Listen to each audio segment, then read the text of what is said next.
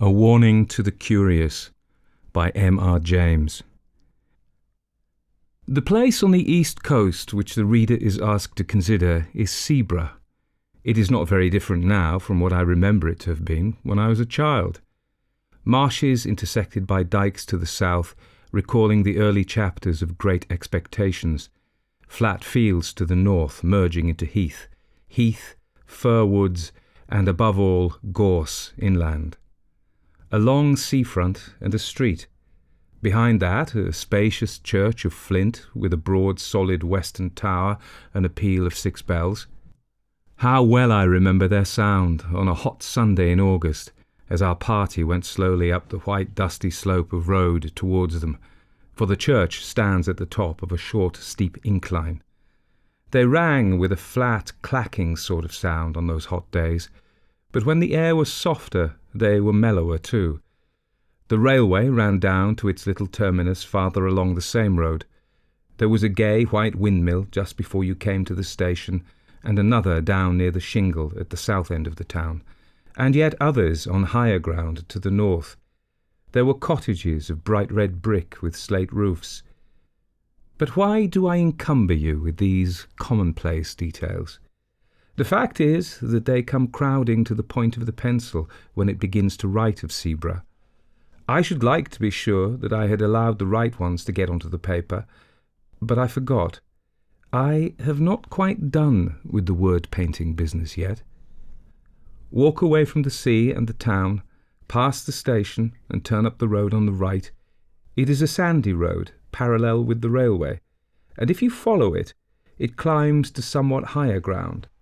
On your left, you are now going northward, is heath. On your right, the side towards the sea, is a belt of old firs, wind-beaten, thick at the top, with the slope that old seaside trees have. Seen on the skyline from the train, they would tell you in an instant, if you did not know it, that you were approaching a windy coast. Well, at the top of my little hill, a line of these firs strikes out and runs towards the sea, for there is a ridge that goes that way, and the ridge ends in a rather well-defined mound commanding the level fields of rough grass, and a little knot of fir trees crowns it. And here you may sit on a hot spring day, very well content to look at blue sea, white windmills, red cottages, bright green grass, church tower, and distant Martello tower on the south.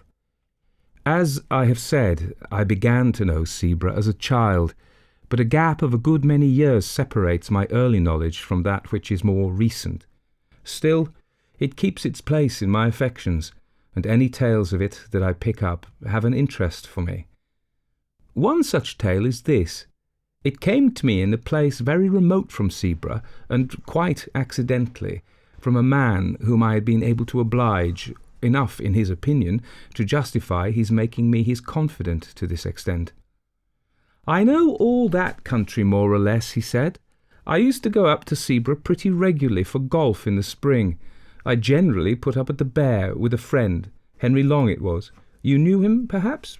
"Slightly," I said. "And we used to take a sitting room and be very happy there. Since he died, I haven't cared to go there. And I don't know that I should anyhow, after the particular thing that happened on our last visit. It was in April 19 we were there, and by some chance we were almost the only people in the hotel, so the ordinary public rooms were practically empty, and we were the more surprised when, after dinner, our sitting-room door opened and a young man put his head in. We were aware of this young man. He was rather a rabbity, anemic subject, light hair and light eyes, but not unpleasing. So when he said, 'I beg your pardon, is this a private room?' we did not growl and say, 'Yes, it is,' but Long said, or I did, no matter which, 'Please come in.' 'Oh, may I?' he said, and seemed relieved. Of course, it was obvious that he wanted company, and as he was a reasonable kind of person, and not the sort to bestow his whole family history on you, we urged him to make himself at home. 'I dare say you find the other rooms rather bleak,' I said. Yes, he did, but it was really too good of us, and so on. That being got over, he made some pretence of reading a book. Long was playing patience, I was writing. It became plain to me after a few minutes that this visitor of ours was in rather a state of fidgets or nerves, which communicated itself to me, and so I put away my writing and turned to at engaging him in talk. After some remarks, which I forget, he became rather confidential. "You'll think it very odd of me," this was the sort of way he began, "but the fact is I've had something of a shock." Well, I recommended a drink of some cheering kind, and we had it. The waiter, coming in, made an interruption, and I thought our young man seemed very jumpy when the door opened. But after a while he got back to his woes again. There was nobody he knew in the place, and he did happen to know who we both were, for it turned out there was some common acquaintance in town. And really he did want a word of advice, if we didn't mind. Of course we both said, "By all means," or "Not at all," and Long put away his cards, and we settled down to hear what his difficulty was. "It began," he said, "more than a week ago, when I bicycled over to Froston, only about 5 or 6 miles, to see the church. I'm very much interested in architecture, and it's got one of those pretty porches with niches and shields. I took a photograph of it, and then an old man who was tidying up in the churchyard came and asked if I'd care to look into the church. I said yes, and he produced a key and let me in. There wasn't much inside, but I told him it was a nice little church, and he kept it very clean. But, I said, the porch is the best part of it. We were just outside the porch then, and he said, "Ah, yes, that is a nice porch. And do you know, sir, what's the meaning of that coat of arms there?" It was the one with the 3 crowns, and though I'm not much of a herald, I was able to say yes. I thought it was the old arms of the kingdom of East Anglia. "That's right, sir," he said. "And do you know the meaning of them 3 crowns that's on it?" I said I'd no doubt it was known, but I couldn't recollect to have heard it myself. "Well then," he said, "for all that you're a scholard, I can tell you something you don't know. Them's the 3 holy crowns, what was buried in the ground near by the coast to keep the Germans from landing." "Ah, I can see you don't believe that. But I tell you, if it hadn't been for one of them holy crowns being there still, them Germans would have landed here time and again, they would. Landed with their ships and killed man, woman and child in their beds. Now then, that's the truth, what I'm telling you, that is. And if you don't believe me, you ask the rector. There he comes. You asked him," I says. I looked round, and there was the rector, a nice-looking old man, coming up the path. And before I could begin assuring my old man, who was getting quite excited, that I didn't disbelieve him, the rector struck in and said, "What's this all about, John? Good day to you, sir. Have you been looking at our little church?" So then there was a little talk which allowed the old man to calm down, and then the rector asked him again what was the matter. "Oh," he said, "it weren't nothink, only I was telling this gentleman he'd ought to ask you about them holy crowns." "Ah, yes, to be sure," said the rector. "That's a very curious matter, isn't it? But I don't know whether the gentleman is interested in our old stories, eh?" "Oh, he'll be interested fast enough," says the old man. "He'll put his confidence in what you tells him, sir. Why, you known William Agee yourself, father and son too." Then I put in a word to say how much I should like to hear all about it. And before many minutes I was walking up the village street with the rector, who had 1 or 2 words to say to parishioners, and then to the rectory, where he took me into his study. He had made out, on the way, that I really was capable of taking an intelligent interest in a piece of folklore, and not quite the ordinary tripper. So he was very willing to talk, and it is rather surprising to me that the particular legend he told me has not made its way into print before. His account of it was this. There has always been a belief in these parts in the 3 holy crowns. The old people say they were buried in different places near the coast to keep off the Danes or the French or the Germans, and they say that one of the 3 was dug up a long time ago, and another has disappeared by the encroaching of the sea, and one still left doing its work, keeping off invaders. Well, now, if you have read the ordinary guides and histories of this county, you will remember perhaps that in 1687 a crown, which was said to be the crown of Redwald, King of the East Angles, was dug up at Rendlesham, and alas, melted down before it was even properly described or drawn. Well, Rendlesham isn't on the coast, but it isn't so very far inland, and it's on a very important line of access. And I believe that this is the crown which the people mean when they say that one has been dug up. Then, on the south, you don't want me to tell you where there was a Saxon royal palace which is now under the sea, eh? Well, there was the second crown, I take it. And up beyond these two, they say, lies the third. Do they say where it is? Of course, I asked. He said, yes, indeed they do, but they don't tell. And his manner did not encourage me to put the obvious question. Instead of that, I waited a moment and said, what did the old man mean when he said you knew William Ager, as if that had something to do with the crowns? To be sure, he said, now that's another curious story. Those Agers, it's a very old name in these parts, but I can't find that they were ever people of quality or big owners.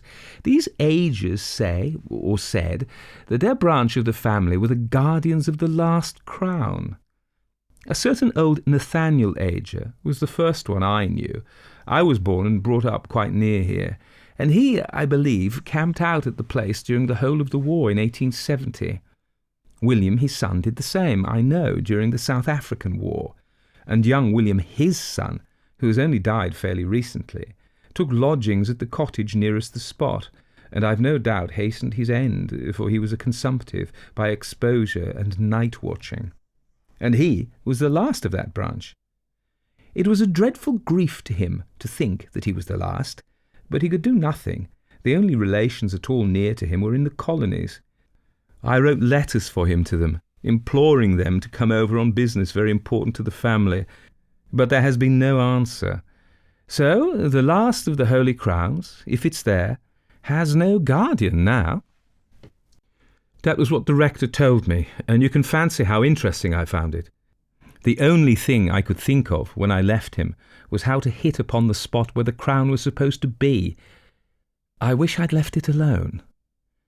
But there was a sort of fate in it, for as I bicycled back past the churchyard wall, my eye caught a fairly new gravestone, and on it was the name of William Ager. Of course I got off and read it. It said, of this parish, died at Sebra, 19, aged 28. There it was, you see. A little judicious questioning in the right place, and I should at least find the cottage nearest the spot. Only I didn't quite know what was the right place to begin my questioning at. Again, there was fate. It took me to the curiosity shop down that way, you know, and I turned over some old books, and if you please, one was a prayer book of 1740-odd, in a rather handsome binding. I'll just go and get it. It's in my room. He left us in a state of some surprise, but we had hardly time to exchange any remarks when he was back, panting, and handed us the book opened at the flyleaf, on which was, in a straggly hand, Nathaniel Ager is my name, and England is my nation. Sebra is my dwelling place, and Christ is my salvation. When I am dead and in my grave, and all my bones are rotten, I hope the Lord will think on me when I am quite forgotten. This poem was dated 1754, and there were more entries of Agers, Nathaniel, Frederick, William, and so on, ending with William, 19. You see, he said, anybody would call it the greatest bit of luck. I did, but I don't now.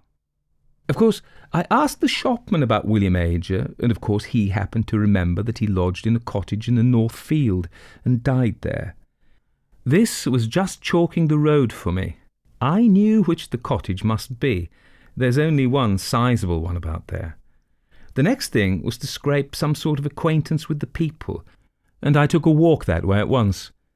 A dog did the business for me. He made at me so fiercely that they had to run out and beat him off, and then naturally begged my pardon, and we got into talk. I had only to bring up Ager's name and pretend I knew or thought I knew something of him, and then the woman said how sad it was, him dying so young, and she was sure it came of him spending the night out of doors in the cold weather. Then I had to say, did he go out on the sea at night? And she said, oh, no, it was on the hillock yonder, with the trees on it. And there I was. I know something about digging in these barrows. I've opened many of them in the down country, but that was with the owner's leave, and in broad daylight, and with men to help. I had to prospect very carefully here before I put a spade in. I couldn't trench across the mound, and with those old firs growing there, I knew there would be awkward tree roots. Still, the soil was very light and sandy and easy, and there was a rabbit hole or so that might be developed into a sort of tunnel. The going out and coming back at odd hours to the hotel was going to be the awkward part. When I made up my mind about the way to excavate, I told the people that I was called away for a night, and I spent it out there. I made my tunnel. I won't bore you with the details of how I supported it and filled it in when I'd done, but the main thing is that I got the crown. Naturally, we both broke out into exclamations of surprise and interest. I, for one, had long known about the finding of the crown at Rendlesham, and had often lamented its fate. No one has ever seen an Anglo-Saxon crown, at least no one had, but our man gazed at us with a rueful eye. Yes, he said, and the worst of it is I don't know how to put it back. Put it back? We cried out. Why, my dear sir, you've made one of the most exciting finds ever heard of in this country. Of course, it ought to go to the jewel house at the Tower. What's your difficulty? If you're thinking about the owner of the land and treasure trove and all that, we can certainly help you through. Nobody's going to make a fuss about technicalities in a case of this kind. Probably more was said, but all he did was to put his face in his hands and mutter, I don't know how to put it back. At last Long said, You'll forgive me, I hope, if I seem impertinent, but are you quite sure you've got it?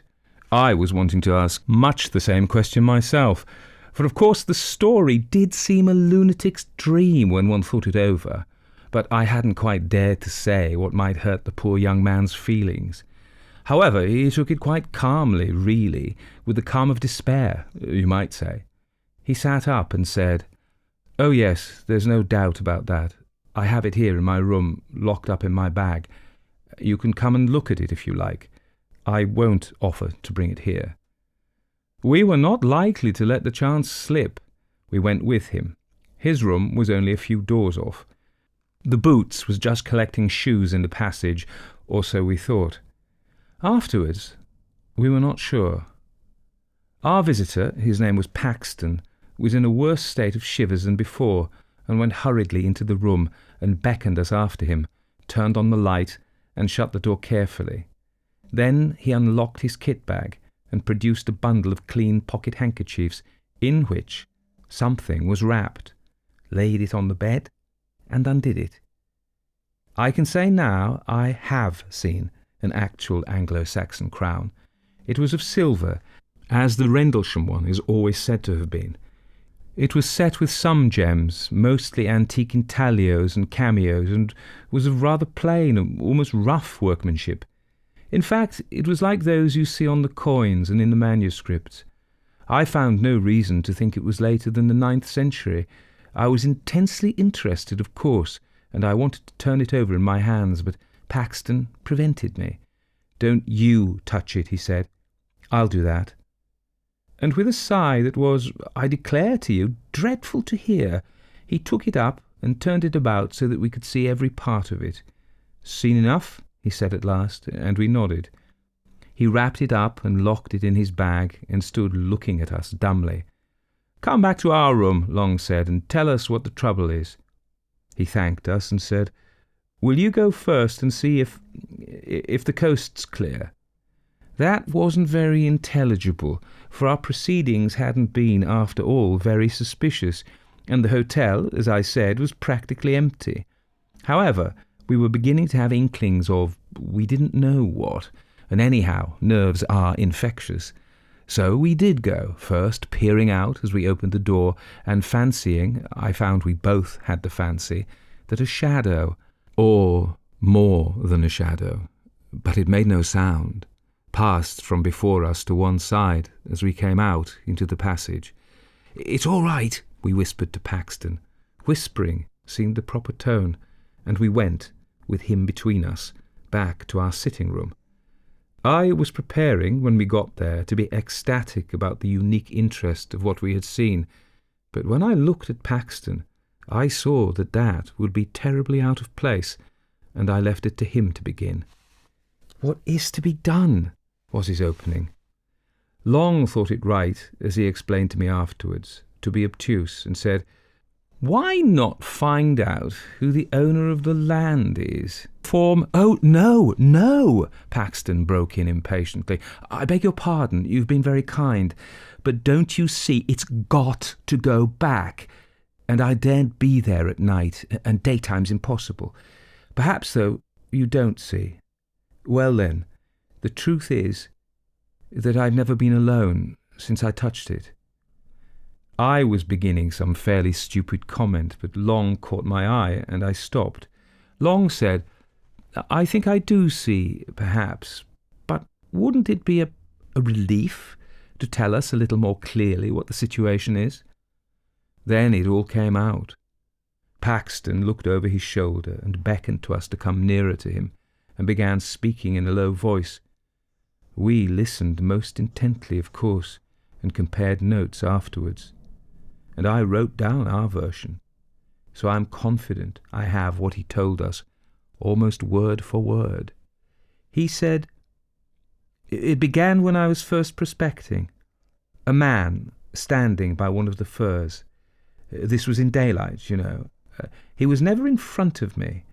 I always saw him with the tail of my eye on the left or the right, and he was never there when I looked straight for him. I would lie down for quite a long time and take careful observations and make sure there was no one. And then, when I got up and began prospecting again, there he was. And he began to give me hints besides, for wherever I put that prayer book, short of locking it up, which I did at last, when I came back to my room, it was always out on my table, open at the fly-leaf where the names are, and one of my razors across it to keep it open. I'm sure he just can't open my bag, or something more would have happened. You see, he's so light and weak, but all the same, I daren't face him. Well then, when I was making the tunnel, of course it was worse, and if I hadn't been so keen, I should have dropped the whole thing and run. It was like someone scraping at my back all the time. I thought for a long time it was only soil dropping on me, but as I got nearer the crown, it was unmistakable. And when I actually laid it bare and got my fingers into the ring of it and pulled it out, there came a sort of cry behind me. Oh, I can't tell you how desolate it was, and horribly threatening, too. It spoiled all my pleasure in my find, cut it off that moment, and if I hadn't been the wretched fool I am, I should have put the thing back and left it. But I didn't. The rest of the time was just awful. I had hours to get through before I could decently come back to the hotel. First, I spent time filling up my tunnel and covering my tracks, and all the while he was there, trying to thwart me. Sometimes, you know, you see him, and sometimes you don't. Just as he pleases, I think. He's there, but he has some power over your eyes. Well, I wasn't off the spot very long before sunrise, and then I had to get to the junction for Sebra and take a train back.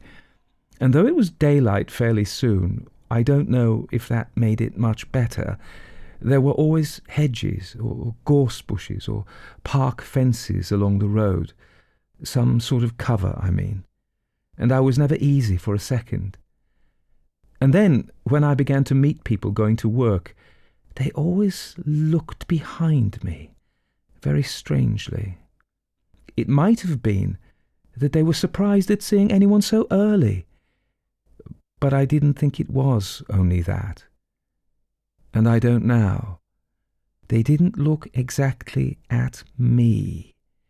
And the porter at the train was like that too. And the guard held open the door after I'd got into the carriage, just as he would if there was somebody else coming, you know. Oh, you may be very sure it isn't my fancy, he said with a dull sort of laugh. Then he went on, and even if I do get it put back, he won't forgive me. I can tell that.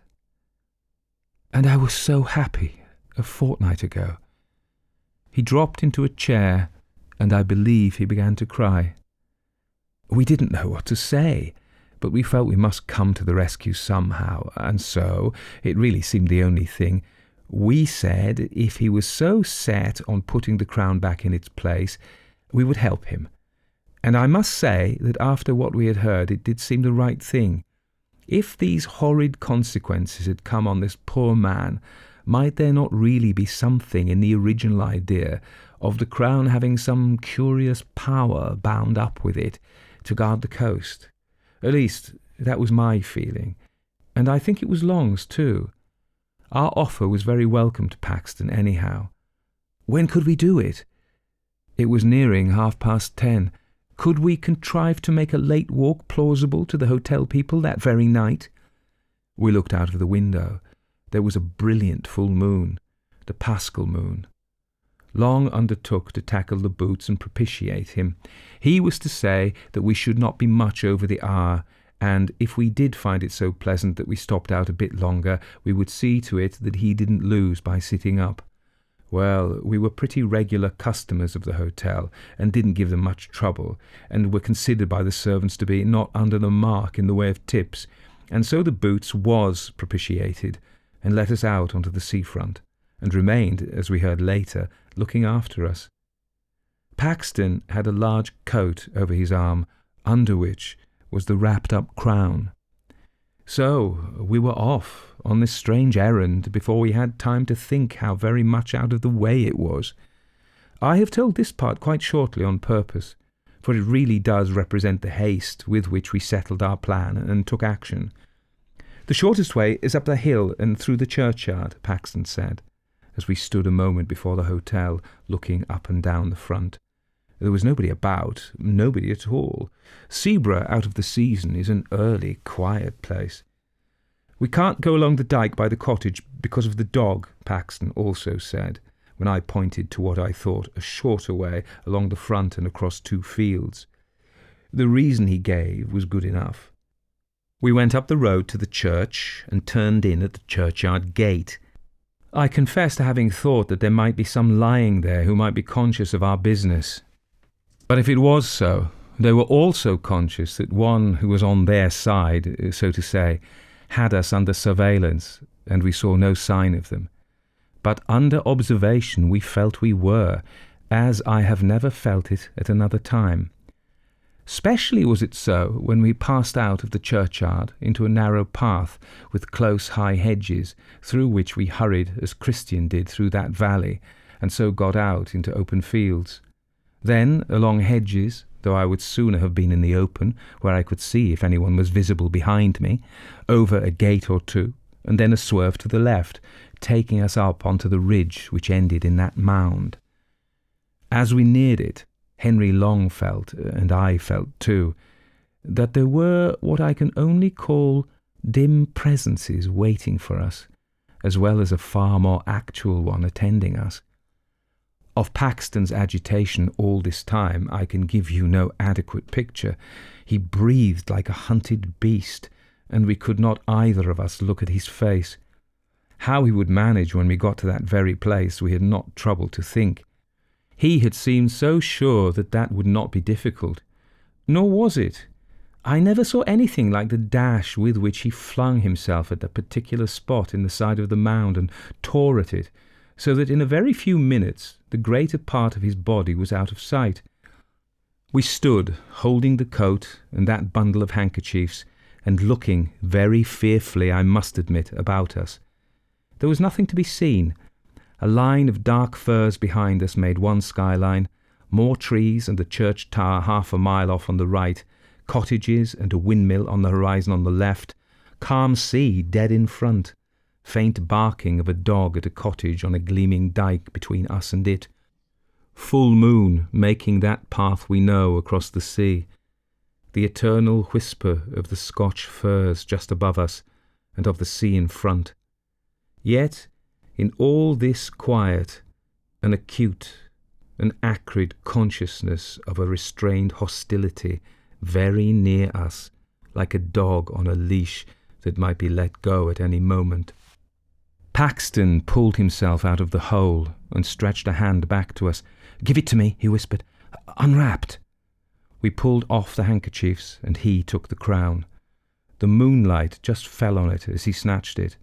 We had not ourselves touched that bit of metal, and I have thought since that it was just as well. In another moment Paxton was out of the hole again and busy shovelling back the soil with hands that were already bleeding. He would have none of our help, though. It was much the longest part of the job to get the place to look undisturbed, yet, I don't know how, he made a wonderful success of it. At last he was satisfied, and we turned back. We were a couple of 100 yards from the hill when Long suddenly said to him, "I say, you've left your coat there. That won't do. See?" And I certainly did see it, the long dark overcoat lying where the tunnel had been. Paxton had not stopped, however. He only shook his head and held up the coat on his arm. And when we joined him, he said, without any excitement, but as if nothing mattered any more, "That wasn't my coat."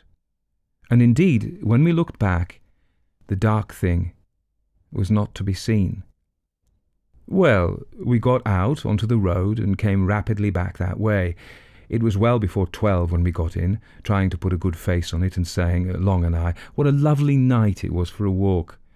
The Boots was on the lookout for us, and we made remarks like that for his edification as we entered the hotel. He gave another look up and down the seafront before he locked the front door and said, "You didn't meet many people about, I suppose, sir?" "No, indeed, not a soul," I said, at which I remember Paxton looked oddly at me.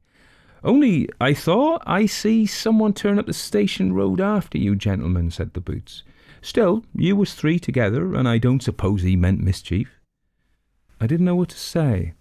Long merely said, "Good night," and we went off upstairs, promising to turn out all lights and to go to bed in a few minutes. Back in our room, we did our very best to make Paxton take a cheerful view. "There's the crown safe back," we said, "and very likely you'd have done better not to touch it," and he heavily assented to that. "But no real harm has been done, and we shall never give this away to anyone who'd be so mad as to go near it. Besides, don't you feel better yourself? I don't mind confessing," I said, "that on the way there I was very much inclined to take your view about being followed. But going back, it wasn't at all the same thing, was it?" "No, it wouldn't do. You've got nothing to trouble yourselves about," he said, "but I'm not forgiven. I've got to pay for that miserable sacrilege still. I know what you're going to say. The church might help. Yes, but it's the body that has to suffer. It's true, I'm not feeling that he's waiting outside for me just now. But—" Then he stopped. Then he turned to thanking us, and we put him off as soon as we could.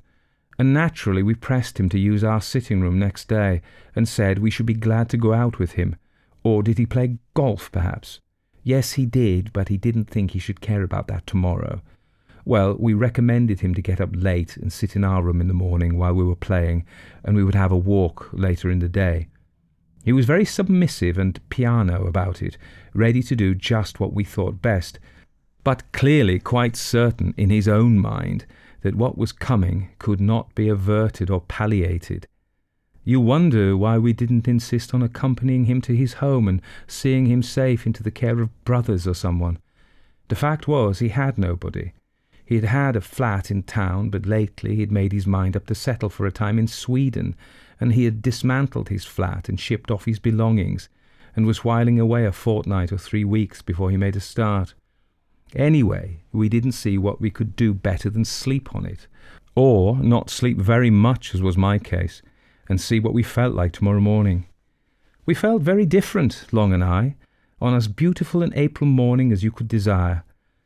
And Paxton also looked very different when we saw him at breakfast. The first approach to a decent night I seem ever to have had, was what he said. But he was going to do as we had settled, stay in probably all the morning and come out with us later. We went to the links. We met some other men and played with them in the morning, and had lunch there rather early so as not to be late back. All the same, the snares of death overtook him. Whether it could have been prevented, I don't know. I think he would have been got at somehow, do what we might. Anyway, this is what happened. We went straight up to our room. Paxton was there reading quite peaceably. "Ready to come out shortly," said Long. "Say in half an hour's time?" "Certainly," he said. And I said we would change first and perhaps have baths and call for him in half an hour. I had my bath first and went and lay down on my bed and slept for about 10 minutes. We came out of our rooms at the same time, and we went together to the sitting room. Paxton wasn't there, only his book. Nor was he in his room, nor in the downstairs rooms. We shouted for him. A servant came out and said, "Why, I thought you gentlemen was gone out already, and so did the other gentleman. He heard you a-calling from the path there and run out in a hurry, and I looked out of the coffee-room window, but I didn't see you. However, he run off down the beach, that way." Without a word, we ran that way too. It was the opposite direction to that of last night's expedition. It wasn't quite 4 o'clock, and the day was fair, though not so fair as it had been. So there was really no reason, you'd say, for anxiety. With people about, surely a man couldn't come to much harm. But something in our look as we ran out must have struck the servant, for she came out on the steps and pointed and said, "Yes, that's the way he went." We ran on as far as the top of the shingle bank, and there pulled up. There was a choice of ways, past the houses on the seafront, or along the sand at the bottom of the beach, which, the tide being now out, was fairly broad. Or, of course, we might keep along the shingle between these two tracks and have some view of both of them, only that was heavy going. We chose the sand, for that was the loneliest, and someone might come to harm there without being seen from the public path. Long said he saw Paxton some distance ahead, running and waving his stick, as if he wanted to signal to people who were on ahead of him. I couldn't be sure. One of these sea mists was coming up very quickly from the south. There was someone, that's all I could say, and there were tracks on the sand, as of someone running who wore shoes. And there were other tracks made before those, for the shoes sometimes trod in them and interfered with them, of someone not in shoes. Oh, of course it's only my word you've got to take for all of this. Long's dead, we'd no time or means to make sketches or take casts, and the next tide washed everything away.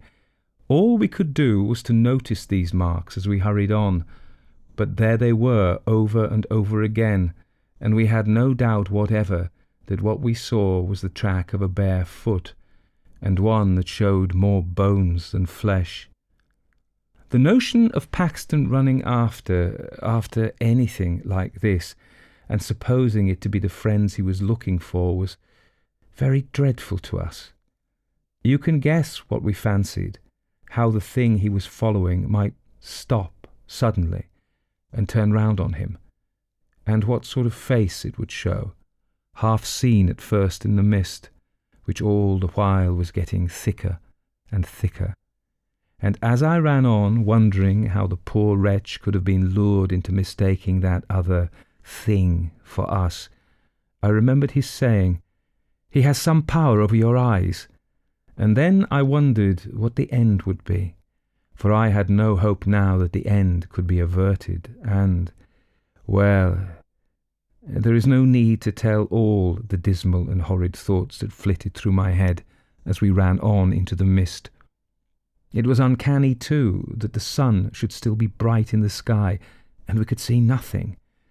We could only tell that we were now past the houses, and had reached that gap there is between them and the old Martello Tower. When you're past the tower, you know, there's nothing but shingle for a long way. Not a house, not a human creature. Just that spit of land, or rather shingle, with the river on your right and the sea on your left. But just before that, just by the Martello Tower, you remember there's the old battery close to the sea. I believe there are only a few blocks of concrete left now. The rest has all been washed away. But at this time there was a lot more, though the place was a ruin. Well, when we got there, we clambered to the top as quick as we could to take breath and look over the shingle in front, if by chance the mist would let us see anything. But a moment's rest we must have. We had run a mile at least. Nothing whatever was visible ahead of us, and we were just turning by common consent to get down and run hopelessly on, when we heard what I can only call a laugh. And if you understand what I mean by a breathless, a lungless laugh, you have it. But I don't suppose you can. It came from below and swerved away into the mist. That was enough. We bent over the wall. Paxton was there, at the bottom. You don't need to be told that he was dead.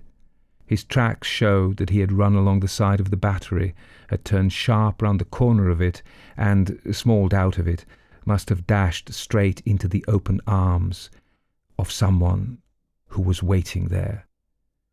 His mouth was full of sand and stones, and his teeth and jaws were broken to bits. I only glanced once at his face. At the same moment, just as we were scrambling down from the battery to get to the body, we heard a shout and saw a man running down the bank of the Martello Tower. He was the caretaker stationed there, and his keen old eyes had managed to descry through the mist that something was wrong. He had seen Paxton fall, and had seen us a moment after, running up. Fortunate this, for otherwise we could hardly have escaped suspicion of being concerned in the dreadful business. Had he, we asked, caught sight of anybody attacking our friend? He couldn't be sure. We sent him off for help and stayed by the dead man till they came with the stretcher. It was then that we traced out how he had come, on the narrow fringe of sand under the battery wall. The rest was shingle, and it was hopelessly impossible to tell whither the other had gone. What were we to say at the inquest? It was a duty we felt not to give up there and then the secret of the Crown, to be published in every paper. I don't know how much you would have told, but what we did agree upon was this, to say that we had only made acquaintance with Paxton the day before, and that he had told us that he was under some apprehension of danger at the hands of a man called William Ager. Also that we had seen some other tracks, besides Paxton's, when we followed him along the beach. But of course, by that time, everything was gone from the sands. No one had any knowledge, fortunately, of any William Ager living in the district. The evidence of the man at the Martello Tower freed us from all suspicion. All that could be done was to return a verdict of wilful murder by some person or persons unknown. Paxton was so totally without connections that all the inquiries that were subsequently made ended in a no thoroughfare. And I have never been at Seaborough, or even near it, since. E.F. Benson, and No Bird Sings. The red chimneys of the house for which I was bound were visible from just outside the station at which I had alighted, and, so the chauffeur told me, the distance was not more than a mile's walk if I took the path across the fields. It ran straight till it came to the edge of that wood yonder which belonged to my host, and above which his chimneys were visible. I should find a gate in the paling of this wood, and a track traversing it, which debouched close to his garden. So, in this adorable afternoon of early May, it seemed a waste of time to do other than walk through the meadows and woods, and I set off on foot, while the motor carried my traps. It was one of those golden days which every now and again leak out of paradise and drip to earth. Spring had been late in coming, but now it was here with a burst, and the whole world was boiling with the sap of life. Never had I seen such a wealth of spring flowers, or such vividness of green, or heard such melodious business among the birds in the hedgerows. This walk through the meadows was a jubilee of festal ecstasy, and best of all, so I promised myself, would be the passage through the wood, newly fledged with milky green, that lay just ahead. There was the gate, just facing me, and I passed through it into the dappled lights and shadows of the grass-grown track. Coming out of the brilliant sunshine was like entering a dim tunnel. One had the sense of being suddenly withdrawn from the brightness of the spring into some subaqueous cavern. The tree-tops formed a green roof overhead, excluding the light to a remarkable degree. I moved in a world of shifting obscurity. Presently, as the trees grew more scattered, their place was taken by a thick growth of hazels, which met over the path, and then, the ground sloping downwards, I came upon an open clearing, covered with bracken and heather and studded with birches. But though I now walked once more beneath the luminous sky, with the sunlight pouring down, it seemed to have lost its effulgence. The brightness, was it some optical illusion, was veiled as if it came through crape. Yet there was the sun, still well above the treetops in an unclouded heaven, but for all that the light was that of a stormy winter's day, without warmth or brilliance. It was oddly silent, too. I had thought that the bushes and trees would be ringing with the song of mating birds, but listening, I could hear no note of any sort, neither the fluting of thrush or blackbird, nor the cheerful whir of the chaffinch, nor the cooing wood-pigeon, nor the strident clamour of the jay. I paused to verify this odd silence. There was no doubt about it. It was rather eerie, rather uncanny. But I suppose the birds knew their own business best, and if they were too busy to sing, it was their affair. As I went on, it struck me also that since entering the wood, I had not seen a bird of any kind. And now, as I crossed the clearing, I kept my eyes alert for them, but fruitlessly, and soon I entered the further belt of thick trees which surrounded it. Most of them, I noticed, were beeches, growing very close to each other, and the ground beneath them was bare but for the carpet of fallen leaves and the few thin bramble bushes. In this curious dimness and thickness of the trees, it was impossible to see far to the right or left of the path, and now, for the first time since I had left the open, I heard some sound of life. There came the rustle of leaves from not far away, and I thought to myself that a rabbit, anyhow, was moving, but somehow it lacked the staccato patter of a small animal. There was a certain stealthy heaviness about it, as if something much larger were stealing along and desirous of not being heard. I paused again to see what might emerge, but instantly the sound ceased. Simultaneously, I was conscious of some faint but very foul odour reaching me, the smell choking and corrupt, yet somehow pungent, more like the odour of something alive rather than rotting. It was peculiarly sickening, and not wanting to get any closer to its source, I went on my way. Before long, I came to the edge of the wood. Straight in front of me was a strip of meadowland, and beyond an iron gate between two brick walls, through which I had a glimpse of lawn and flower beds. To the left stood the house, and over house and garden there poured the amazing brightness of the declining afternoon. Hugh Granger and his wife were sitting out on the lawn with the usual pack of assorted dogs, a Welsh collie, a yellow retriever, a fox terrier, and a Pekingese. Their protest at my intrusion gave way to the welcome of recognition, and I was admitted into the circle. There was much to say, for I had been out of England for the last 3 months, during which time Hugh had settled into this little estate left him by a recluse uncle, and he and Daisy had been busy during the Easter vacation with getting into the house. Certainly, it was a most attractive legacy. The house, through which I was presently taken, was a delightful little Queen Anne manor, and its situation on the edge of this heather-clad Surrey ridge quite superb. We had tea in a small panelled parlour overlooking the garden, and soon the wider topics narrowed down to those of the day and the hour. I had walked, had I? Asked Daisy, from the station. Did I go through the wood or follow the path outside it? The question she thus put to me was given trivially enough.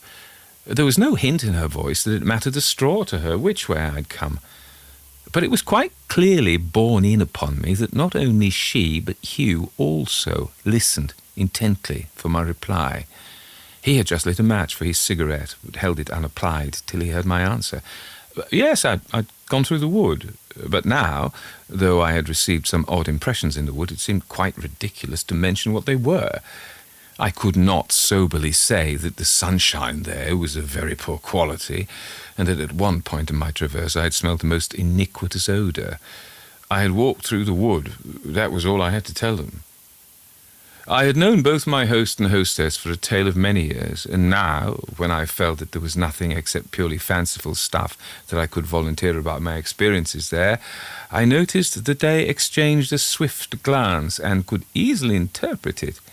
Each of them signalled to the other an expression of relief.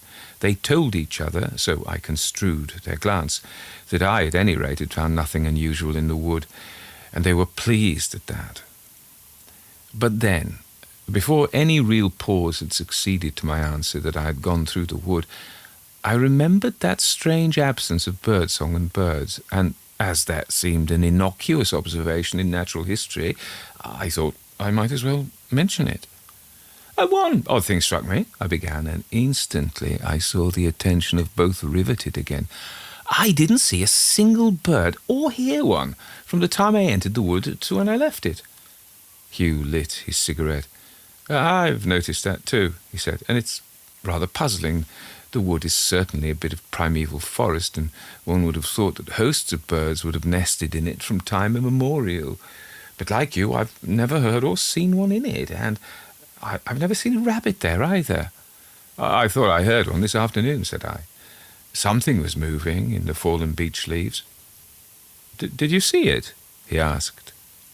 I recollected that I had decided that the noise was not quite the patter of a rabbit. No, I didn't see it, I said, and perhaps it wasn't one. It sounded, I remember, more like something larger. Once again, and unmistakingly, a glance passed between Hugh and his wife, and she rose. I must be off, she said. A post goes out at 7, and I lazed all morning. What are you two going to do? Something out of doors, please, said I. I want to see the domain. Hugh and I accordingly strolled out again with the cohort of dogs. The domain was certainly very charming. A small lake lay behind the garden, with a reed bed vocal with warblers and a tufted margin into which coots and moorhens scudded at our approach. Rising from the end of that was a high heathery knoll full of rabbit holes, which the dogs nosed at with joyful expectations. And there we sat for a while, overlooking the wood which covered the rest of the estate. Even now, in the blaze of the sun near to its setting, it seemed to be in shadow, though, like the rest of the view, it should have basked in brilliance, for not a cloud flecked the sky, and the level rays enveloped the world in a crimson splendour. But the wood was grey and darkling. Hugh also, I was aware, had been looking at it, and now, with an air of breaking into a disagreeable topic, he turned to me. Tell me, he said, does anything strike you about that wood? Yes, it seems to lie in shadow. He frowned. But it can't, you know, he said.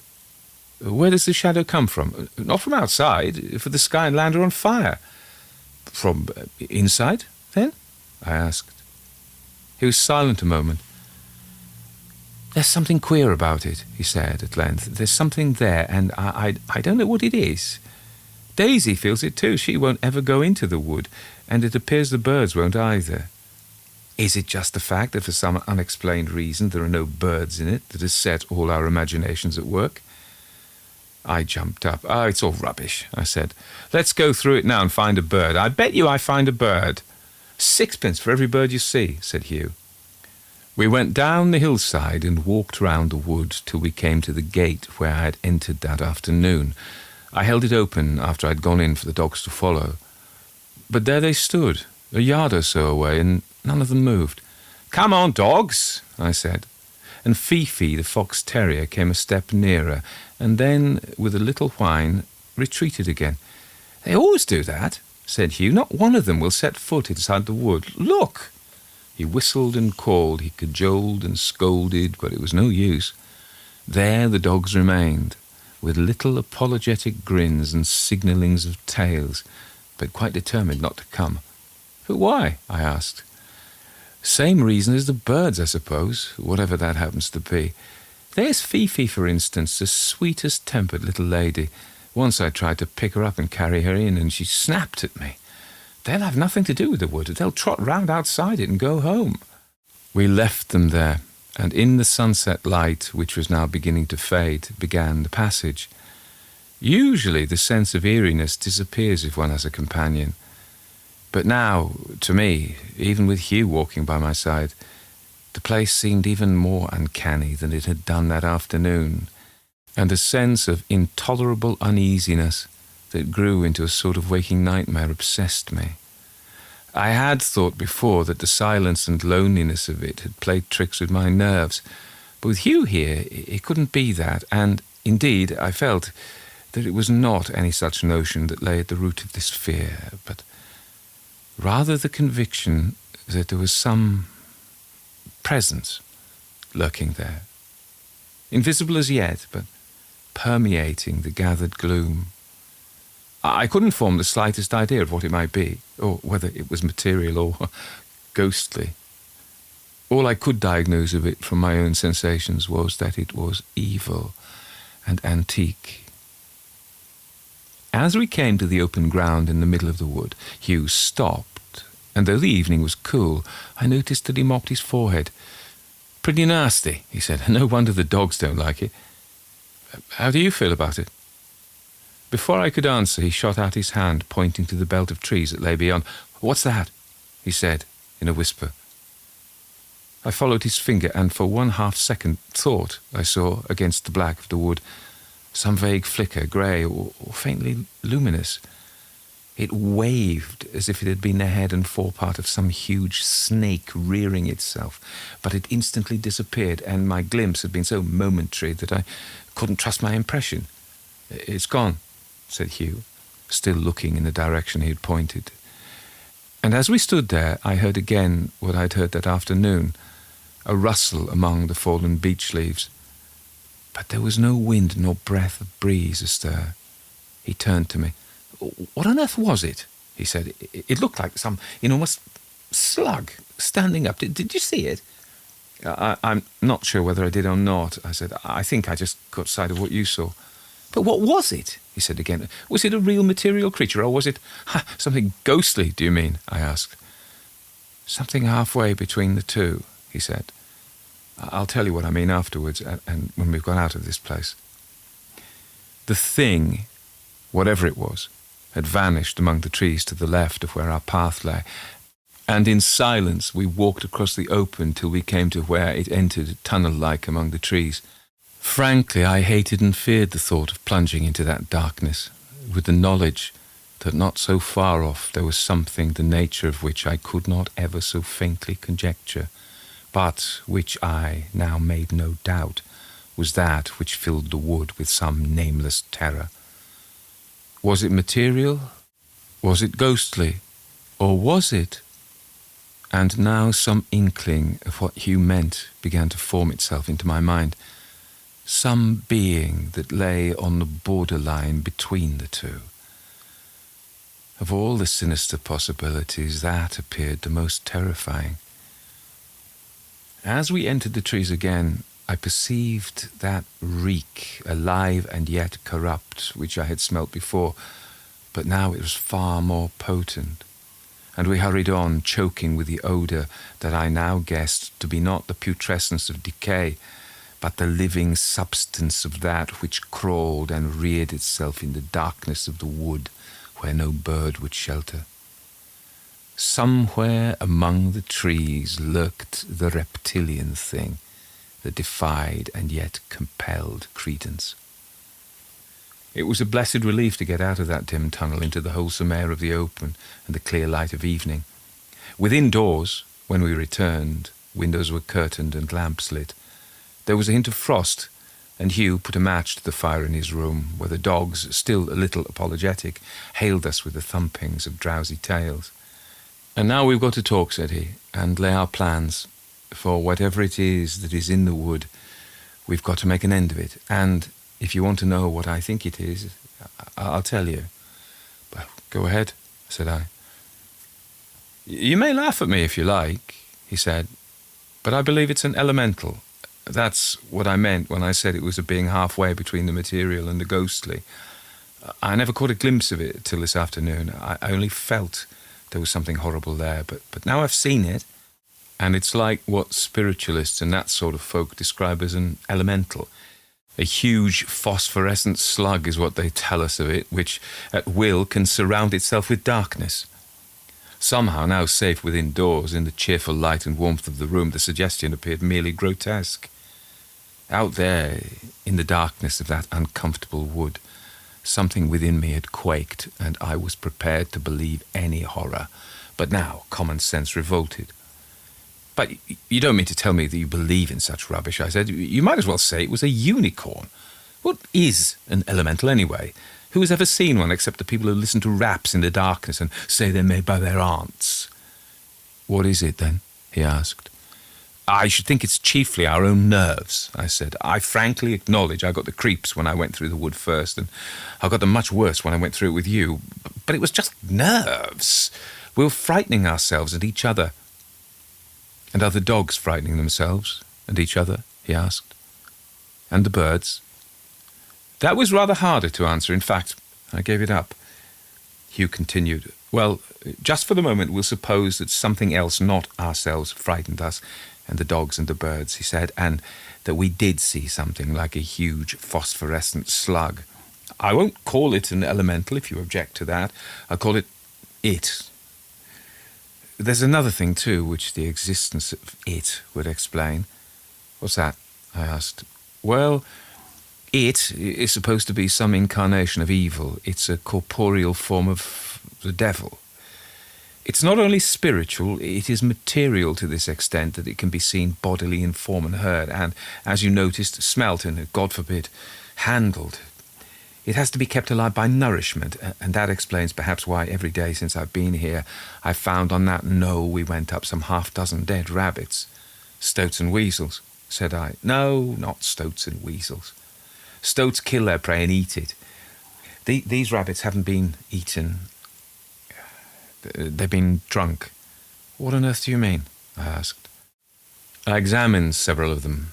There was just a small hole in their throats, and they were drained of blood, just skin and bones and a sort of grey mash of fibre, like the fibre of an orange which has been sucked. Also, there was a horrible smell lingering on them, and was the thing you had a glimpse of like a stoat or a weasel?" There came a rattle at the handle of the door.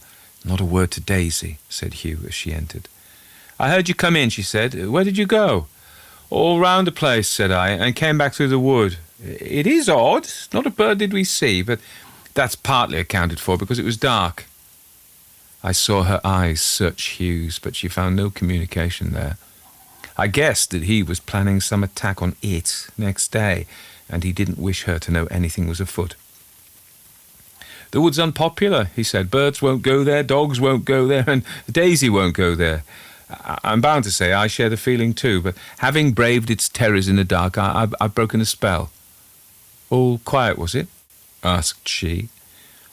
Quiet wasn't the word for it. The smallest pin could have been heard dropping half a mile off. We talked over our plans that night after she had gone up to bed. Hugh's story about the sucked rabbits was rather horrible, and though there was no certain connection between those empty rinds of animals and what we had seen, there seemed a certain reasonableness about it. But anything, as he pointed out, which could feed like that was clearly not without its material side. Ghosts did not have dinner, and if it was material, it was vulnerable. Our plans, therefore, were very simple. We were going to tramp through the wood as one walks up partridges in a field of turnips, each with a shotgun and a supply of cartridges. I cannot say that I looked forward to the expedition, for I hated the thought of getting into closer quarters with that mysterious denizen of the woods. But there was a certain excitement about it, sufficient to keep me awake a long time, and when I got to sleep, to cause very vivid and awful dreams. The morning failed to fulfill the promise of the clear sunset. The sky was lowering and cloudy, and a fine rain was falling. Daisy had shopping errands which took her into the little town, and as soon as she had set off, we started on our business. The yellow retriever, mad with joy at the sight of guns, came bounding with us across the garden, but on our entering the wood, he slunk back home again. The wood was roughly circular in shape, with a diameter perhaps of 1/2 mile. In the centre, as I've said, there was an open clearing about 1/4 mile across, which was thus surrounded by a belt of thick trees and copse, a couple of 100 yards in breadth. Our plan was first to walk together up the path which led through the wood with all possible stealth, hoping to hear some movement on the part of what we had come to seek. Failing that, we had settled to tramp through the wood at the distance of some 50 yards from each other in a circular track. 2 or 3 of these circuits would cover the whole ground pretty thoroughly. Of the nature of our quarry, whether it would try to steal away from us or possibly attack, we had no idea. It seemed, however, yesterday to have avoided us. Rain had been falling steadily for an hour when we entered the wood. It hissed a little in the treetops overhead, but so thick was the cover that the ground below was still not more than damp. It was a dark morning outside. Here you would say that the sun had already set and that night was falling. Very quietly we moved up the grassy path, where our footfalls were noiseless, and once we caught a whiff of that odour of live corruption. But though we stayed and listened, not a sound of anything stirred except the sibilant rain over our heads. We went across the clearing and through to the far gate, and still there was no sign. "We'll be getting into the trees then," said Hugh. "We'd better start where we got that whiff of it." We went back to the place, which was towards the middle of the encompassing trees. The odour still lingered on the windless air. "Go on about 50 yards," he said, "and then we'll go in. If either of us comes onto the track of it, we'll shout to the other." I walked on down the path till I had got the right distance, signalled to him, and we stepped in among the trees. I have never known the sensation of such utter loneliness. I knew that Hugh was walking parallel with me, only 50 yards away, and if I hung on my step I could faintly hear his tread among the beech leaves. But I felt as if I was quite sundered in this dim place from all companionship of man. The only live thing that lurked here was that monstrous, mysterious creature of evil. So thick were the trees that I could not see more than 12 yards in any direction. All places outside the wood seemed infinitely remote, and infinitely remote also everything that had occurred to me in normal human life. I had been whisked out of all wholesome experiences into this antique and evil place. The rain had ceased. It whispered no longer in the treetops, testifying that there did exist a world in the sky outside, and only a few drops from above pattered on the beech leaves. Suddenly I heard the report of Hugh's gun, followed by his shouting voice. "I missed it!" he shouted. "It's coming in your direction!" I heard him running towards me, the beech leaves rustling, and no doubt his footsteps drowned a stealthier noise that was close to me. All that happened now, until once more I heard the report of Hugh's gun, happened, I suppose, in less than a minute. If it had taken much longer, I do not imagine I should be telling it today. I stood there then, having heard Hugh's shout with my gun cocked and ready to put to my shoulder, and I listened to his running footsteps. But still I saw nothing to shoot at, and heard nothing. Then, between the 2 beech trees, quite close to me, I saw what I can only describe as a ball of darkness. It rolled very swiftly towards me over the few yards that separated me from it, and then, too late, I heard the dead beech leaves rustling below it. Just before it reached me, my brain realised what it was or what it might be, but before I could raise my gun to shoot at that nothingness, it was upon me. My gun was twitched out of my hand, and I was enveloped in this blackness, which was the very essence of corruption. It knocked me off my feet, and I sprawled flat on my back, and upon me, as I lay there, I felt the weight of this invisible assailant. I groped wildly with my hands, and they clutched something cold and slimy and hairy. They slipped off it, and next moment there was laid across my shoulder and neck something which I felt like an india rubber tube. The end of it fastened onto my neck like a snake, and I felt the skin rise beneath it. Again, with clutching hands, I tried to tear that obscene strength away from me, and as I struggled with it, I heard Hugh's footsteps close to me through this layer of darkness that hid everything. My mouth was free, and I shouted at him. "Here, here," I yelled, "close to you, where it is darkest." I felt his hands on mine, and that added strength detached from my neck, that succour that pulled at it. The coil that lay heavy on my legs and chest writhed and struggled and relaxed. Whatever it was that our four hands held slipped out of them, and I saw Hugh standing close to me.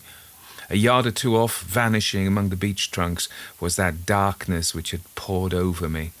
Hugh put up his gun and with his second barrel fired at it. The blackness disappeared, and there, wriggling and twisting like a huge worm, lay what we had come to find. It was alive still, and I picked up my gun which lay by my side and fired 2 more barrels into it. The writhings dwindled into mere shudderings and shakings, and then it lay still.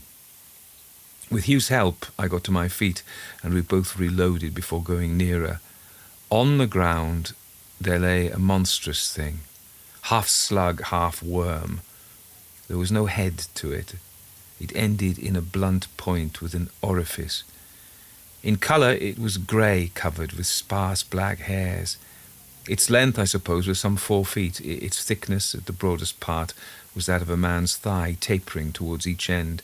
It was shattered by shot at its middle. There were stray pellets which had hit it elsewhere, and from the holes they had made there oozed not blood, but some grey, viscous matter. As we stood there, some swift process of disintegration and decay began. It lost outline, it melted, it liquefied, and in a minute more we were looking at a mass of stained and coagulated beech leaves. Again and quickly that liquor of corruption faded, and there lay at our feet no trace of what had been there. The overpowering odour passed away, and there came from the ground just the sweet savour of wet earth in springtime, and from above the glint of a sunbeam piercing the clouds. Then a sudden pattering among the dead leaves sent my heart into my mouth again, and I cocked my gun.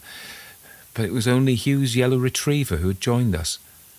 We looked at each other. "You're not hurt," he said.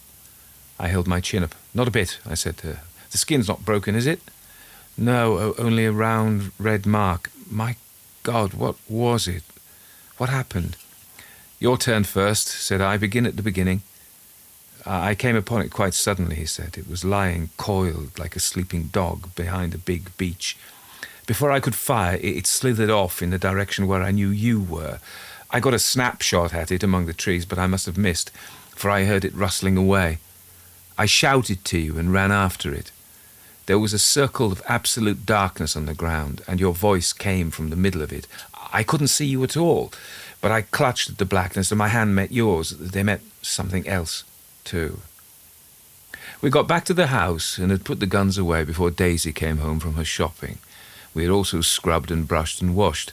She came into the smoking room. "You lazy folk," she said, "it's cleared up. And why are you still indoors? Let's go out at once." I got up. "Hugh's told me you've got a dislike of the wood," I said, "and it's a lovely wood. Come and see. He and I will walk on each side of you and hold your hands. The dogs shall protect you as well." "But not one of them will go a yard into the wood," said she. "Oh, yes, they will. At least, we'll try them. You must promise to come if they do." Hugh whistled to them, and down we went to the gate. They sat panting for it to be opened, and scuttled into the thickets in pursuit of interesting smells. "And who says there are no birds in it?" said Daisy. "Look at that robin. Why, there are two of them, evidently house hunting. Branch line to Benceston. Although to know Adrian Frent was not necessarily to like him, he interested me from the very first. If his life contained much of the ordinary, the manner of his death was very far out of it. The biographical portion of these notes is therefore by way of a preface to the mystery of his end. I had lived at Brensham for 2 years before the Garden City Company showed any intention of extending Ruskin Road. So long as it remained a cul-de-sac, the peace of my bachelor homestead would remain undisturbed, for beyond it lay only a wilderness of weed and bramble between the road's end and the Bren River.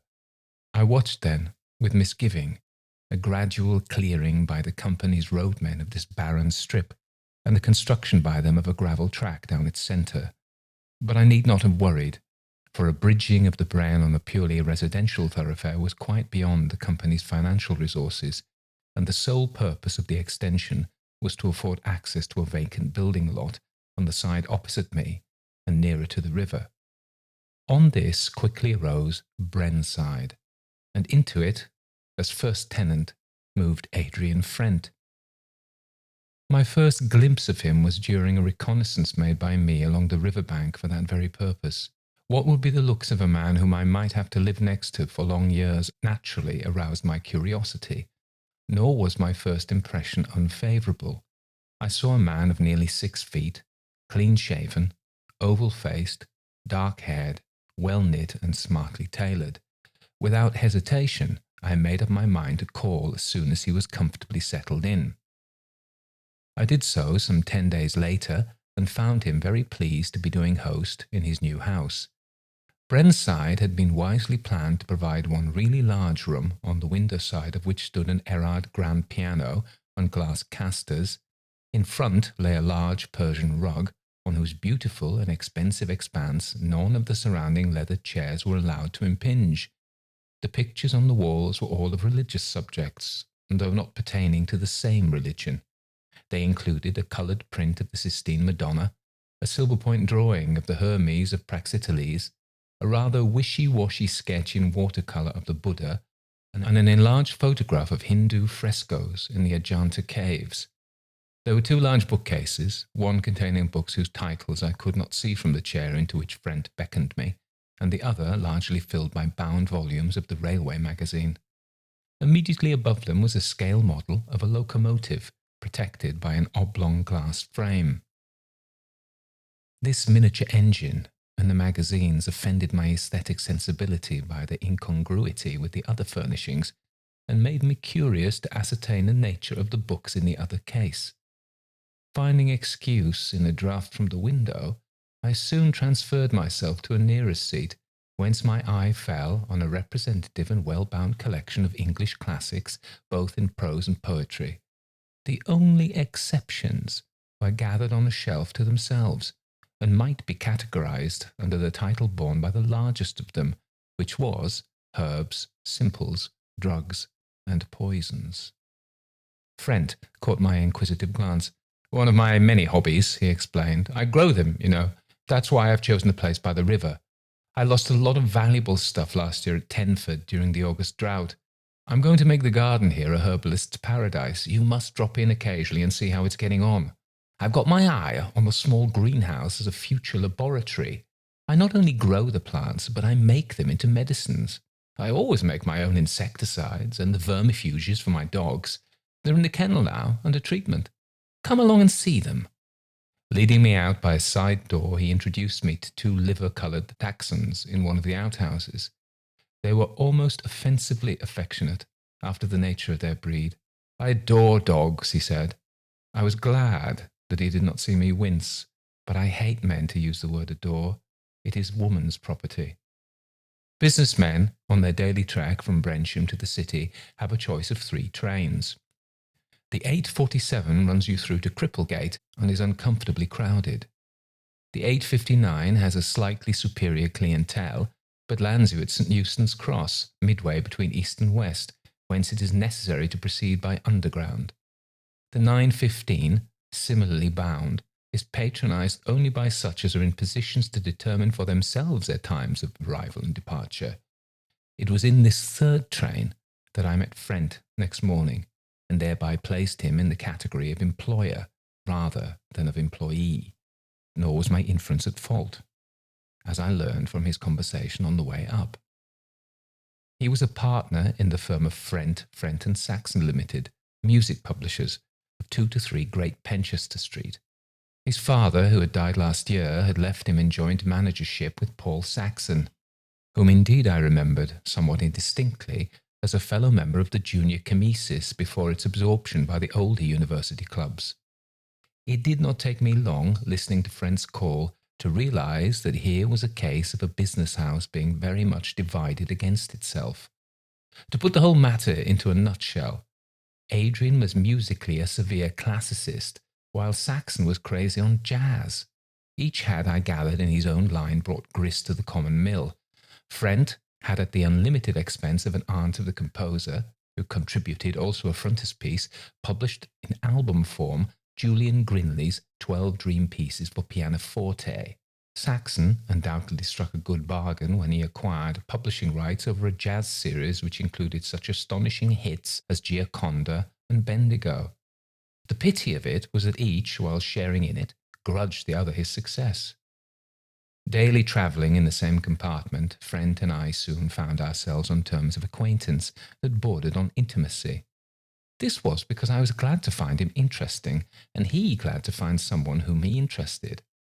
I derived entertainment even from his knowledge of locomotives and running schedules, and acquiring the jargon of the initiate, was soon speaking of the permanent way as the road, and of signals being on or off instead of up or down. His tales of railway history especially appealed to me, and, after he had pointed out the gasworks siding which leaves the main line just north of Ponsden Priory as being all that now remains of an aborted London, Middlehampton and East Coast Railway, I often found my eyes straying from my evening paper as we jerked over the junction points towards the heavy gates that closed the siding against the main line of which it had been intended to form a most important branch. In moments of despondency, the tale of this siding would appear to me as an allegory of what had happened to so many pet projects of my own scheming. 2. I forget the exact date of Frent's coming to Brenside, but it was at the beginning of March. On the 17th April, poor old Miss Lurgasol of Rose Dean, Heseltine Road, was trapped in her bedroom and burned to death when the house took fire from defects in the electrical insulation. Rose Dean and Brenside had been designed by the same architect, and in both plans the front and back stairs occupied respectively the fore and rear of the middle section of the building. This arrangement, comparing it to a central flue, the coroner described as a death trap. A criticism so characteristic of a coroner's obiter dicta naturally passed unheeded by hundreds of people whose houses were on a similar plan, but not by Adrian Frent.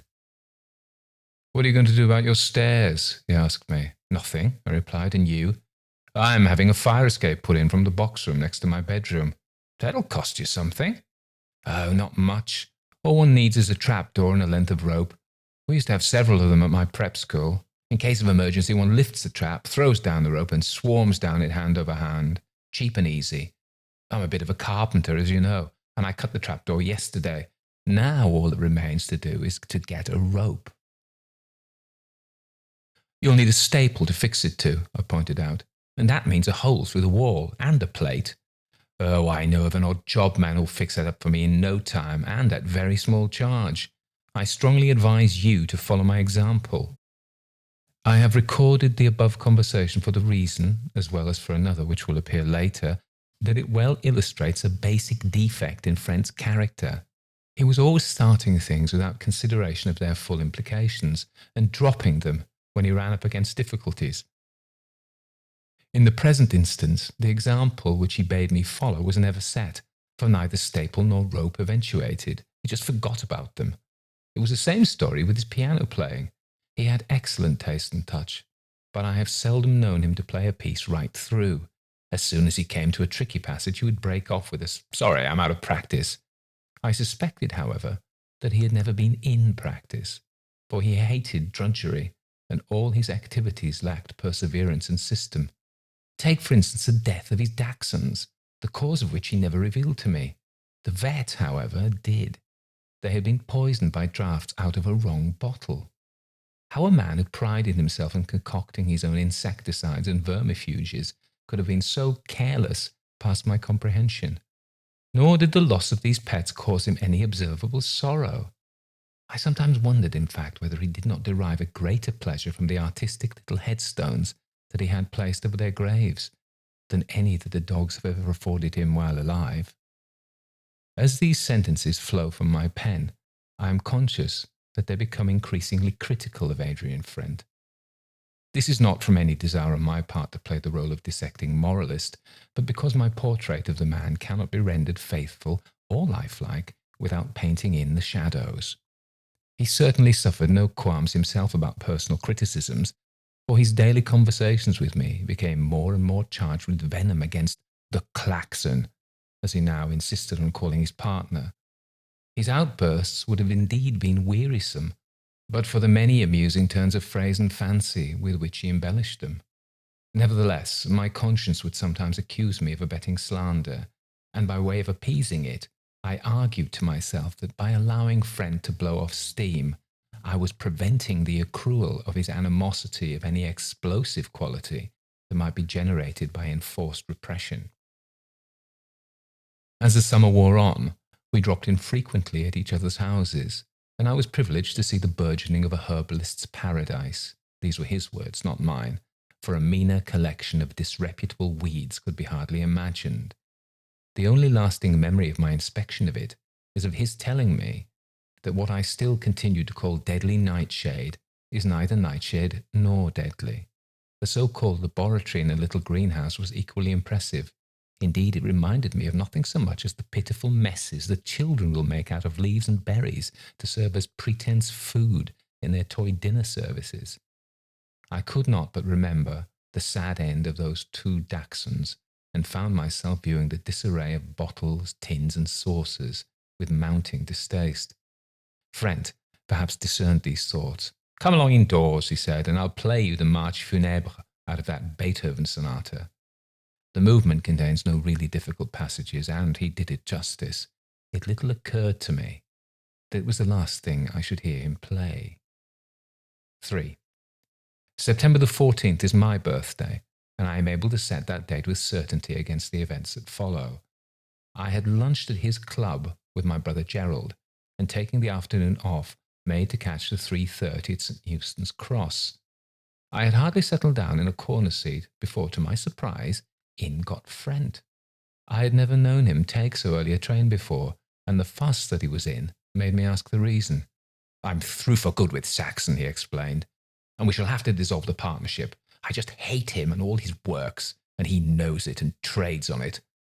All our publications are now on his side of the show. I simply have to agree to everything he demands in order to get him out of my room. He knows how I loathe whistling and humming, but he hums or whistles his filthy jazz the whole working day. Blast him. He rubs it in too about my daily bread being buttered with croon and swing. That Lulu on the Lilo tune is the rottenest stuff the house has ever published, and yet it's netted us some 300 quid already. Tainted money, I call it." At this point, Frent thumped his despatch case into the luggage rack and stood above me while he continued, "And now, this morning, he comes and leans over my desk, breathing his beastly flue into my very nostrils. He knows well enough how prone I am to colds and how careful I have to be to avoid infection. And then to cap it all, he asks me to lend him my quack sniffle cure, as he thinks it funny to call it. Well, he asked for it, and he's got it. I hope it chokes him." "As your worm mixture did the dachshunds," I laughingly interposed. Frent slowly sat down and scowled at me. It was the first time that I had made him angry. "Can't you let me forget those damned dogs?" he snapped, and then added self-pityingly, "What I need is a rest and a change of scene. Saxon's put all my nerves on edge." As the train glided out of the gloom of the roofed terminus into unimpeded daylight, I was shocked to see Frent's face. It was lined, drawn and grey, an ugly yellow grey. The man was patently unwell. "I'm sorry, old man," I said sympathetically. "If I were you, I should take a long weekend and run down to the seaside." "That's a good idea," he muttered, and for the next quarter of an hour he made a show of reading the evening paper, though his attention appeared far from concentrated on it. The rolling stock used on the 330 consists chiefly of old six-wheelers, and progress became bumpy as we gained speed. After rattling through Ponston Priory Station, the carriage gave a bigger jolt than usual over the siding junction, and something fell tinkling onto the floor. Friend's pince-nez, always precariously perched, had been jerked off his nose, and I waited for him to pick them up. He remained, however, stock still, with fingers outspread on his knees, staring down at the paper, which had fallen over his feet. He looked so dazed and helpless that, stooping forward myself, I picked up the pince-nez and handed them up to him. After regarding them curiously for a few moments, he lifted his eyes questioningly to mine and said, "Thank you, sir, but are you sure they're mine? They were on your nose a moment ago." "Ah, were they? I had forgotten. You must excuse me, but everything seems suddenly to have gone out of my head. It's quite extraordinary. For instance, your face seems familiar to me, and I feel sure that we must have met each other before, but at the moment I've entirely forgotten your name. I'm so sorry." Not only Friend's face, but the impersonal note in his voice, as though he were repeating a lesson, startled and distressed me. I felt relieved somehow that there was no third person in the compartment to overhear his conversation. He was undoubtedly seized by some sudden illness and consequent abnormality, and it must devolve on me to get him home to Brenside safely and without incident. It's strange how in emergency one sometimes finds the policeman element in one's character taking charge and directing operations. It was so now, for I heard myself addressing Friend in a calm and custodial manner that surprised me. "My name is Johnson, and yours is Friend," I said. "We live next to each other in Ruskin Road, Brensham, which is the next stop. You've been working too hard and worrying too much, and as a result your brain has gone temporarily on strike. But don't you bother about that. Go on reading your paper." I picked it up for him. "And when we reach Brensham, I'll see you home and call in the doctor. He'll soon put you right again." Friend received my remarks with a passive and childlike acceptance, and save that I experienced an uncomfortable sensation of walking with a somnambulist, we reached Brenside without trouble. Having explained to the parlour-maid that her master had been taken ill, I got him to lie down on a sofa and rang up Dr. Jameson. The latter was round within 5 minutes, and having looked at Friend and taken his pulse, he peremptorily and monosyllabically enjoined bed. A telephone inquiry of the Brensham District Nursing Guild elicited that Nurse Margison was immediately available, and in less than half an hour she had Friend and Brenside in her charge. "Let's drop in at your place, and I'll prescribe for you too," said Jameson as he walked away. "You must have had an anxious time getting that fellow home." He joined me in taking his own prescription. It was a stiff one. 4. Friend lay in bed 5 days before recovery. He was described by Miss Margison as an ideal patient, which meant he slept most of the time, asked no questions, and did whatever she told him. It was the 2nd or 3rd day that I read in my morning paper of Paul Saxon's death from influenza. The attack, a severe one, had been aggravated by acute gastric complications and had terminated fatally in pneumonia. Friend's fulminations against his partner had led me to envisage a Philistine of the Philistines. I was surprised, therefore, to read in the obituary notice of a distinguished academic career and of his identity with publics in the bi-monthly review, whose articles on art and literature I had always enjoyed and admired. I was permitted to visit Friend at the very outset of his recovery. His first request was indeed that he might see me. Considering that he might be said to have lost his self for several days, I found him almost incongruously self-possessed. Before him lay a letter from Lister, his company's manager, reporting the circumstances of Saxon's death. "How extremely annoying of him," Friend complained, "to die just when the doctor orders me a holiday. I simply must clear up the mess he will have left, and it will take several weeks. All the same, I shall have to run down to Benceston for a few days before long." "Benceston?" I queried. Frent's face suddenly showed again. It might have been due to a reflection of sunset glow on the ceiling, the same deep lines and yellow-grey colour that had worried me in the train. "I don't know what made me say Benceston," he continued. "Any seaside resort would do, but I feel that I must get a whiff of the sea. By the way, Saxon's funeral was this afternoon. I hope they didn't jazz the Dead March." The last words were those of a cad, but in consideration for Frent's state I let them pass, and the conversation slipped into generalities. For some reason, however, he gave me the impression of trying to drag our talk round to some subject from which, as soon as he had manoeuvred it into proximity, he veered away in distaste. It was an unpleasant sensation, and after half an hour or so, I made as though to take my departure by asking whether I might send him anything over to read. "Have you, by any chance, got a book called The Badlands?" he replied. "I'm afraid not, but I remember reading a short story under that name by John Metcalfe, I think." Frent seemed quite excited. "Was it about a fellow being in two places at the same time and doing something criminal in one of them while he thought he was doing something good in another?" "I don't think," I protest, "that the author would appreciate such a crude summary. The tale was extraordinarily well and carefully written, and in the light of modern conceptions of space and time, very likely a true one." "What on earth do you mean, Frent?" "I mean that space can get kinks and double back over and under itself. Of course you know all that." "I most certainly do not, and I'm perfectly certain that you don't either. You must have been reading some such tosh as Einstein without tears, or Brain Food for the Brainless. You'd far better stick to your old railway magazines." "I know far more, Johnson, than you guess, and than I wish. Some day, perhaps, I'll try to explain, but not now. Au revoir, and many thanks for coming round." I had recently purchased in 5 large volumes a series of maps of the counties of Great Britain with combined index. On reaching my house, I went straight to the study, and taking down the index from its shelf, looked up Benceston. My suspicions were not relieved. There was no such place. 5. I never met Frent again in the train after his recovery. This was because he changed his route and travelled from Wentlow for East Brensham to King's Pancras. This involved him in a 1.5 mile walk morning and evening, which, as being conducive to his good health, he gave as the reason for the change. His looks, however, belied the explanation. His condition, indeed, caused Dr. Jameson and myself increasing anxiety, and my uneasiness was aggravated by his point-blank refusal to consult Jameson professionally or to call in any other doctor. It was reassuring, therefore, when he informed us that a cousin, Gilbert Frent Sutton, was coming to live with him. This cousin, he told us, was a Fellow of All Saints and a recognised authority on the Middle Ages. He did not tell us, but we soon found out, that his cousin was also to be identified with Frent Sutton, the old Camford rugger blue.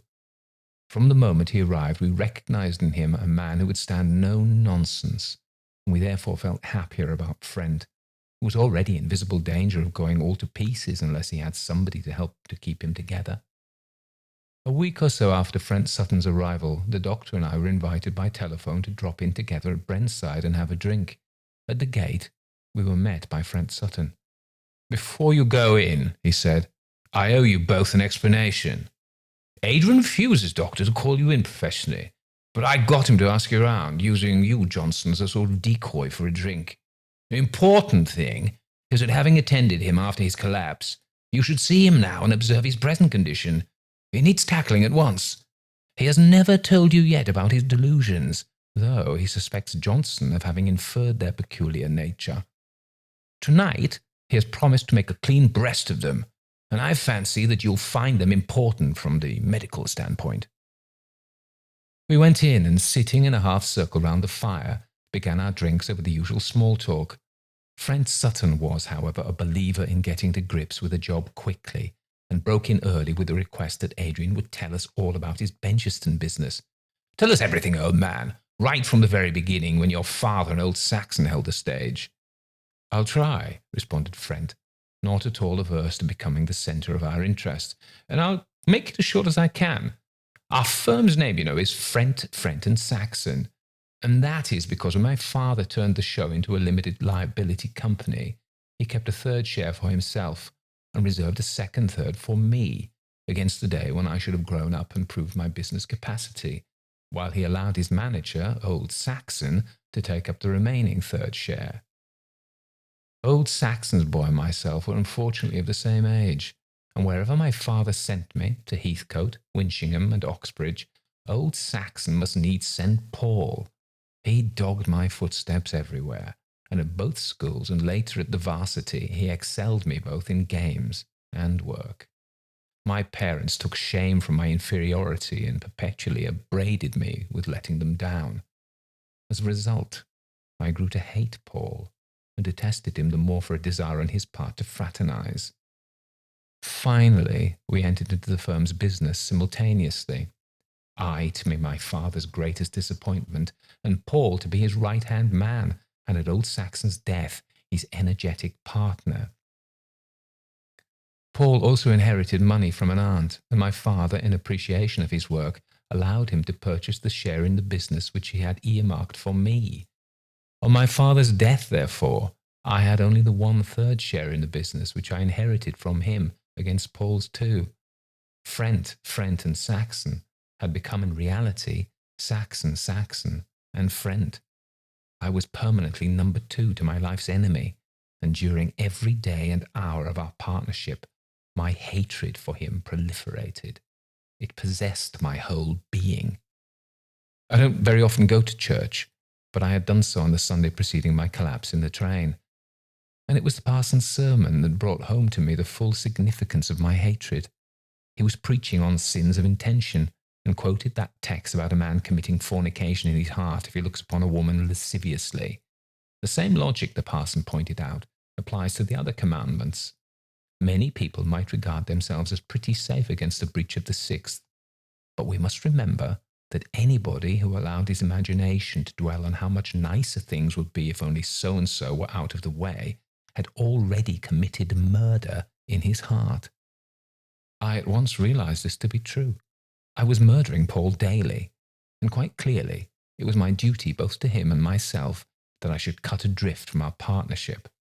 Nevertheless, I delayed doing it, fearing the explanation which Saxon would demand and the loss of employment in which it must land me. This delay added further fuel to my hate. You'll remember, Johnson, how in the train that day you joked about the possibility of the cold cure which I had lent to Saxon proving as deadly as the dose that killed my dogs.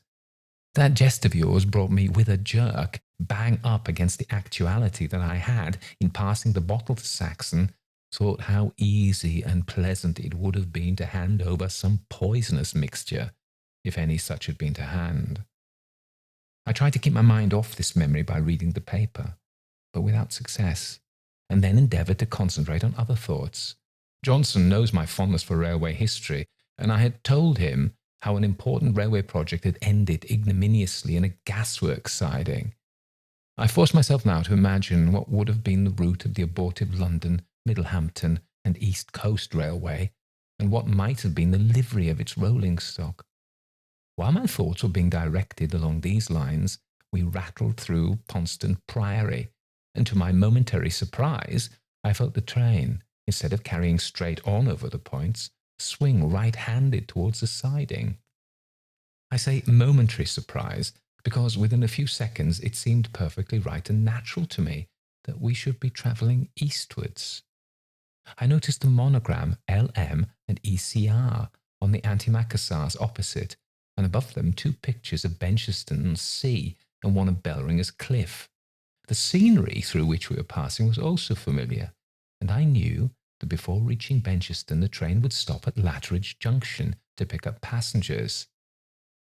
I also had a certain foreboding that among the passengers we should pick up would be Paul Saxon, and so it turned out. As the train glided in, I spotted him out of the corner of my eye and surreptitiously watched him enter a compartment 3 doors off from mine. At Benceston West, he got out, and I heard him tell the uniformed porter from Fotheringham Hotel to take up his suitcase. That gave me my cue. I journeyed on to the East Station and took up my quarters at the Porchester. Paul and I, therefore, had a good 3 miles between us and ample space in which to avoid each other. This, however, was not to be. Walking next day along the summit of Bellringer's Cliff, I suddenly heard a whistling of that filthy tune, Lulu on the Lilo, followed by a loathsomely hearty, "By Jove, how are we? Fancy meeting you up here. I say, what a magnificent view of the sea one gets." He stood at the edge of the cliff, gazing seaward. I took a hurried look to the right and the left. We were alone. Striking him from behind, on both shoulder blades, I caused him to overbalance and fall forward. I was alone. My heart thumped with the joy of quick decision and prompt execution. Glancing at my wristwatch, I saw that it was 3:15. I started singing and was just about to peer over the edge in order to see if Saxon's body had fallen on the rocks below or below tide level, when a large hand grabbed me by the arm and swung me round so that I faced inshore. My aggressor was a man of over 6 feet and broad in proportion. "I'll see you to the police station," he said. "And mind you, no tricks. Give me your right hand." I suppose that I fainted, for everything seemed to go misty and black. And the next thing of which I became conscious was lying in bed here in this house. Now, you 3 persons listening to my story have doubtless relegated this Benceston part of it to the realm of dreamland, and that was my intention also. In order to prevent any recurrence of the stimuli that led to the nightmare, I gave up travelling to London via Ponston and used the other line to King's Pancras.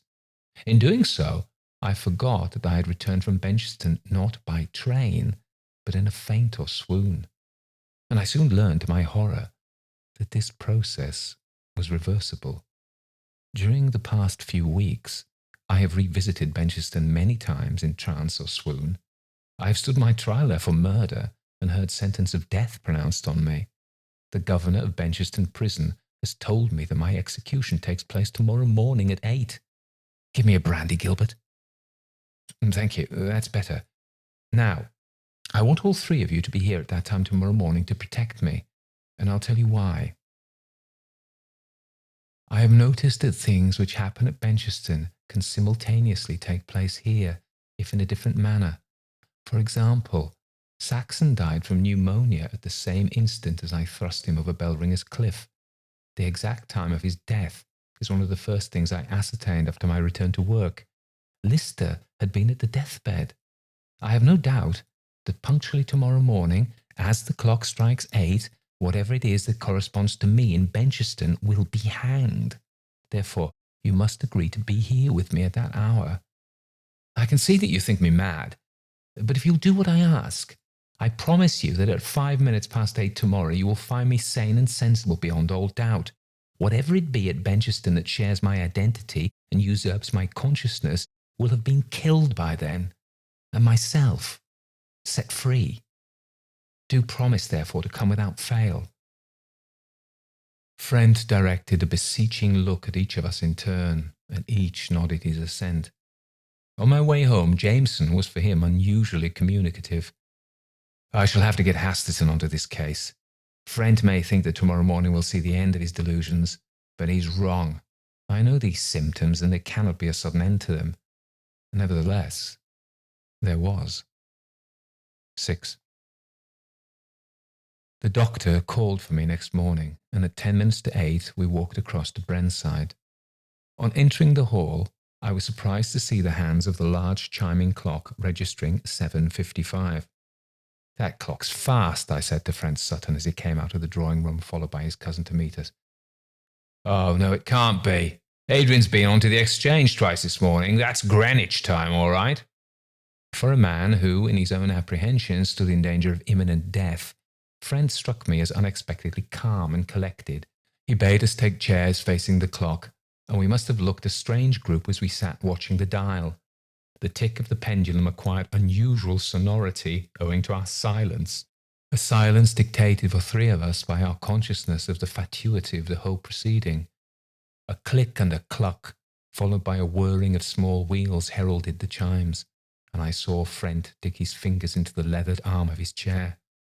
The interval between the chimes and the hour gong seemed interminable, but at last the 8 strokes droned out, and, as we had foreseen, nothing whatever happened. "And now you chaps must celebrate my release. Thanks ever so much for seeing me through.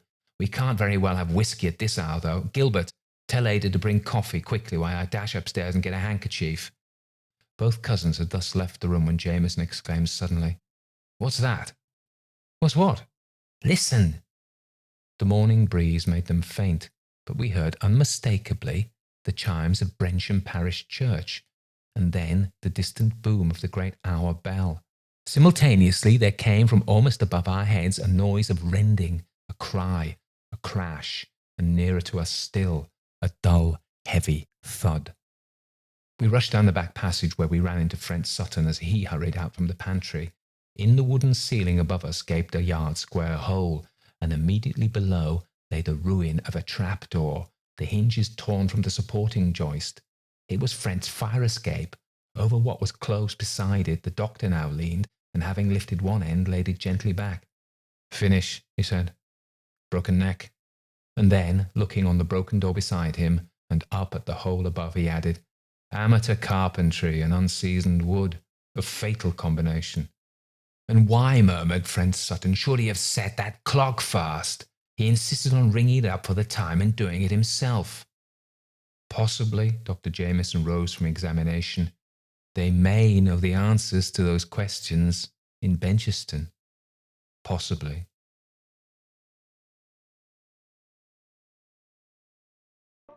Brickett Bottom by Amyas Northcote. The Reverend Arthur Maydew was a hard-working incumbent of a large parish in one of our manufacturing towns. He was also a student and a man of no strong physique, so that when an opportunity was presented to him to take an annual holiday by exchanging parsonages with an elderly clergyman, Mr. Roberts, the squawson of the parish of Overbury, and an acquaintance of his own, he was glad to avail himself of it. Overbury is a small and very remote village in one of our most lovely and rural counties, and Mr. Roberts had long held the living of it. Without further delay we can transport Mr. Maydew and his family, which consisted only of 2 daughters, to their temporary home. The 2 young ladies, Alice and Maggie, the heroines of the narrative, were at that time aged 26 and 24 years respectively. Both of them were attractive girls, fond of such society as they could find in their own parish, and the former especially, always pleased to extend the circle of their acquaintance. Although the elder in years, Alice in many ways yielded place to her sister, who was the more energetic and practical, and upon whose shoulders the bulk of the family cares and responsibilities rested. Alice was inclined to be absent-minded and emotional, and devote more of her thoughts and time to speculations of an abstract nature than her sister. Both of the girls, however, rejoiced at the prospect of a period of quiet and rest in a pleasant country neighbourhood, and both were gratified at knowing that their father would find in Mr. Roberts' library much that would entertain his mind, and in Mr. Roberts's garden an opportunity to indulge freely in his favourite game of croquet. They would have, no doubt, preferred some cheerful neighbours, but Mr. Roberts was positive in his assurances that there was no one in the neighbourhood whose acquaintance would be of interest to them. The first few weeks of their new life passed pleasantly for the Maydew family. Mr. Maydew quickly gained renewed vigour in his quiet and congenial surroundings and in the delightful air, while his daughters spent much of their time in long walks about the country and exploring its beauties. One evening, late in August, the 2 girls were returning from a long walk along one of their favourite paths, which led along the side of the downs. On their right, as they walked, the ground fell sharply away to a narrow glen named Brickett Bottom, about 3/4 of a mile in length, along the bottom of which ran a little-used country road leading to a farm known as Blazes Farm, and then onward and upward to lose itself as a sheep track on the higher downs. On their side of the slope, some scattered trees and bushes grew, but beyond the lane, and running up over the farther slope of the glen, was a thick wood, which extended away to Carew Court, the seat of a neighbouring magnate, Lord Carew. On their left, the open down rose above them, and beyond its crest lay Overbury. The girls were walking hastily, as they were later than they had intended to be, and were anxious to reach home. At a certain point at which they now arrived, the path forked, the right-hand branch leading down into Brickett Bottom, and the left hand turning up over the down to Overbury. Just as they were about to turn to the left-hand path, Alice suddenly stopped and, pointing downwards, exclaimed, "How very curious, Maggie! Look, there's a house down there in the bottom which we have, or at least I have, never noticed before, often as we have walked up the bottom." Maggie followed with her eyes her sister's pointing finger. "I don't see any house," she said. "Why, Maggie," said her sister, "can't you see it? A quaint-looking, old-fashioned red brick house. Just there, with the road bends to the right. It seems to be standing in a nice, well-kept garden, too." Maggie looked again, but the light was beginning to fade in the glen, and she was short-sighted to boot. "I certainly don't see anything," she said, "but then I'm so blind, and the light is getting bad. Yes, perhaps I do see a house," she added, straining her eyes. "Well, it is there," replied her sister, "and tomorrow we will come and explore it." Maggie agreed readily enough, and the sisters went home, still speculating on how they had happened not to notice the house before, and resolving firmly on an expedition thither the next day. However, the expedition did not come off as planned, for that evening Maggie slipped on the stairs and fell, spraining her ankle in such a fashion as to preclude walking for some time.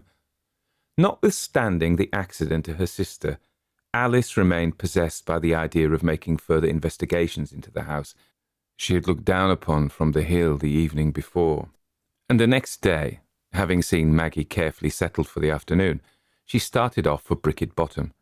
She returned in triumph and much intrigued over her discoveries, which she eagerly narrated to her sister.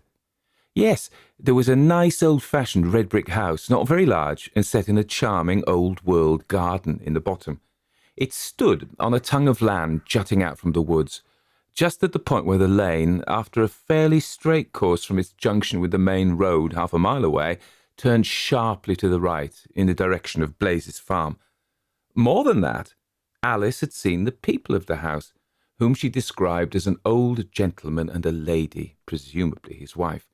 She had not clearly made out the gentleman who was sitting in the porch, but the old lady, who had been in the garden busy with her flowers, had looked up and smiled pleasantly at her as she passed.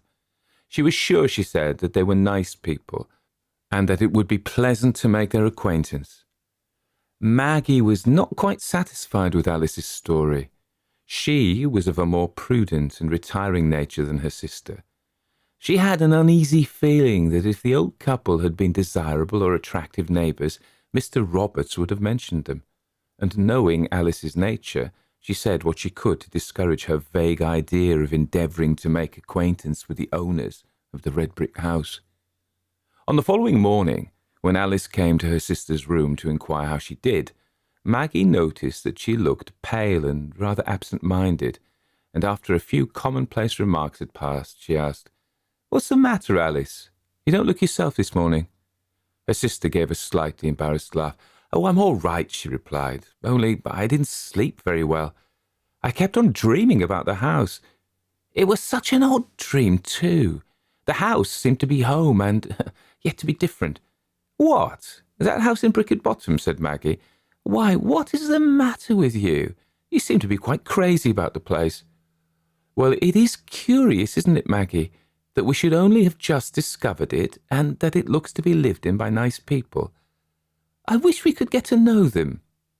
Maggie didn't care to resume the argument of the night before, and the subject dropped. Nor did Alice again refer to the house or its inhabitants for some little time. In fact, for some days the weather was wet, and Alice was forced to abandon her walks.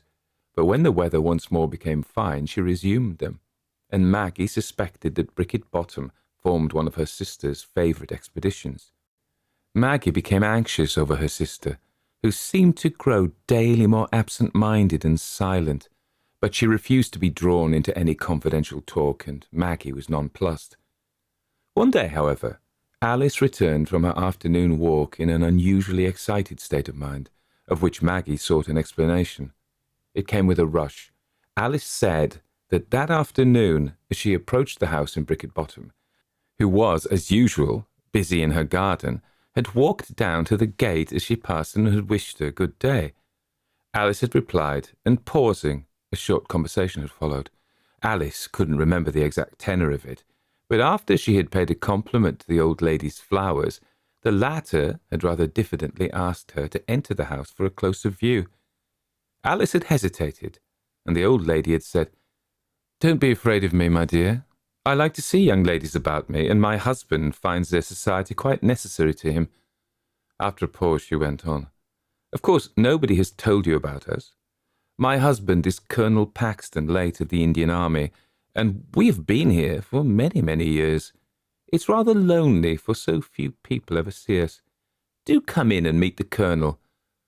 "I hope you didn't go in," said Maggie rather sharply. "Why not?" replied Alice. "Well, I don't like Mrs. Paxton asking you in that way," answered Maggie.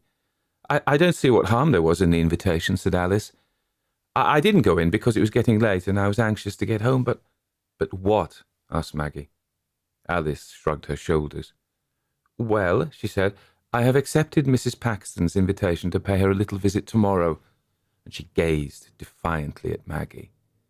Maggie became distinctly uneasy on hearing of this resolution. She didn't like the idea of her impulsive sister visiting people on such slight acquaintance, especially as they had never heard them mentioned before.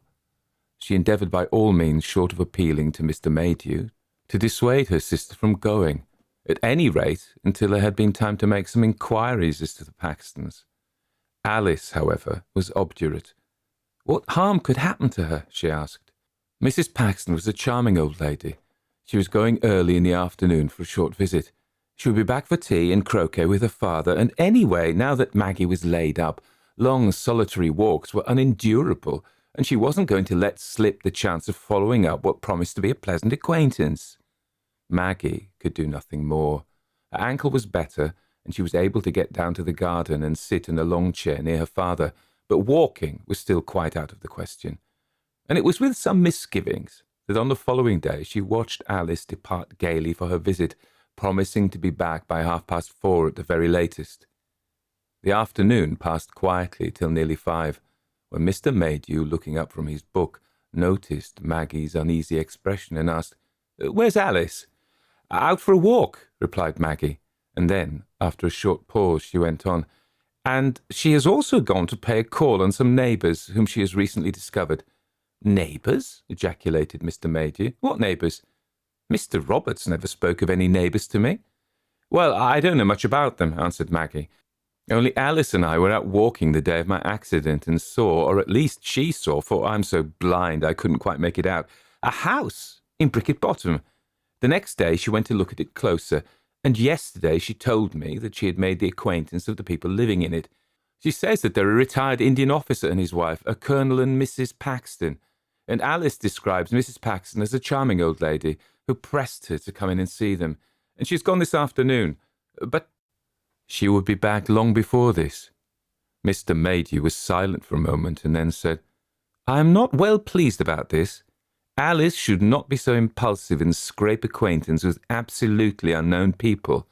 Had there been nice neighbours in Brickett Bottom, I'm certain Mr. Roberts would have told us." The conversation dropped, but both father and daughter were disturbed and uneasy, and tea having been finished and the clock striking 5:30, Mr. Maydew asked Maggie, "When did you say Alice would be back?" "Before 4:30 at the latest, father." "Well, what can she be doing? What can have delayed her?" "You say you didn't see the house," he went on. "No," said Maggie, "I cannot say I did. It was getting rather dark, and you know how short-sighted I am." "But surely you must have seen it some other time," said her father. "That's the strangest part of the whole affair," answered Maggie. "We have often walked up the bottom, but I never noticed the house, nor had Alice till that evening. I wonder," she went on after a short pause, "if it would not be well to ask Smith to harness the pony and drive over to bring her back. I'm not happy about her. I'm afraid." "Afraid of what?" said her father in the irritated voice of a man who is growing frightened. "What can have gone wrong in this quiet place? Still, I'll send Smith over for her." So saying, he rose from his chair and sought out Smith, the rather dull-witted gardener-groom attached to Mr. Roberts' service. "Smith," he said, "I want you to harness the pony at once and go over to Colonel Paxton's in Brickett Bottom and bring Miss Maydew home." The man stared at him. "Go where, sir?" he asked. Mr. Maydew repeated the order, and the man, still staring stupidly, answered, "I never heard of Colonel Paxton, sir. I don't know what else you mean." Mr. Maydew was now growing really anxious. "Well, harness the pony at once," he said, and going back to Maggie, he told her of what he called Smith's stupidity, and asked her if she felt that her ankle would be strong enough to permit her to go with him and Smith to the bottom to point out the house. Maggie agreed readily, and in a few minutes the party started off.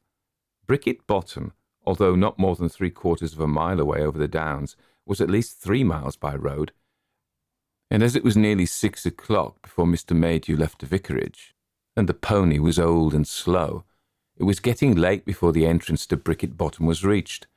Turning into the lane, the cart proceeded slowly up the bottom, Mr. Maydew and Maggie looking anxiously from side to side, whilst Smith drove stolidly on, looking neither to right nor left. "Where's the house?" said Mr. Maydew presently. "At the bend of the road," answered Maggie, her heart sickening as she looked out through the failing light to see the trees stretching their ranks in unbroken formation along it. The cart reached the bend. "It should be here," whispered Maggie. They pulled up. Just in front of them the road bent to the right round a tongue of land, which, unlike the rest of the right-hand side of the road, was free from trees and was covered only by rough grass and stray bushes. A closer inspection disclosed evident signs of terraces having once been formed on it, but of a house there was no trace. "Is this the place?" said Mr. Maydew in a low voice. Maggie nodded. "But there's no house here," said her father. "What does it all mean? Are you sure of yourself, Maggie? Where is Alice?" Before Maggie could answer, a voice was heard calling, "Father, Maggie!" The sound of the voice was thin and high, and paradoxically it sounded both very near and yet as if it came from some infinite distance. The cry was thrice repeated, and then silence fell. Mr. Maydew and Maggie stared at each other. "That was Alice's voice," said Mr. Maydew huskily. "She is near and in trouble and is calling us. Which way do you think it came from, Smith?" he added, turning to the gardener. "I didn't hear anybody calling," said the man. "Nonsense," answered Mr. Maydew. And then he and Maggie both began to call, "Alice! Alice! Where are you?" There was no reply, and Mr. Maydew sprang from the cart, at the same time bidding Smith to hand the reins to Maggie and come and search for the missing girl. Smith obeyed him, and both men, scrambling up the turfy bit of ground, began to search and call through the neighbouring wood. They heard and saw nothing, however, and after an agonized search, Mr. Maydew ran down to the cart and begged Maggie to drive on to Blazes Farm for help, leaving himself and Smith to continue the search. Maggie followed her father's instructions, and was fortunate enough to find Mr. Rumbold, the farmer, his 2 sons, and a couple of labourers just returning from the harvest field.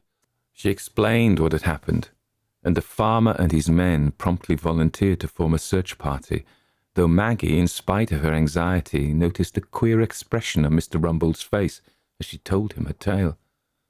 The party, provided with lanterns, now went down the bottom, joined Mr. Maydew and Smith, and made an exhaustive but absolutely fruitless search of the woods near the bend of the road.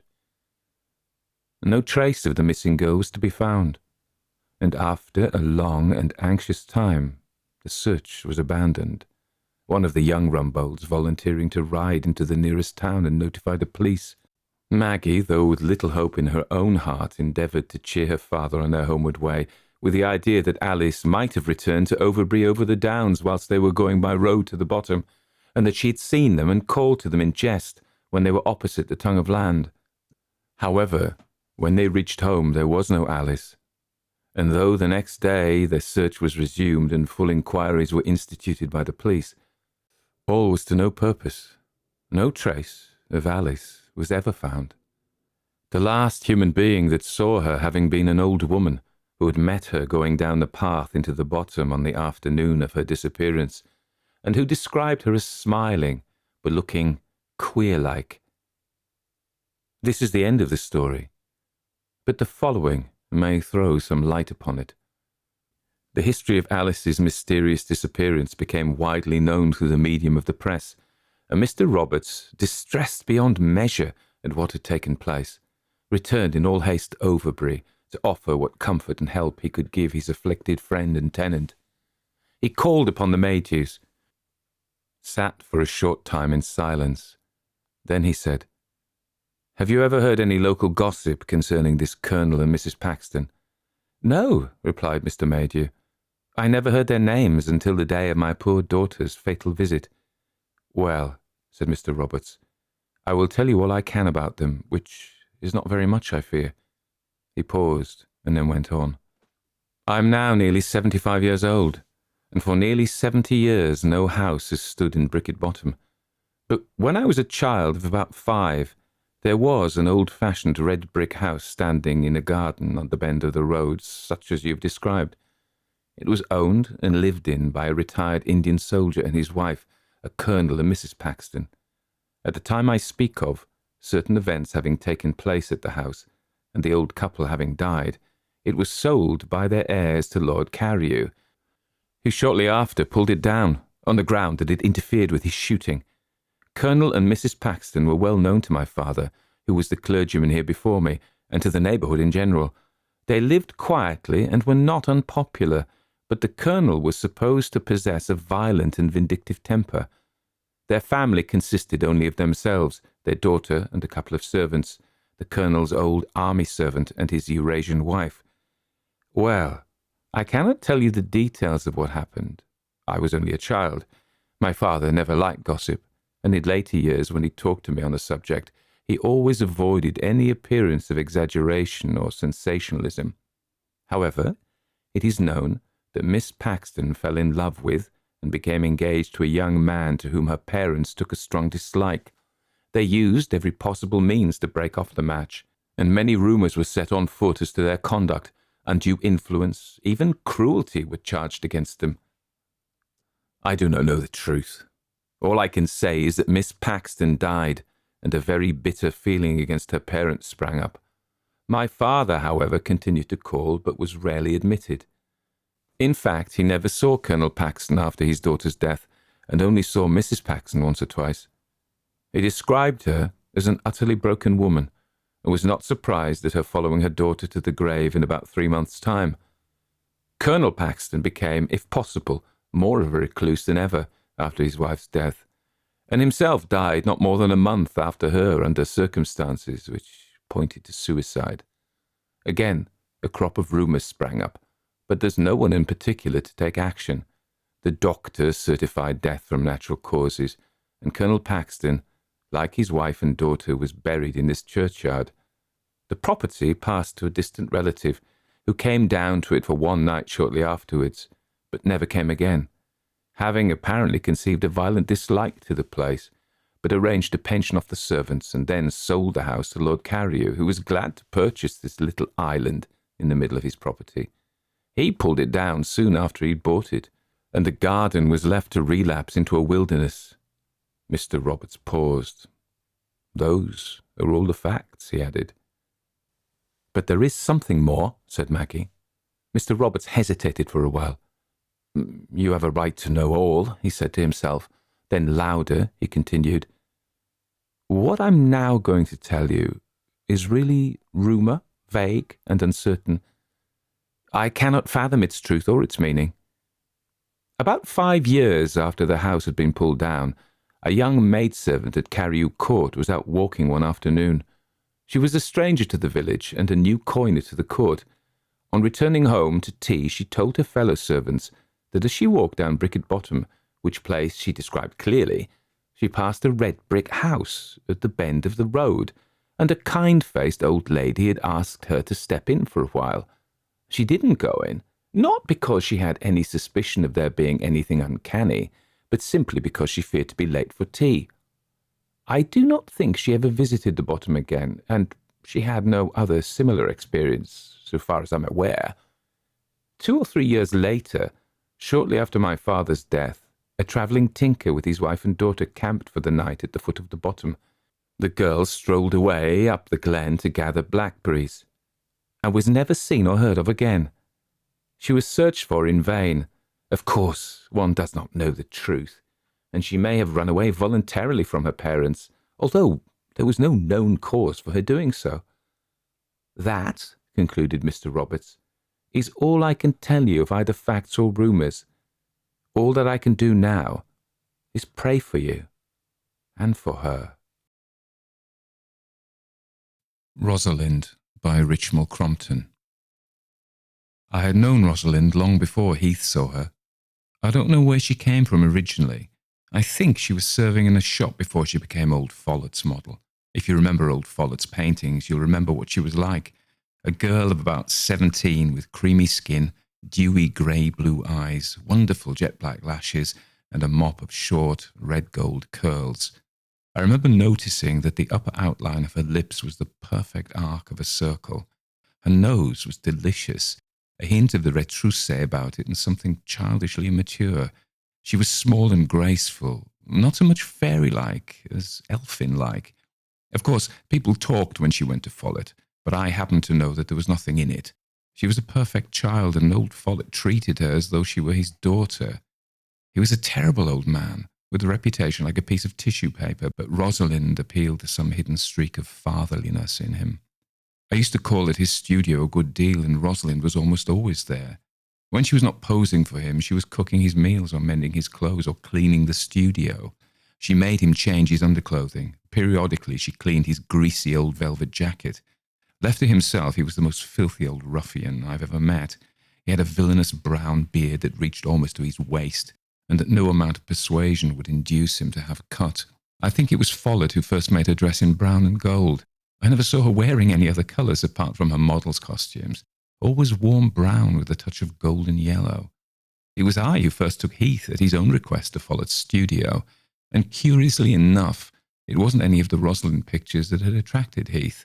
It was some sketches of Canterbury that he'd seen at an exhibition that had attracted him, and hearing that I knew the artist, he'd come round to ask me to introduce him. That was like Heath.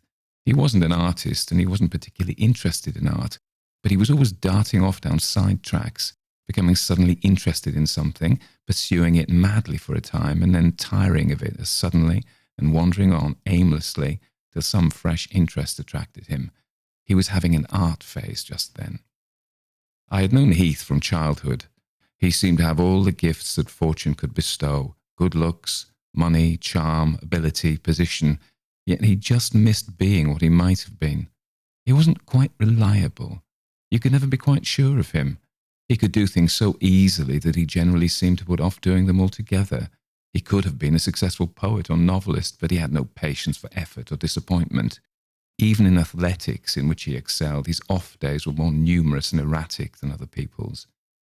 When he promised to do anything for you, it was safer to assume that he'd forget. He mustn't have the type. There are thousands of men like that. But Heath's good looks and charm seemed somehow to place him apart. He fell in love with Rosalind at once. We sat in the studio and talked art, or rather old Follett held forth and we listened. Old Follett could always hold forth by the hour. Rosalind brought in sandwiches and made coffee at a little machine on the table among the tubes of paint and palettes. I noticed that night for the first time how beautiful her hands were. She wore rather an absurd dress that Follett had designed for her, heavy brown silk made in a medieval style, with a great Medici collar of gold lace. It didn't suit her a bit, but it made her look delicious and childish and heartrending somehow. Anyway, I saw Heath watching her and knew he'd fallen in love with her. I knew the signs of Heath's falling in love. I wasn't sure about Rosalind herself. She hardly looked at him. But with some women, that's a bad sign. Heath didn't mention her when he went home. I knew that he had had countless love affairs, but I had an idea even then that this had gone deeper than most. I wasn't surprised when I heard that he was having lessons from Follett. He went there every evening. They must have been queer lessons. Follett had no more aptitude for teaching than Heath had for learning, but Follett could talk. Follett loved to talk. Follett, with his enormous expanse of brown beard and his greasy velvet jacket, a palette in one hand, a brush in the other, striding about the studio, talking. Heath, sitting on the paint-stained table, his eyes fixed on Rosalind, and Rosalind, moving about softly with her young, graceful movements, her adorable mop of curls, her delicious nose and mouth, not looking at either of them. Follett never sketched Rosalind when Heath was there, and never allowed Heath to sketch her, so he may not have been as obtuse as he seemed. Of course, he couldn't resist the ridiculously high fee that Heath offered for his lessons. I think Heath was tortured by the suspicion that Follett was her lover. Then Follett died. I was out of England at the time, but I saw the news in the papers. I wondered what would become of the ramshackle studio with its broken-down chairs and tables, and Rosalind. I went there the day after I returned to London. Heath opened the door. He was very voluble and excited. He'd bought the studio and all its motley furniture. He was an artist. He was working hard. He didn't mention Rosalind, but when she came into the studio with coffee and sandwiches, it seemed quite natural. She had altered, glowed into radiant beauty without losing that rather poignant look of childishness. Her happiness was patent to anyone who looked at her. She was gloriously, recklessly happy. I think it was partly her ecstasy of happiness that gave her that curious look of pathos. Heath was the same. They were desperately in love with each other, and he was working hard. The strange thing was that he had a distinct talent for art, just as he seemed to have a distinct talent for anything he put his hand to, and was turning out stuff that was extraordinarily good in its way, bizarre, striking, and really original. I went there every evening. Heath had, for the time being, quite dropped out of his old circle. He spent all his time in the shabby little studio tucked away in a corner of Chelsea, playing at being an artist and adoring Rosalind. I used to watch Rosalind curiously. I've never seen a woman so happy, so deeply in love, so regardless of past and future. Her eyes hardly ever left Heath. They worked together, laughed together, talked together, cooked together, washed up together.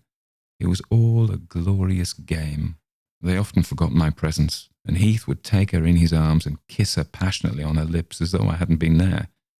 I seem to see her now, leaning back in his arms with an anguish of ecstasy, her eyes closed, her face pale. I sometimes wondered what went on in Rosalind's mind. Did she really think it could last, or had she decided that their present happiness was worth all the sorrow that was to come? Certainly she showed no apprehension, no foreboding, yet no one could have seen them then, so young, so passionately in love, so handsome, without knowing that tragedy must be close on their heels. That sort of thing is too perfect to last in this life. It had no more occurred to Heath to marry Rosalind than it had occurred to Rosalind that he should marry her. Heath would be Viscount Evesham when his father died, and there was a strong streak of racial pride in him. I had always known that when Heath married, he would marry a woman of family and breeding and culture, a woman who could take her place in the world as Lady Evesham. He would not necessarily be in love with her, but he would deliberately choose such a woman. The present Viscount Evesham was very old and feeble, and I thought that the end of the Rosalind idyll would come when he died and Heath became Viscount Evesham. But it came sooner than that. It came when Heath knew that Rosalind was going to have a baby. That pulled him up sharp, sobered him, took the carefree joy and happiness from the situation.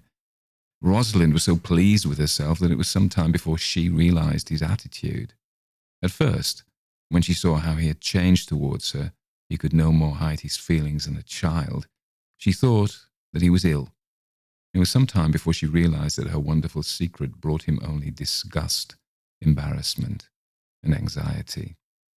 The knowledge killed something in her, something that had been childishly joyous and trusting. It brought something very old and rather bitter into that lovely little face. I'm not sure that she didn't suffer more then than at anything that happened later. I remember a visit I paid them about this time. They were still in the studio. Heath was morose and silent. He avoided looking at her as though he found the sight of her distasteful. She had about 4 months of her time, and her boyish slenderness was gone. She was a white, unhappy ghost. Of course, it wasn't like Heath to let any bonds hold him but those of his own inclination. He began to be seen again at his clubs and at his friends' houses. He visited Rosalind less and less frequently. Then, one day he told me that he had sent her down to the country, till afterwards. She'll be better away from London, he said. But I knew that the real reason was that he wanted her out of sight, and as far as possible, out of memory. I'd met him several times at Freen Court before I realised what was in the wind. At first I hoped that it was Hope Cross, who was always staying there, but I soon discovered that it was Helen. He deliberately picked her out as the future Lady Evesham. She was everything he wanted his wife to be, of irreproachable birth and breeding, intelligent, cultured, dignified. In appearance, she was the opposite of Rosalind. I've met people who called her colourless. She was ivy pale with soft waves of pale cendre hair, light blue eyes and calm, sculptured lips. She looked like a princess lost in an enchanted forest. I'd been in love with her all my life, but I'd been waiting till I'd got a decent position to offer her. Now I knew I had no earthly chance against Heath. To do Heath justice, he never knew that I loved Helen. He came in one evening to tell me that Helen had accepted him. He was exuberant, excited, happy, almost the Heath of the Rosalind days. I could have hated him if it had been possible to hate him, but somehow you couldn't hate Heath. He was so infernally attractive. "And Rosalind?" I said rather brutally. His face darkened. "I'll go down and tell her," he said shortly. "You'll provide for her and the child, of course," I said. He glared at me like a bad-tempered schoolboy. "Of course," he said.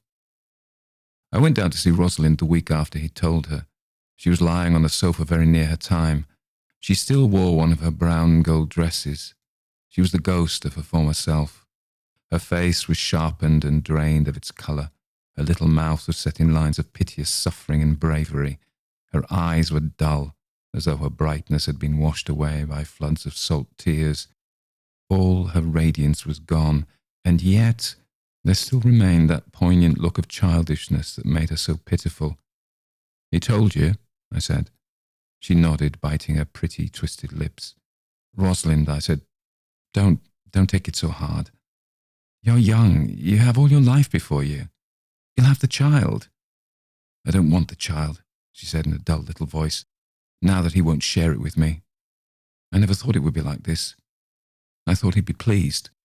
"Now look here, Rosalind," I said with that abominable cheerfulness with which one tries to rally depressed individuals.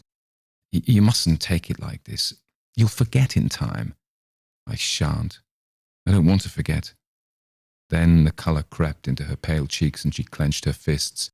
"I can't bear to think of her. I won't let him have her. Oh, she shan't. They shan't." I was surprised, and I was frightened. "Rosalind," I said gently, "don't do anything foolish." She was suddenly still and very quiet. "What sort of thing do you mean?" she said. "I mean, don't tell Helen, or anything like that." "Oh, no," she said in that strange little voice. "I didn't mean anything that would make him angry with me. I don't think I shall live long now, anyhow," she ended. I returned to my idiotic self-imposed task of cheering her up. She watched me with a little smile as though she were amused. The next week the baby was born dead, and Rosalind died a day or two later. I was with Heath when the news came. I guessed what it was from the sudden look of relief on his weak, handsome face. He had been frightened. Helen was a deeply religious woman and an idealist, and he'd been terrified of her finding out about Rosalind and the child. If it did not actually put an end to the engagement, it would bring him down with a pretty heavy bump from the pedestal on which she had set him. And now, by an extraordinary stroke of luck, both Rosalind and the child were dead. "That's that," he said, as he handed me the telegram. It was as if he said, a satisfactory end to an unsatisfactory business. At that moment, I think I actually hated him. I went abroad for 2 months after that, and on my return I noticed that Heath was not looking well. He seemed to be developing nerves.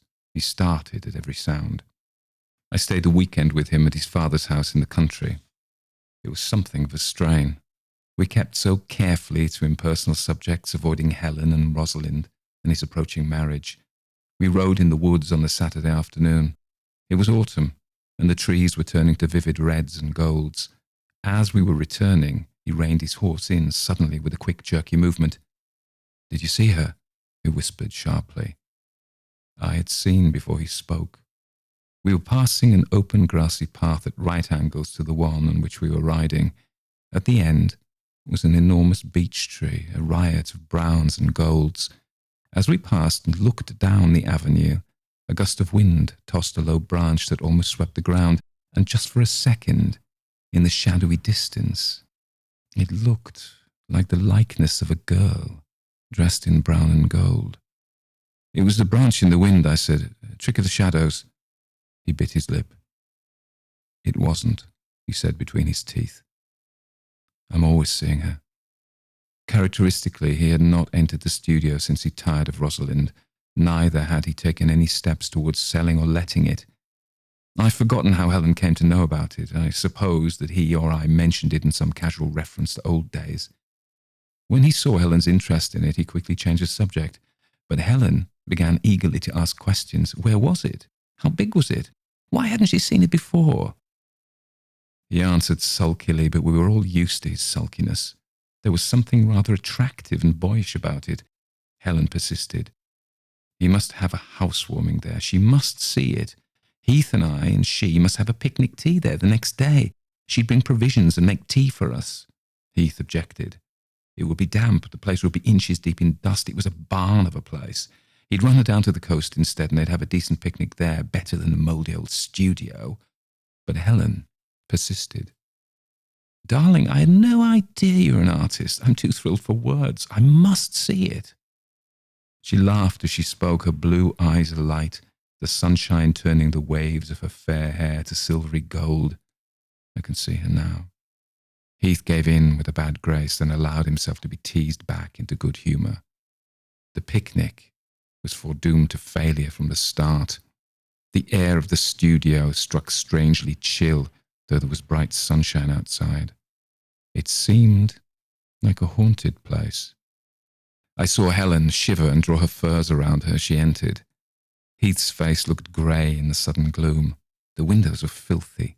The cord that drew back the blind from the skylight was broken and we couldn't reach it. The corners were full of cobwebs. Everything was covered with dust. The table was a medley of dirty paint tubes, paper, brushes and palettes.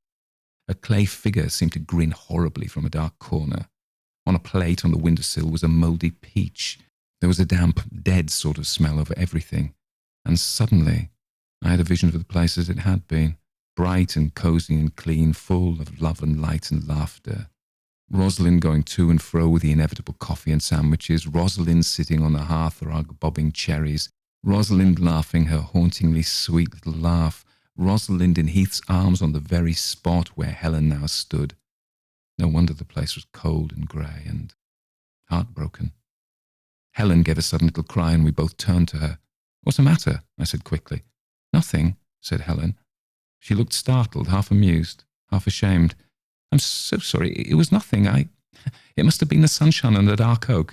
Just for a second, it looked as if the door were open and a girl stood there dressed in brown and gold. Then, when I looked properly, I saw the door was closed and it was just the sunlight on the dark oak. I'm sorry I startled you. Of course, the thing was hopeless after that. Heath went white to the lips. He kept looking behind him into the dark corners of the room. When the door creaked as we were having tea, he dropped his cup and saucer with a clatter. I could see perspiration on his brow. He kept moving his dry lips as he gazed fixedly at the closed door. Helen was splendid. She carried off the situation, made tea, laughed and chattered, and refused to notice the tenseness of the atmosphere. After tea, she opened a portfolio that lay on the table and began to look at his sketches. Of course, the first one she took up was one of Rosalind. Rosalind dressed as a page boy, her lips curved into a deliciously impudent smile, a mop of red gold curls aflame in the sunshine. Rosalind, instinct, with life and laughter and roguery. Poor little dead, unhappy Rosalind. What an adorable child, said Helen. Who is she? Heath had got himself in hand by this time. Just a model, he said almost casually. Later, when Helen and I were looking at the view from the window, I saw him take out that sketch and slip it into his pocket. There was another portfolio full of sketches of Rosalind which Helen never found. I saw Heath's eyes wander to it constantly, as if afraid lest she should discover it, and once he carelessly pushed it still farther out of sight beneath some papers. But Helen was genuinely surprised and impressed by the quality of Heath's paintings, and that gradually soothed him. He was always childishly susceptible to praise. I didn't see Heath for some time after that. Our next meeting was a curious one. It occurred to me suddenly to go down to see Rosalind's grave. I hated to think of it untended and uncared for. I thought I might make some arrangements to have it looked after regularly. I took a train from town to the village station and went to the little churchyard. When I found the grave, I stood motionless with astonishment. It was February, but the grave was literally covered with roses and orchids freshly laid upon it, the most expensive roses and orchids it was possible to buy. Then I saw Heath coming round from behind the church to it. He'd brought armfuls of roses and orchids down from Bond Street and laid them on the grave with no means of keeping them fresh, no water or tins or anything like that, simply laid them in heaps on the grave of Rosalind and his child. He showed no embarrassment at being found there, no surprise at finding me there. He said as casually as if we had met at the races, "There's a train down in about 15 minutes. You coming?" We walked back to the station in silence. I looked at him curiously. He was thinner. His face was lined and jerky somehow. He looked on wires, and there was suffering in his face. When the station was in sight, he said suddenly, "Did you see the baby?" "No, I didn't either. I couldn't get down." That was Heath all over. He'd managed to persuade himself that he'd wanted to get down to Rosalind and the child, and hadn't been able to. "But I'm glad it was a boy. She wanted a boy." Then I knew what had happened. His love for Rosalind was coming back into his heart, the old, passionate, now torturing love. I'd always known that Rosalind had gone deeper than any of his previous love affairs. I'd suspected that it was Helen's suitability to fill the position of his wife that had attracted him, rather than love for her. And now love for Rosalind, an aching, torturing longing for Rosalind, stronger than any other passion he had ever known, was haunting him. Poor little unhappy ghost. She was amply avenged now. We parted at the London terminus. "You coming my way?" I said. "No, I'm going to the studio." "Taking up painting again?" No. No, he wasn't taking up painting again. He was sitting alone in the haunted studio, longing for her, feeding his cheated love on memories of her every word and gesture, listening for the echoes of her silvery laughter, looking through the portfolio he had hidden from Helen. His marriage day drew near. You will understand that apart from my own feeling for Helen, I wasn't happy about the marriage. Yet, I thought that once married to Helen, he would forget Rosalind and learn to love Helen. No one could help it. And Helen would be an ideal wife for him. She was so wise. She would manage him so well. I wanted him to be happy. With all his faults and weaknesses, he was a likable fellow. And Helen, he could give her the sort of position she seemed born to fill. I was to be best man, of course. Heath and I went down to stay at the inn at Craigford where Helen lived with her aunt, Lady Freen. Lady Freen was deaf and very rheumatic-y and doesn't come into the story. We arrived the day before the wedding and Helen insisted on our going out to lunch with them. She said that she knew it was unconventional, but it seemed so silly not to. We were all a bit on edge. Together we would be able to laugh it off. That lunch was a strange meal. The sunny panelled dining room was very different from the dusty, cobwebby studio, but that lunch with Helen reminded me of the never-to-be-forgotten picnic in old Follett's studio. There was the same electric atmosphere, the same sensation of standing on the crust of a volcano. Heath was unlike himself, feverishly gay at one minute and morosely glum the next. I thought again how white and drawn his handsome face looked. Helen was her usual self, charming, interesting, the perfect hostess. After lunch, Helen suggested that we should go for a walk. I believe she hoped it would clear the air and restore Heath to his normal self. I think we all felt a heavy sense of apprehension, a dim foreboding of evil, all except Heath, who now seemed feverishly excited. I want to tell what followed as accurately as I can, but it happened so quickly that it's difficult. We were walking along the road. On the side on which we were walking was a hedge, on the other the high wall that surrounded the grounds of Freen Court. A motor car was coming towards us at a moderately slow rate. We all saw it for some time before it was abreast of us. Just as it came abreast of us, Heath stepped forward suddenly into its direct line. The driver had no chance to pull up. It simply knocked Heath down. and went over him. Yet it was not as if Heath deliberately stepped in front of the car. He didn't seem to see the car. It was as if he darted suddenly forward to cross to the other side of the road, car or no car. Nothing mattered except to reach the other side of the road. That was the impression I had as he stepped forward. The driver was a good fellow. He took us all back to Freen Court and then drove like fury for a doctor. But Heath was dead when we picked him up from the road. It was the day after the funeral. I felt that I'd got to have things out with Helen. It looked horribly as if Heath had deliberately committed suicide to avoid marrying her, but I was sure it wasn't that. I found Helen in the garden. She looked very pale and very beautiful in her black dress. "Helen," I blurted out, "he didn't do it on purpose." "I know," she said. "It was the girl on the other side of the road." She beckoned to him just as the car was passing. "What girl? Didn't you see her? She wore a long brown dress with a gold Medici collar. She had a child in her arms and she held it out to him and beckoned. I saw nothing. He did. Didn't you hear?" "Hear what?" "He gave a little cry when he saw her and then he ran to her." "There was no one there," I said. "The road was quite empty." "Who was she?" she said, as if she had not heard me.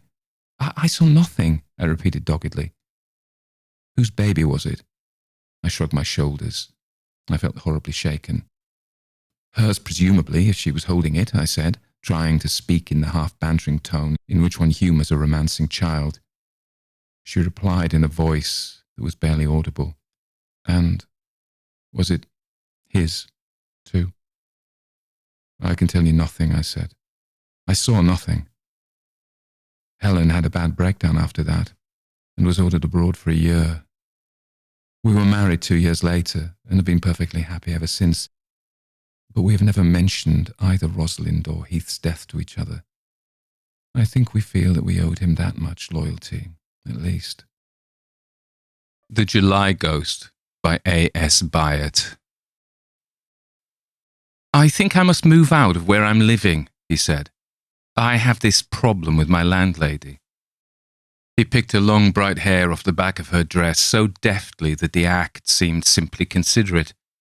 He had been skillful at balancing glass plate and cutlery too. He had a look of dignified misery like a dejected hawk. She was interested. "What sort of problem? Amatory, financial, or domestic?"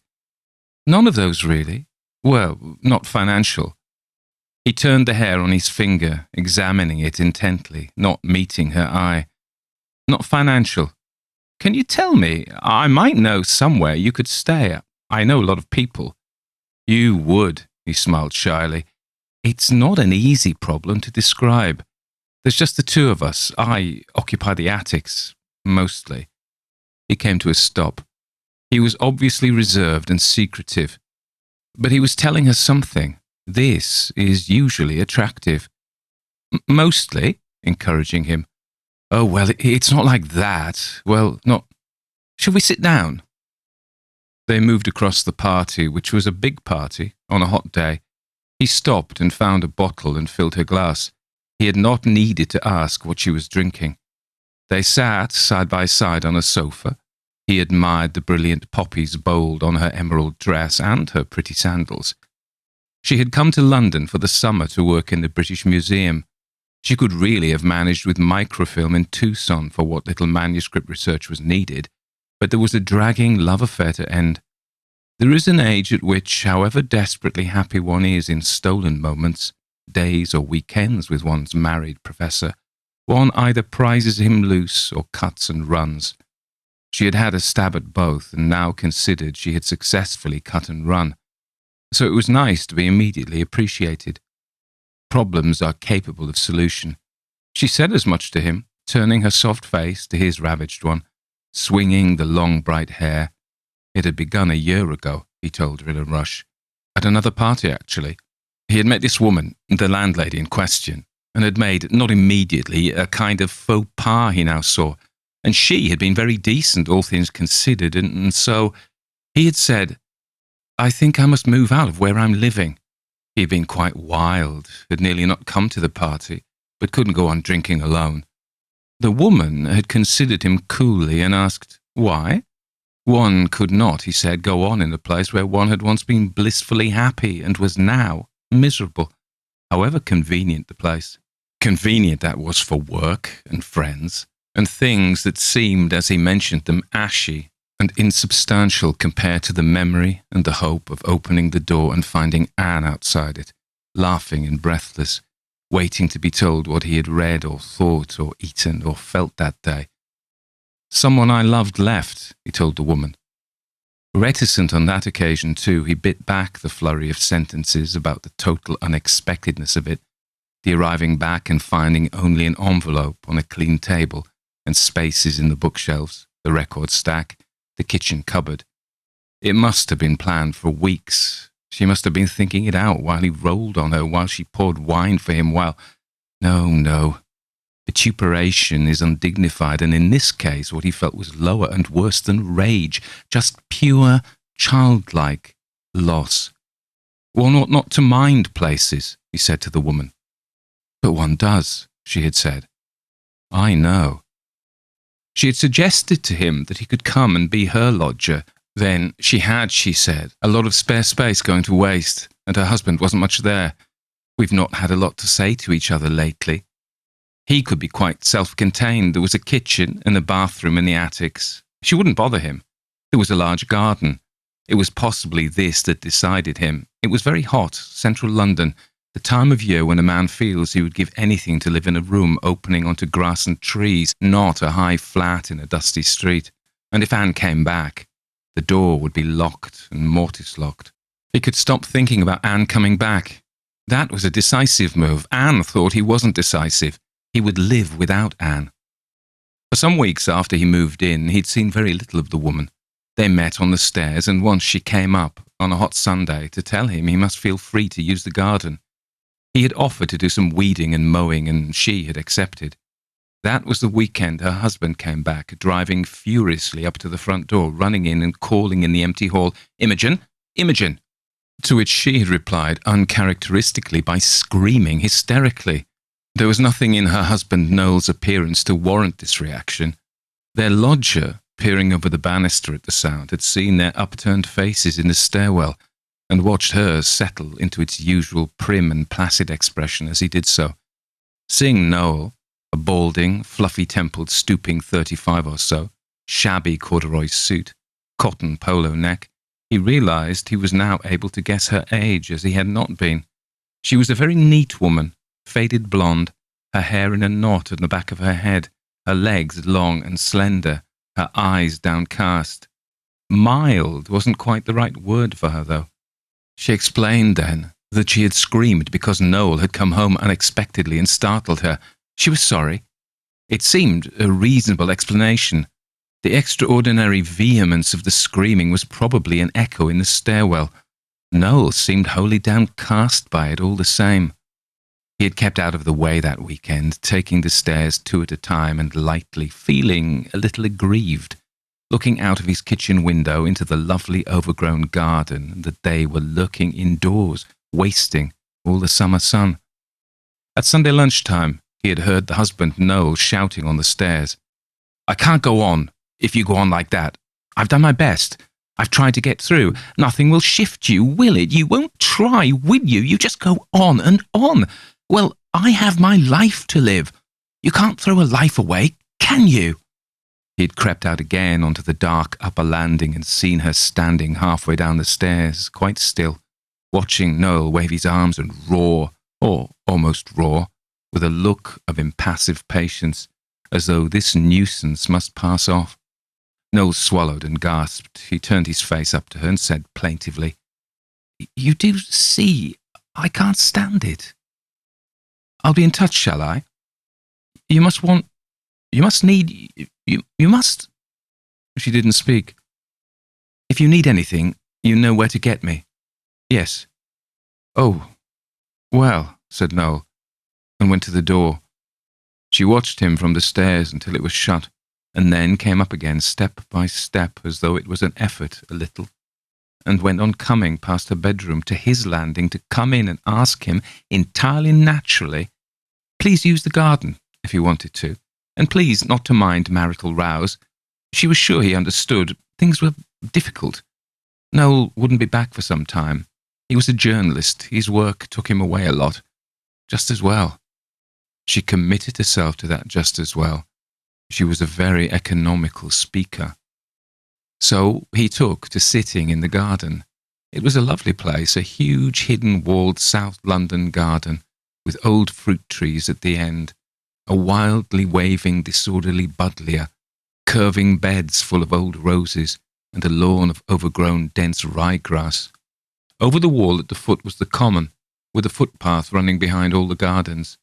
She came out to the shed and helped him to assemble and oil the lawn-mower, standing on the little path under the apple branches while he cut an experimental serpentine across her hay. Over the wall came the high sound of children's voices and the thunk and thud of a football. He asked her how to raise the blades. He wasn't mechanically minded. The children get quite noisy, she said, and dogs. I hope they don't bother you. There aren't many safe places for children round here. He replied truthfully that he never heard sounds that didn't concern him when he was concentrating. When he'd got the lawn into shape, he was going to sit on it and do a lot of reading, try to get his mind in trim again, to write a paper on Hardy's poems and their curiously archaic vocabulary. It isn't very far to the road on the other side, really, she said. It just seems to be. The common is an illusion of space, really, just a spur of brambles and gorse bushes and bits of football pitch between two fast four-laned main roads. I hate London commons. There's a lovely smell, though, from the gorse and the wet grass. It's a pleasant illusion. No illusions are pleasant, she said decisively, and went in. He wondered what she did with her time. Apart from little shopping expeditions, she seemed to be always in the house. He was sure that when he'd met her, she'd been introduced as having some profession, vaguely literary, vaguely academic, like everyone he knew. Perhaps she wrote poetry in her north-facing living room. He had no idea what it would be like. Women generally wrote emotional poetry, much nicer than men, as Kingsley Amyas had stated. But she seemed, despite her placid stillness, too spare and too fierce, grim, for that. He remembered the screaming. Perhaps she wrote Plath-like chants of violence. He didn't think that quite fitted the bill either. Perhaps she was a freelance radio journalist. He didn't bother to ask anyone who might be a common acquaintance. During the whole year, he explained to the American at the party, he hadn't actually discussed her with anyone. Of course he wouldn't, she agreed, vaguely and warmly. She knew he wouldn't. He didn't see why he shouldn't, in fact, but went on for the time with his narrative. They had got to know each other a little better over the next few weeks, at least on the level of borrowing tea, or even sharing pots of it. The weather had got hotter. He had found an old-fashioned deck chair with faded striped canvas in the shed, and had brushed it over and brought it out onto his mown lawn, where he sat writing a little, reading a little, getting up and pulling up a tuft of couch grass. He had been wrong about the children not bothering him. There was a succession of incursions by all sizes of children looking for all sizes of balls, which bounced to his feet, or crashed into the shrubs, or vanished into the herbaceous border. Black and white footballs, beach balls with concentric circles of primary colours, acid yellow tennis balls. The children came over the wall. Black faces, brown faces, floppy long hair, shaven heads, respectable dotted sun hats and camouflaged cotton army hats from Millet's. They came over easily, as though they were used to it. Sandals, training shoes, a few bare toes, grubby, sunburned legs, cotton skirts, jeans, football shorts. Sometimes, perched on the top, they saw him and gestured at the balls. One or two asked permission. Sometimes he threw a ball back, but was apt to knock down a few knobby little unripe apples or pears. There was a gate in the wall, under the fringing trees, which he had once tried to open, spending time on rusty bolts only to discover that the lock was new and secure, and the key not in it. The boy sitting in the tree didn't seem to be looking for a ball. He was in a fork of the tree nearest the gate, swinging his legs, doing something to a knot in a frayed end of rope that was attached to the branch he sat on. He wore blue jeans and training shoes and a brilliant T-shirt striped in the colours of the spectrum, arranged in the right order, which the man on the grass found visually pleasing. He had rather long blonde hair falling over his eyes so that his face was obscured. "Hey, you! Do you think you ought to be up there? It might not be safe." The boy looked up, grinned, and vanished monkey-like over the wall. He had a nice, frank grin, friendly, not cheeky. He was there again the next day, leaning back in the crook of the tree, arms crossed. He had on the same shirt and jeans. The man watched him, expecting him to move again, but he sat immobile, smiling down pleasantly and then staring up at the sky. The man read a little, looked up, saw him still there, and said, "Have you lost anything?" The child didn't reply. After a moment he climbed down a little, swung along the branch hand over hand, dropped to the ground, raised an arm in salute, and was up over the usual route over the wall. 2 days later he was lying on his stomach on the edge of the lawn out of the shade, this time in a white T-shirt with a pattern of blue ships and waterlines on it, his bare feet and legs stretched in the sun. He was chewing a grass stem and studying the earth as though watching for insects. The man said, "Hi there," and the boy looked up, met his look with intensely blue eyes under long lashes, smiled with the same complete warmth and openness, and returned his look to the earth. He felt reluctant to inform on the boy, who seemed so harmless and considerate, but when he met him walking out of the kitchen door, spoke to him and got no answer but the gentle smile before the boy ran off towards the wall, he wondered if he should speak to his landlady. So he asked her, did she mind the children coming in the garden? She said no, children must look for balls, that was part of being children. He persisted. They sat there too, and he had met one coming out of the house. He hadn't seemed to be doing any harm, the boy, but you couldn't tell. He thought she should know. He was probably a friend of her son, she said. She looked at him kindly and explained. Her son had run off on the common with some other children 2 years ago, in the summer, in July, and had been killed on the road, more or less instantly, she had added dryly, as though calculating that just enough information would preclude the need for further questions. He said he was sorry, very sorry, feeling to blame, which was ridiculous, and a little injured, because he hadn't known about her son, and might inadvertently have made a fool of himself with some casual reference whose ignorance would be embarrassing. What was the boy like, she said, the one in the house? I don't talk to his friends, I find it painful. It could be Timmy or Martin. They might have lost something or want. He described the boy. Blonde, about 10 at a guess. He was not very good at children's ages.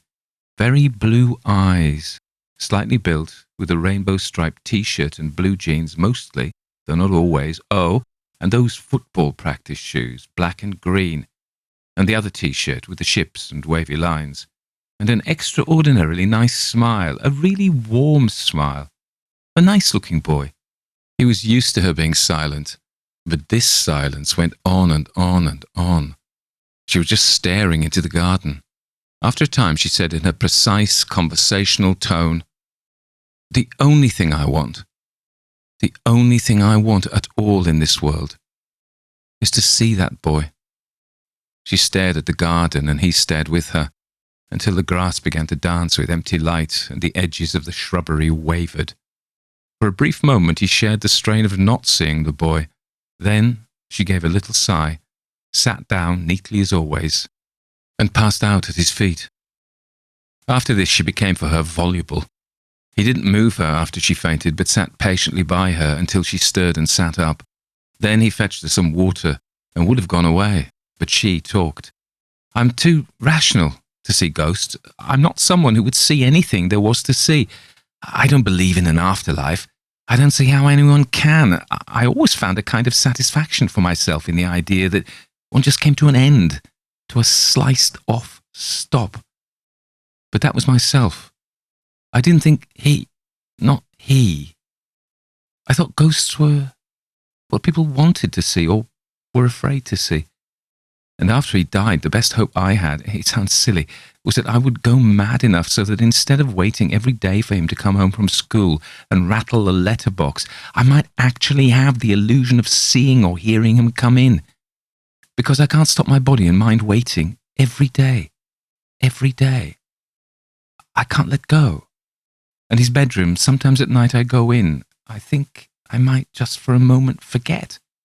He wasn't in there, sleeping.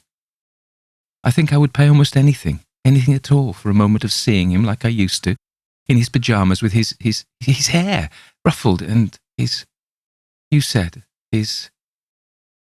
smile. When it happened, they got Noel, and Noel came in and shouted my name like he did the other day. That's why I screamed, because it seemed the same. And then they said, he's dead.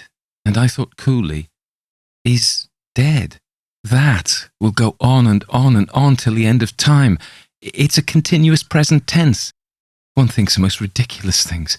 There I was thinking about grammar, the verb to be, when it ends, to be dead. And then I came out into the garden and I half saw, in my mind's eye, a kind of ghost of his face, just the eyes and hair coming toward me, like every day, waiting for him to come home. The way you think of your son with such pleasure when he's not there. And I thought, no, I won't see him because he's dead. And I won't dream about him because he's dead. I'll be rational and practical and continue to live because one must. And there was Noel. I got it wrong, you see. I was so sensible. And then I was so shocked because I couldn't get to want anything. I couldn't talk to Noel. I made Noel take away, destroy all the photos. I didn't dream. You can will not to dream. I didn't visit a grave, flowers. There isn't any point. I was so sensible. Only my body wouldn't stop waiting, and all it wants to is to see that boy. That boy. That boy you saw. He did not say that he might have seen another boy, maybe even a boy who had been given the T-shirts and jeans afterwards. He did not say, though the idea crossed his mind, that maybe what he had seen was some kind of impression from her terrible desire to see a boy where nothing was.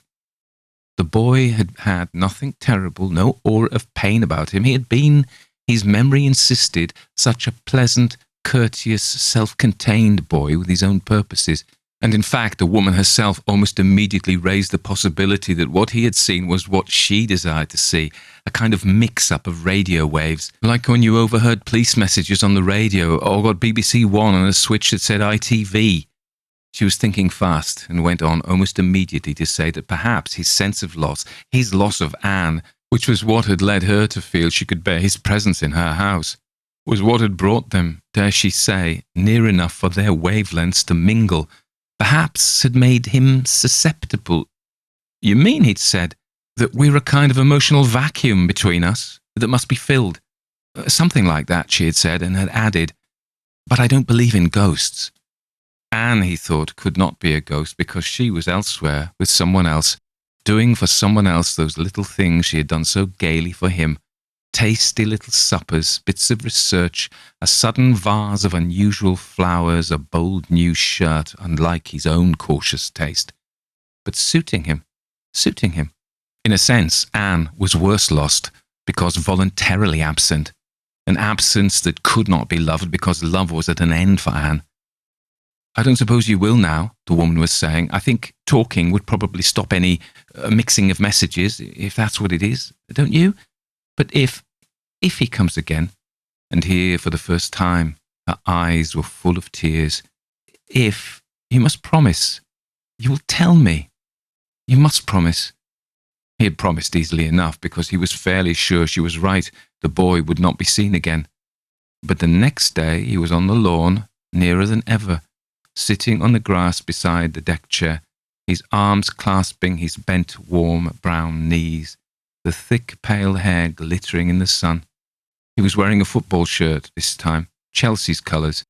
Sitting down in the deck chair, the man could have put out a hand and touched him, but did not. It was not, it seemed, a possible gesture to make. But the boy looked up and smiled with a pleasant complicity, as though they now understood each other very well. The man tried speech. He said, "It's nice to see you again." And the boy nodded acknowledgement of this remark, without speaking himself. This was the beginning of communication between them, or what the man supposed to be communication. He didn't think of fetching the woman. He became aware that he was in some strange way enjoying the boy's company, his pleasant stillness, and he sat there all morning, occasionally lying back on the grass, occasionally staring thoughtfully at the house. It was calming and comfortable.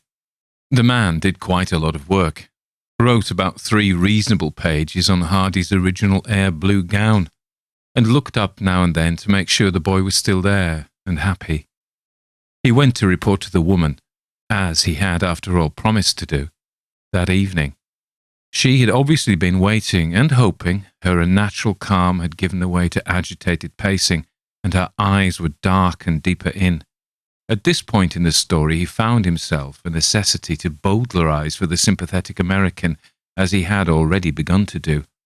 He had mentioned only a child who had seemed like the woman's lost son, and he now ceased to mention the child at all as an actor in the story, with the result that what the American woman heard was the tale of how he, the man, had become increasingly involved in the woman's solitary grief, how their 2 losses had become a kind of folie à deux from which he could not extricate himself.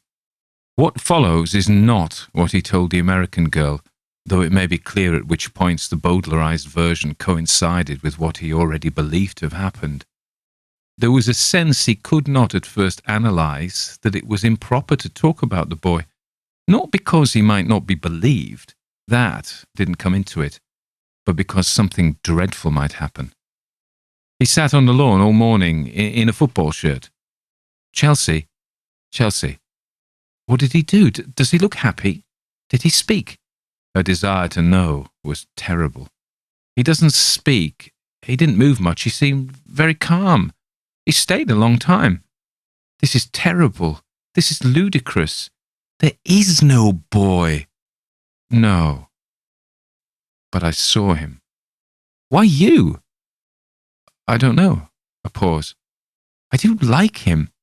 He was a most likeable boy. Some days later he saw the boy running along the landing in the evening, wearing what might have been pyjamas in peacock toweling, or might have been a tracksuit. Pyjamas, the woman stated confidently when he told her. His new pyjamas. With white-ribbed cuffs, weren't they? And a white polo neck. He corroborated this, watching her cry. She cried more easily now, finding her anxiety and disturbance very hard to bear.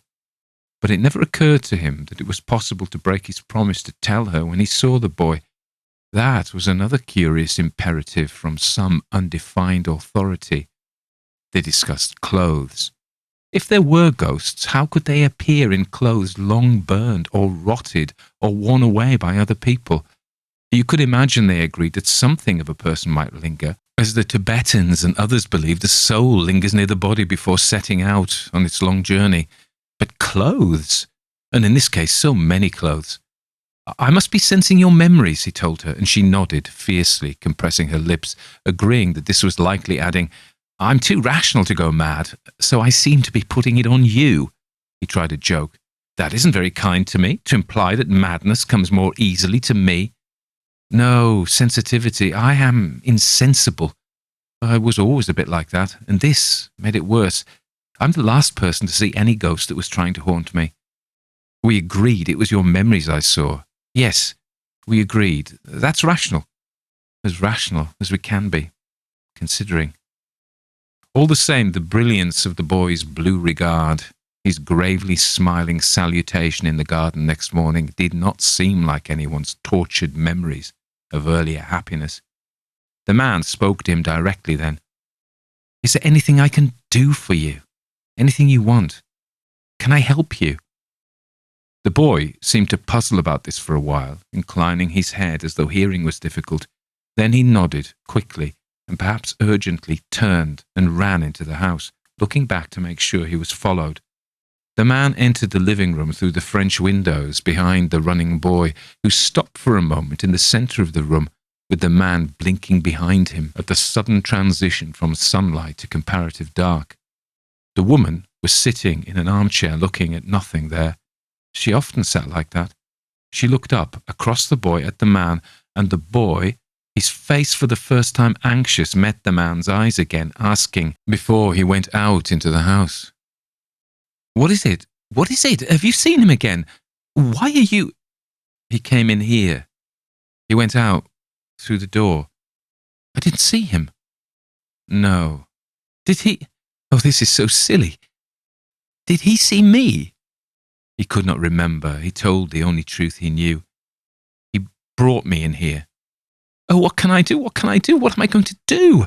If I killed myself, I've thought of that, but the idea that I should be with him is an illusion. This silly situation is the nearest I shall ever get to him. He was in here, with me." "Yes." And she was crying again.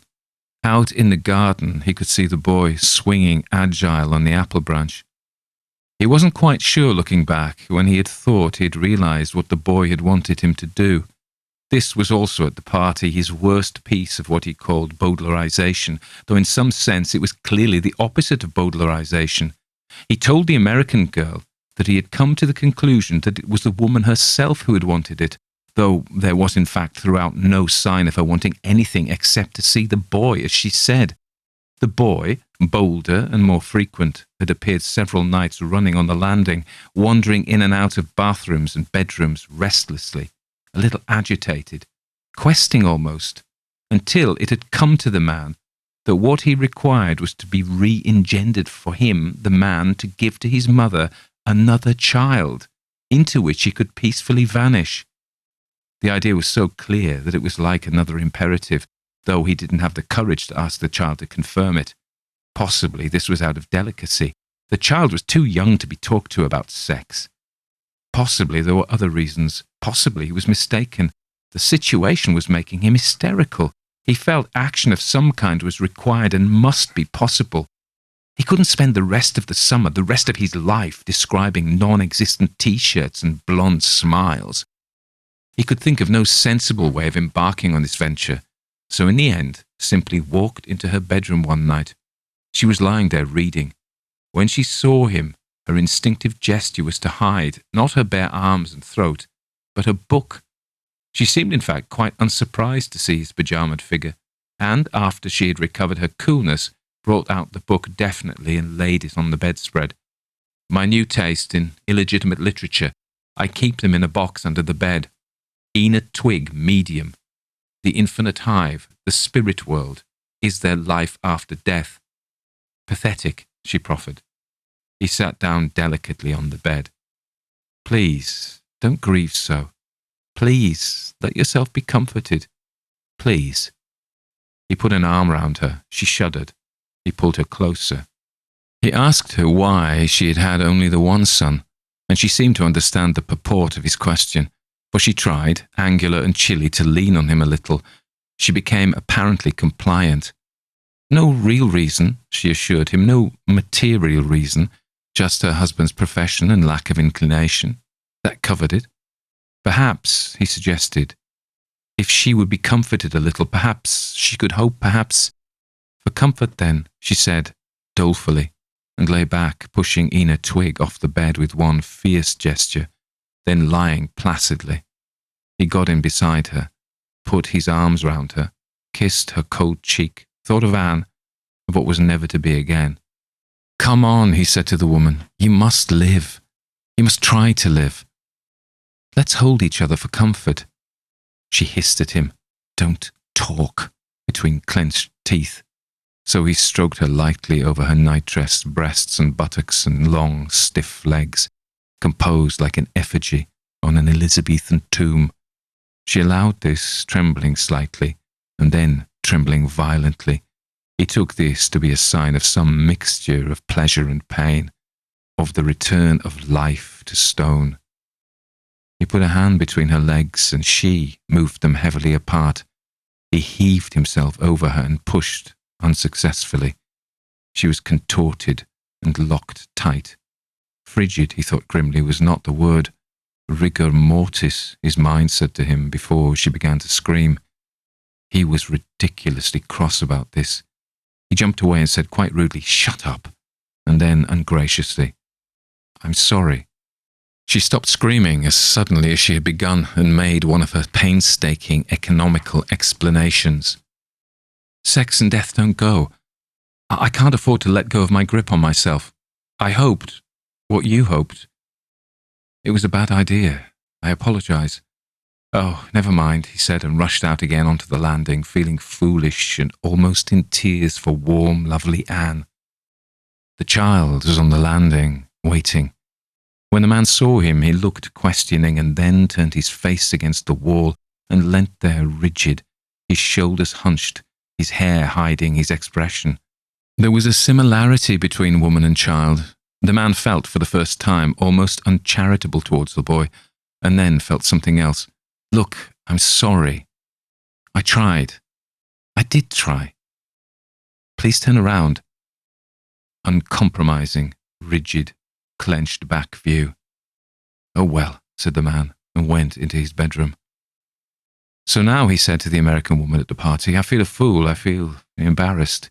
I feel we are hurting, not helping each other. I feel it isn't a refuge." "Of course you feel that," she'd said. "Of course, you're right. It was temporarily necessary. It helped both of you, but you've got to live your life." "Yes," he said, "I've done my best. I've tried to get through. I have my life to live." "Look," she said, "I want to help. I really do. I have these wonderful friends I'm renting this flat from.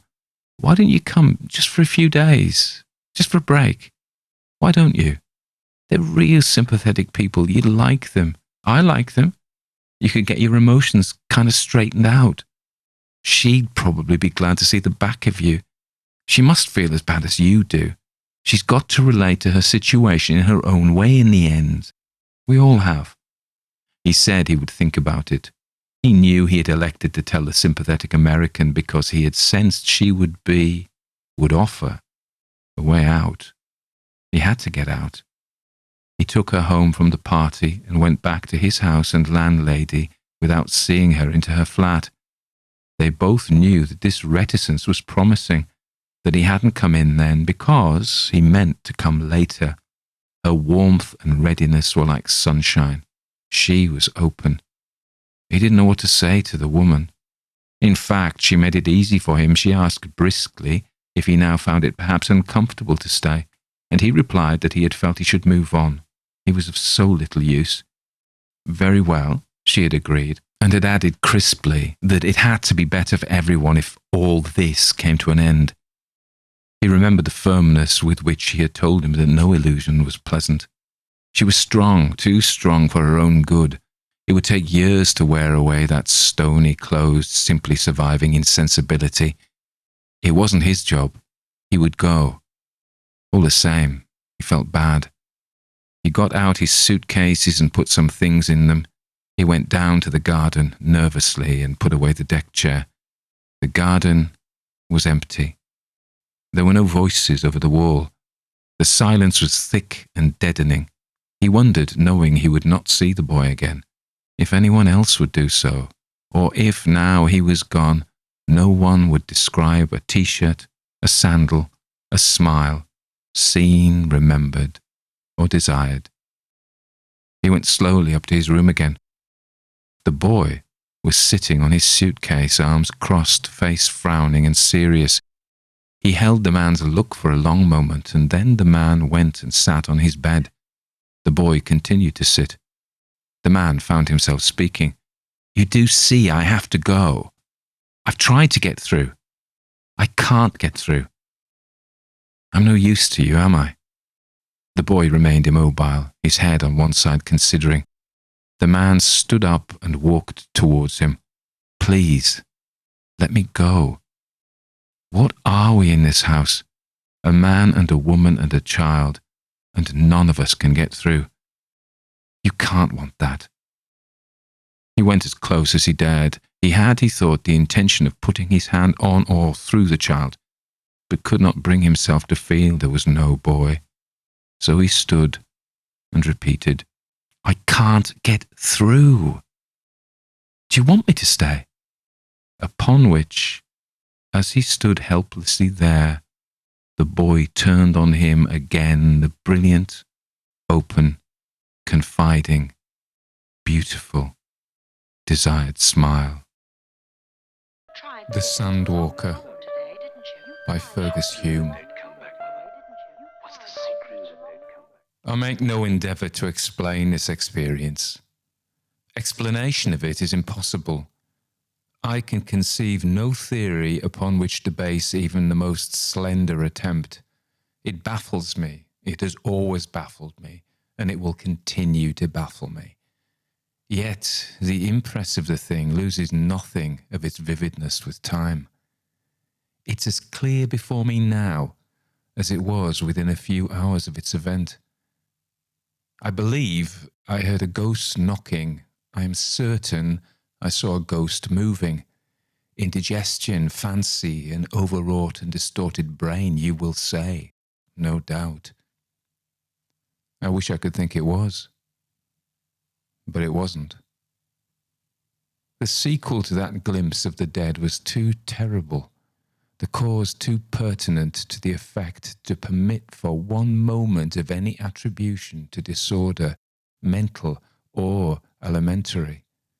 No, what I saw was actual, self-existent.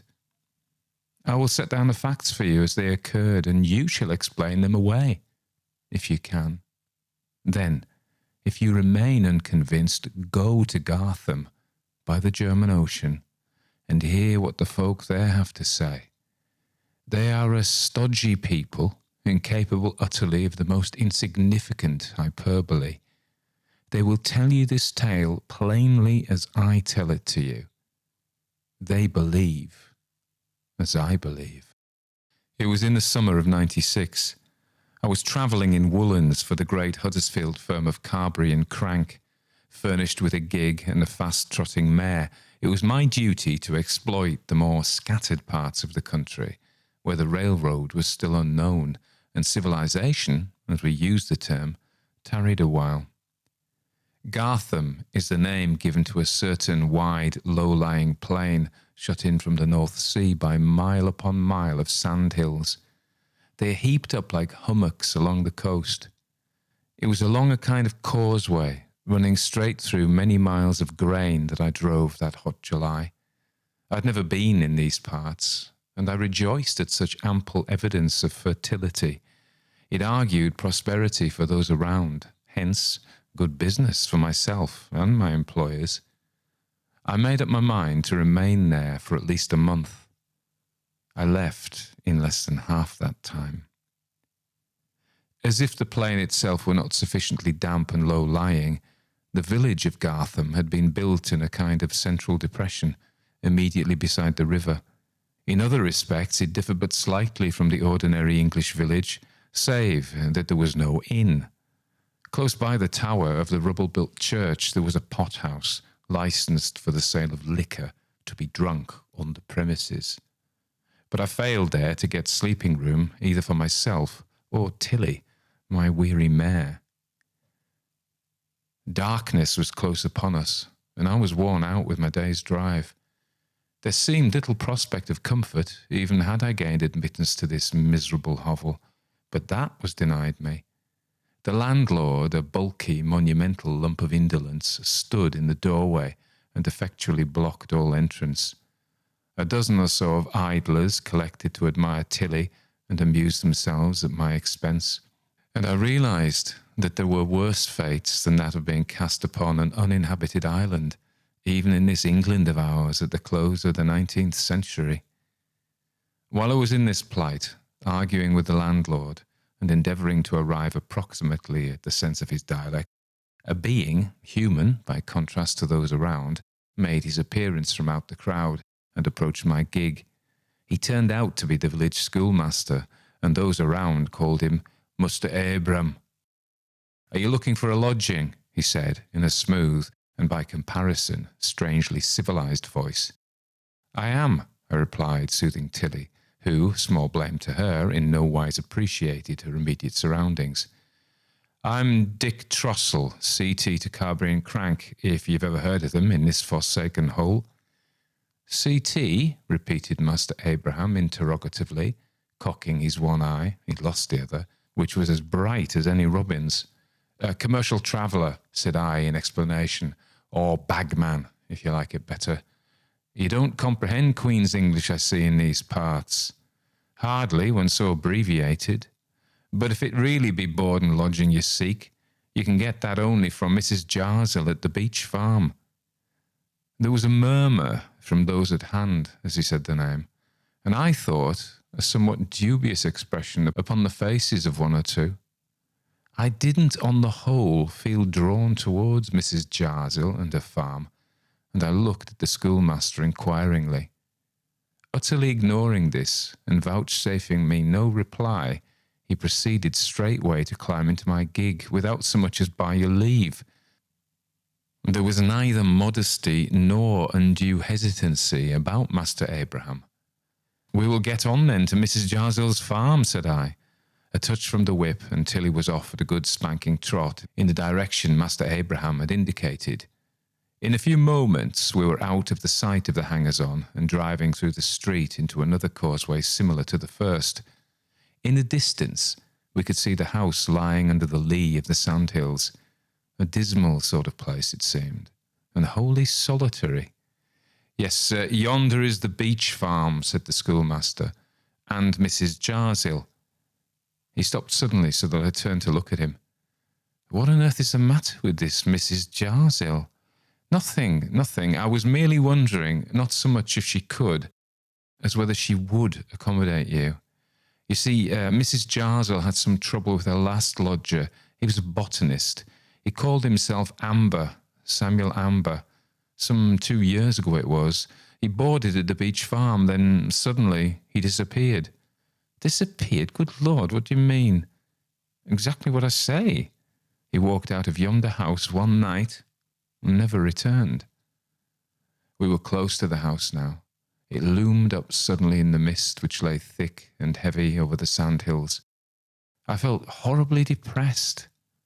Apart from the intense gloominess of the surroundings, the damp and darkness and desolation, all of which had perhaps more than their due effect upon my jaded nerves, I was conscious of an indefinite sense of uneasiness. This one-eyed creature at my elbow made me decidedly uncomfortable. I haven't a robust nervous system at the best of times, and he, with his sinister innuendos, was fast gaining a hold upon me. There was a daughter, you see, he went on before I could speak. There was a daughter, was there? I repeated, somewhat relieved. It might be, after all, that he was nothing more than a mere scandal-monger. I fervently hoped so. Yes, and Mr. Amber made love to her, at least, so it's supposed. At all events, she disappeared too. At the same time as the man. Lottie was her name, continued Master Abraham, utterly heedless of my query, and a pretty pink and white creature she was, with the loveliest golden hair. I used to call her Venus of the Fen. She was at the farm when Amber first arrived. After a while he left, and she with him. He didn't return for a 12-month, and then only to disappear. What on earth are you telling me all this rigmarole for? I don't care twopence for any of your Ambers or Lotties or Venuses either, for that matter. If the girl was as pretty as you say, I don't blame the man for going off with her. I presume she was a willing party to the arrangement. Mrs. Jarzel will have it that Amber forced her daughter to elope with him. You see, he returned a year later, alone. Well, what explanation did he make? None. None whatever. And what did the lady have to say to that? Nothing. Amber took up his residence at the farm as before and remained there until he disappeared. Upon my soul, I was beginning to feel thoroughly scared. Do you mean to tell me that Mrs. Jarzel got rid of him by foul play? Oh, dear me, no, nothing of the kind. Mrs. Jarzel is a most religious woman. Then perhaps you will kindly make yourself clear. For what reason do you retell to me this parcel of rubbish? Only this. He laid his skinny hand upon my arm. We were turning into the drive which led up to the house. He pointed with the other hand towards the sand ridge. "Only what?" The man nodded. Then he whispered to me, "The Sandwalker, you know?" An elderly woman had come to the door and was standing there. The chief thing I noticed about her was her determinedly masculine appearance. For the rest, she was a veritable study in half-tone. Her hair, her dress, her complexion, in fact, everything about her was of various shades of grey. Her mouth denoted a vile, if not a violent, temper.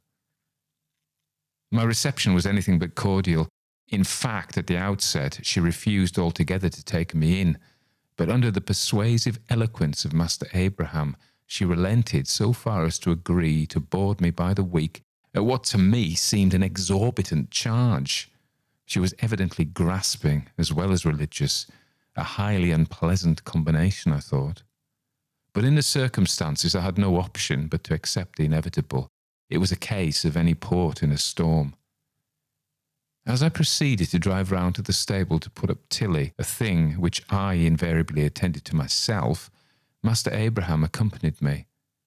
And somehow I was glad even of his company. There wasn't a living soul about.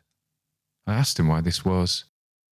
"Mrs. Jarsell keeps no servants," he replied. "She hasn't kept any since Lottie and Mr. Amber went away. Or rather, to be precise, since Mr. Amber disappeared." "How is that?" "She can get none to come here, or to remain if they do come. They're afraid of the Sandwalker." I asked him point blank what he meant, but I couldn't get anything out of him. "Whatever you do, don't go onto the beaches at dusk," was all he said. Then he vanished. I say vanished advisedly, for though I ran after him to the door, for the moment I couldn't see any sign of him. I rushed on round to the corner of the house and came plump onto Mrs. Jarsell. "Master Abraham," I gasped. Then Mrs. Jarsell pointed down the road, and I saw a flying figure disappearing into the darkness. "Why has he run off like that?" I asked. I began to think I was losing my senses. "Everyone runs off from Beach Farm," replied the woman, in the coolest manner possible, and with that she left me staring in amazement. I don't think anyone could dub me a coward, but this place unnerved me. Both within and without the house, all was mysterious, weird, and uncanny. My spirits sank to zero, and my nerves were strung up to a tension positively unendurable. Even the bright light from the kitchen fire filled me with apprehension. I couldn't touch food or drink. Mrs. Jarsell, gliding about the room, in no wise reassured me. Masculine and ponderous as she was, the deftness and stealthiness of her movements were uncomfortably incongruous. She spoke not a word. She totally ignored my presence. I began to loathe the woman, but I determined that anything was better than the horrible suspense I was enduring, so I went straight for the thing which was making havoc of me. "What is the Sandwalker, Mrs. Jarsell?" At the moment, she was polishing a dish cover. As I spoke, it crashed onto the floor. I never saw a woman turn quite so pale as she did then. "Who's been talking to you about the Sandwalker?" "Master Abraham," was my answer. By this time, she was visibly shaking. "Fool," she exclaimed, "a triple fool, and dangerous too. See here, you, Mr. Trossel. I'm willing to board you, but not to answer your silly questions. And if you don't like my house and my ways, you can leave them both. I could do without you. God knows I've had enough of boarders." Though it was rash, and for all I knew, dangerous, willy-nilly, the name Amber slipped my tongue. But she'd regained her self-possession now, and laughed contemptuously as she picked up the dish cover. "I see Mr. Abraham has been telling you my story. It's not a very pretty story, is it? Yes, Mr. Amber was a scoundrel. He carried off my daughter Lottie to London. Aye, and he had the boldness too to return here after his wickedness. I said nothing. It was my duty to forgive him like a Christian, and I did. Although I'm a mother, I'm a Christian first. Poor Lottie. Poor child. I wonder where she is now. Do you know where Mr. Amber is? Yes, Abraham told you, no doubt, that he disappeared. One would think he'd been caught up into the moon, the way the fools round here talk. Yet the explanation is perfectly simple. The man was accustomed to walk on the beaches at night. There are quicksands there, and he fell into one. How do you know that? I found his hat by one of the worst of them. He'd sunk. I'm glad he did. He ruined my life and Lottie's. But vengeance is mine, I will repay, saith the Lord. And this Sandwalker, who? What is it? That doesn't concern you. I told you enough. I'm not going to answer all your silly questions, she reiterated. Not another word would she say. Still, I felt somewhat relieved. Abraham had contrived to surround with an atmosphere of mystery what, after all, was purely an accident. I saw that now, and I was able to go to bed in a much more tranquil state of mind than I would otherwise have done. My room was just off the kitchen. I hadn't been in it more than half an hour when I heard Mrs. Jarsel at her devotional exercises. I could hear her reading aloud certain biblical extracts of a uniformly comminatory character. Her voice was particularly resonant and booming. Her choice seemed to me to range from Deuteronomy to Ezekiel and back again. And thine eye shall not pity, but life shall go for life, eye for eye, tooth for tooth, hand for hand, foot for foot. And the earth opened her mouth and swallowed them up. They and all that appertained to them went down alive into the pit, and the earth closed upon them. The wicked are overthrown and are not. So, for half an hour or more she went on until I was in a cold perspiration. Then she knelt down and prayed. I was in hopes she'd unbosomed herself for the night at all events. But then followed such a prayer as I've never heard. The ban of Jeremiah was a blessing to it. She cursed Amber, dead though he was. She cursed her daughter, and called down upon her unfortunate head such visitations that I confess I shuddered. The woman was raving, yet all the time I could hear her sobbing bitterly. The whole thing was ghastly, revolting. I would have given anything to get away. At last she ceased, and I presume went to bed, though how she could sleep after such an indulgence was a marvel to me. But perhaps now she'd so assuaged her wrath, exhaustion, if not relief, would follow. I hoped so. At all events, she was quiet. After a while I got up to make sure that my door was securely fastened. Then I scrambled back to bed and fell into an uneasy, fitful doze. So I got through the long night. I never once slept soundly, and when I awoke in the morning I felt but little refreshed. With the light came the sense of shame. I was inclined to deal severely with myself for my, as they now appeared to me, absurd apprehensions of the previous night. I made up my mind then and there that I should be a downright coward if I carried out my determination to leave the place. My room was comfortable and the food was good, and I rated myself roundly for being such an impressionable booby. Besides, I knew enough to make me curious to know more. Albeit as silent as ever, I found Mrs. Jarsel civil and composed enough at breakfast. So, although I hadn't succeeded in getting rid wholly of my aversion to the place, I started off in quest of business, saying that I would return about 5 o'clock.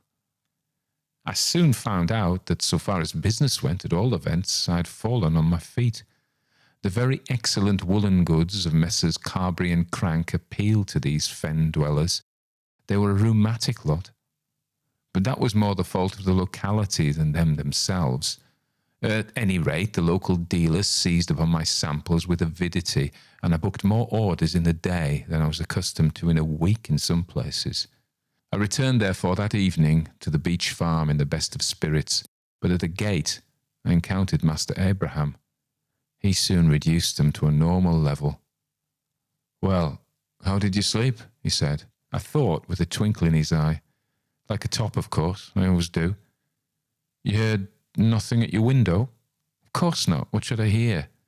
"Then you didn't go onto the beaches?"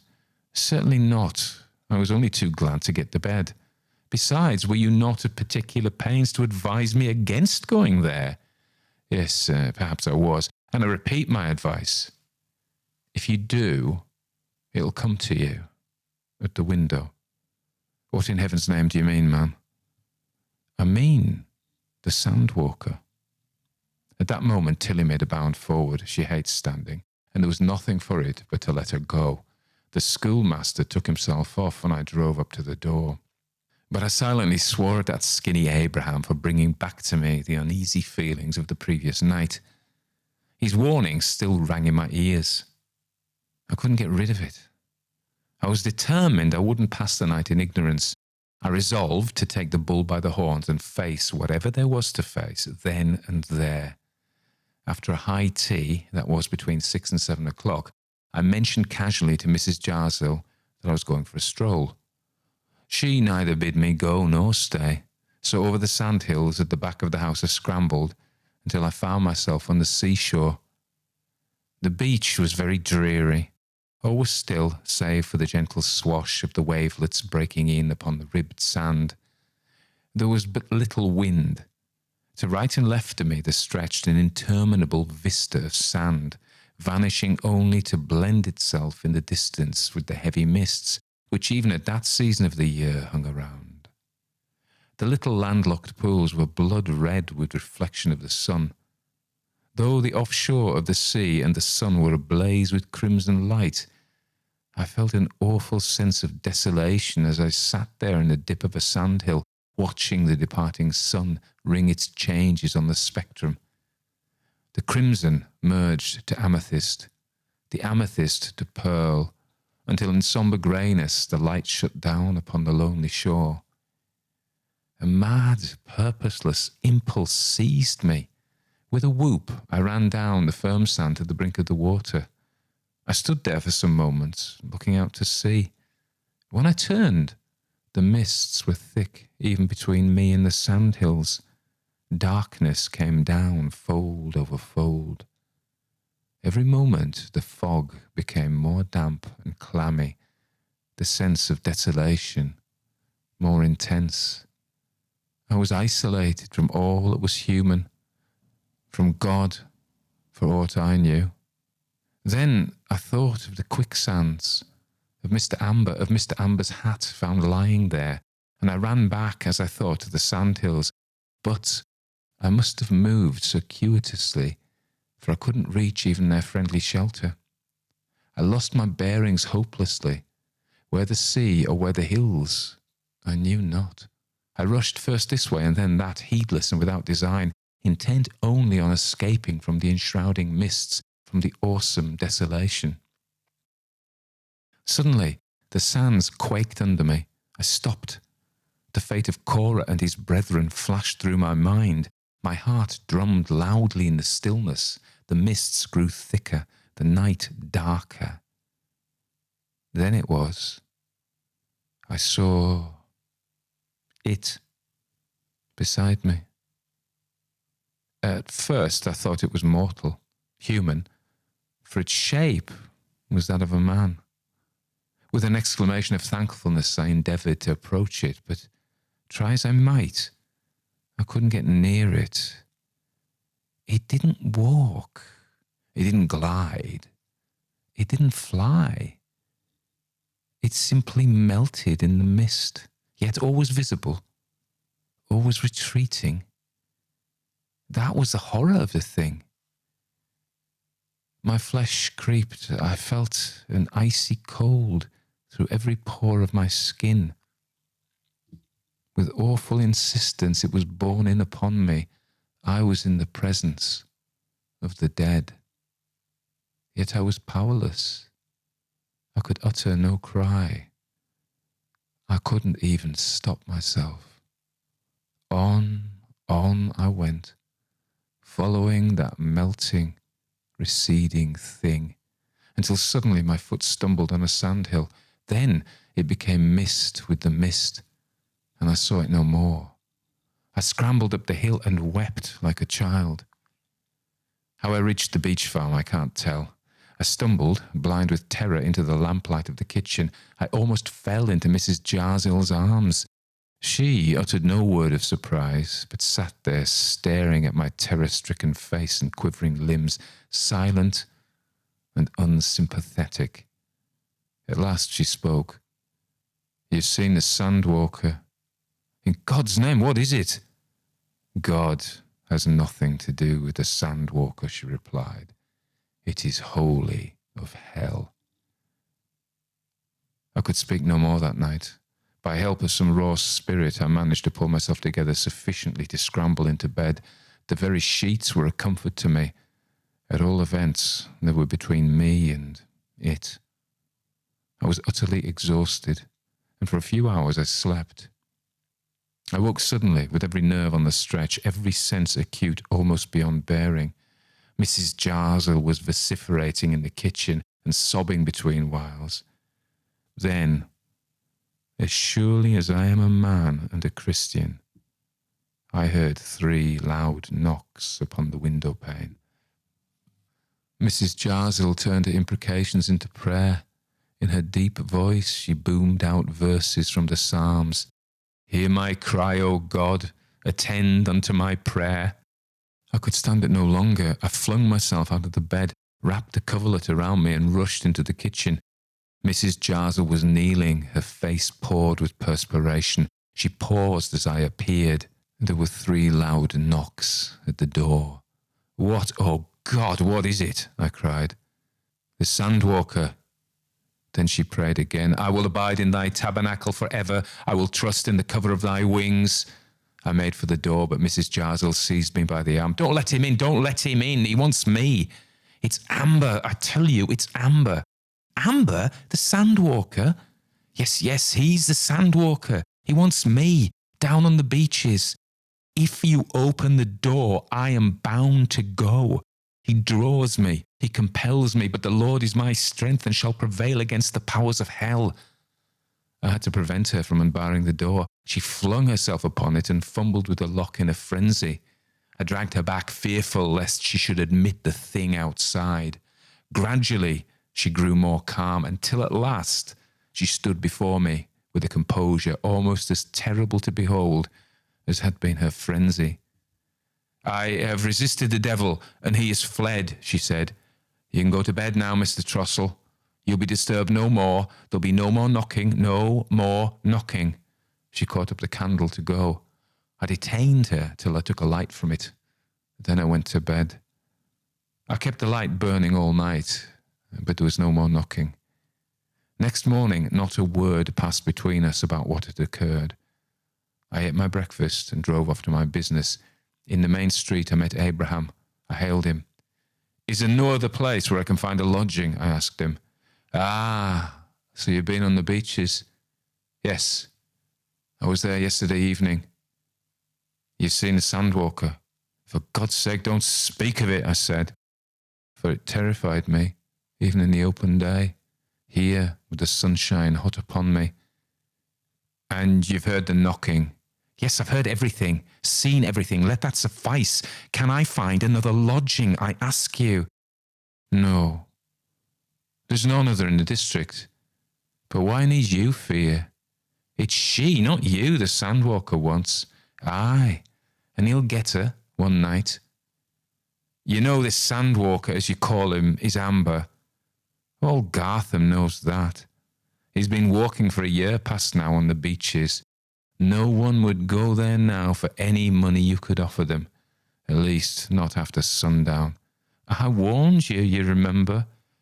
I know you did, but nevertheless I went, you see, and this Sandwalker saved my life, for he led me back to the sandhills when I had lost myself hopelessly in fog. It's not you he wants, I tell you. It's she. Why does he want her, I asked. The man's tone was very strange.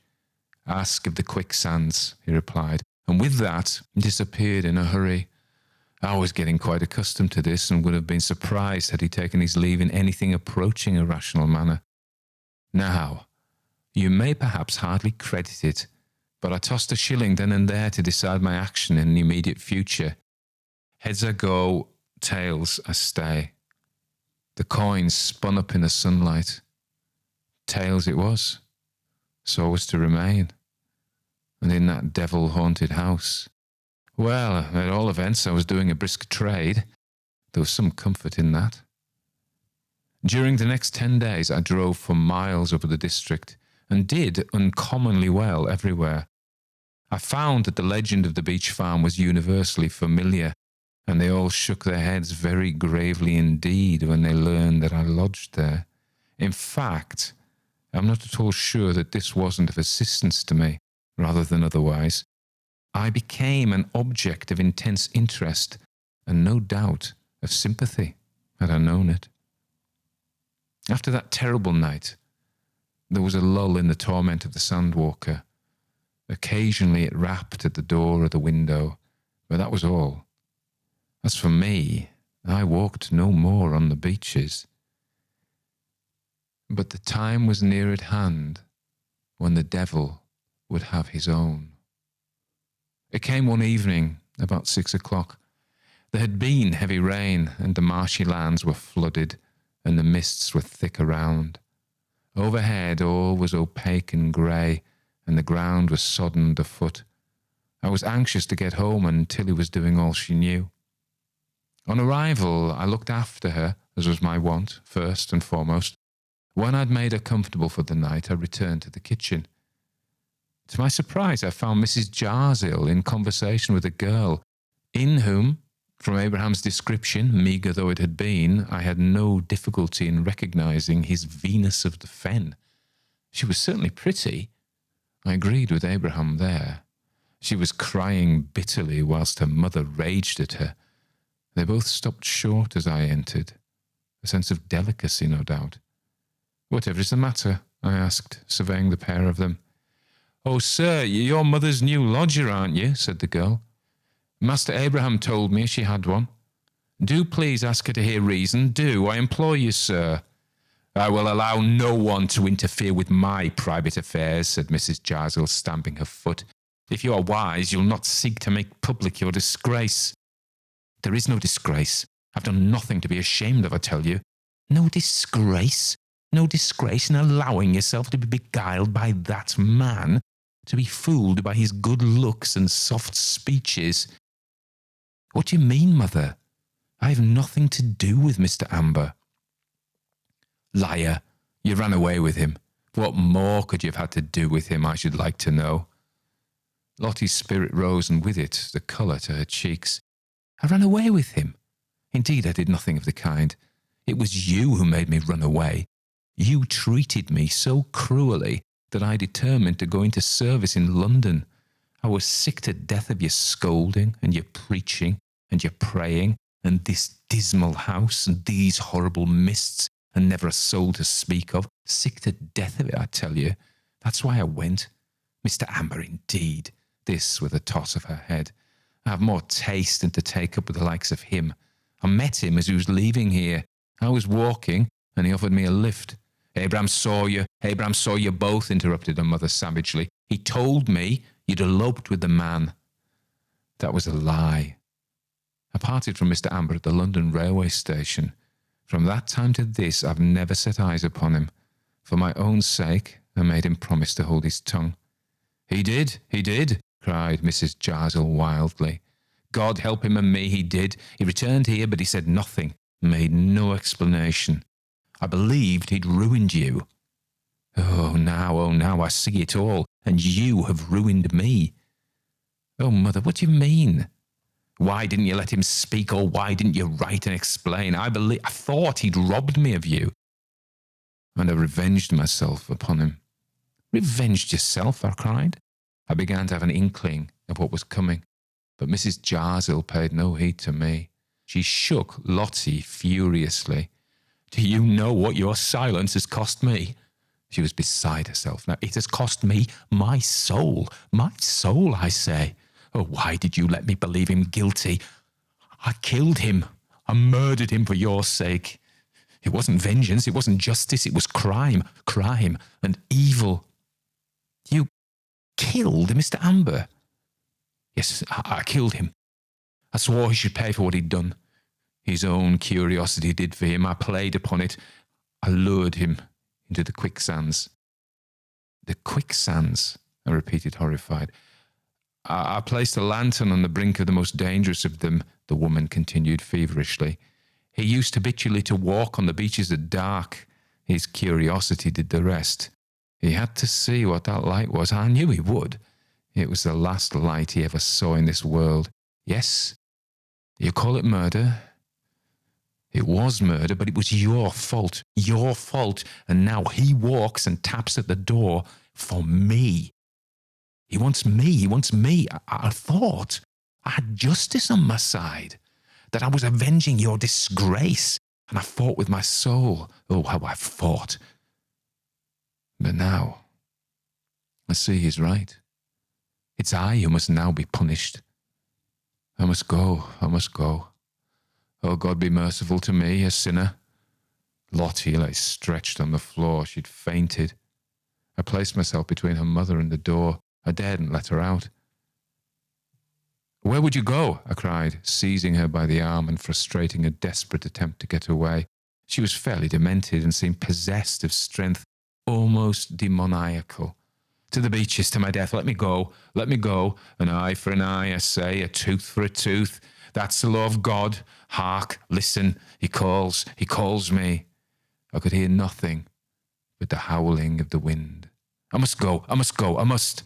She was too quick for me. Before I had time to stop her, she was away into the desolate night. I rushed after her.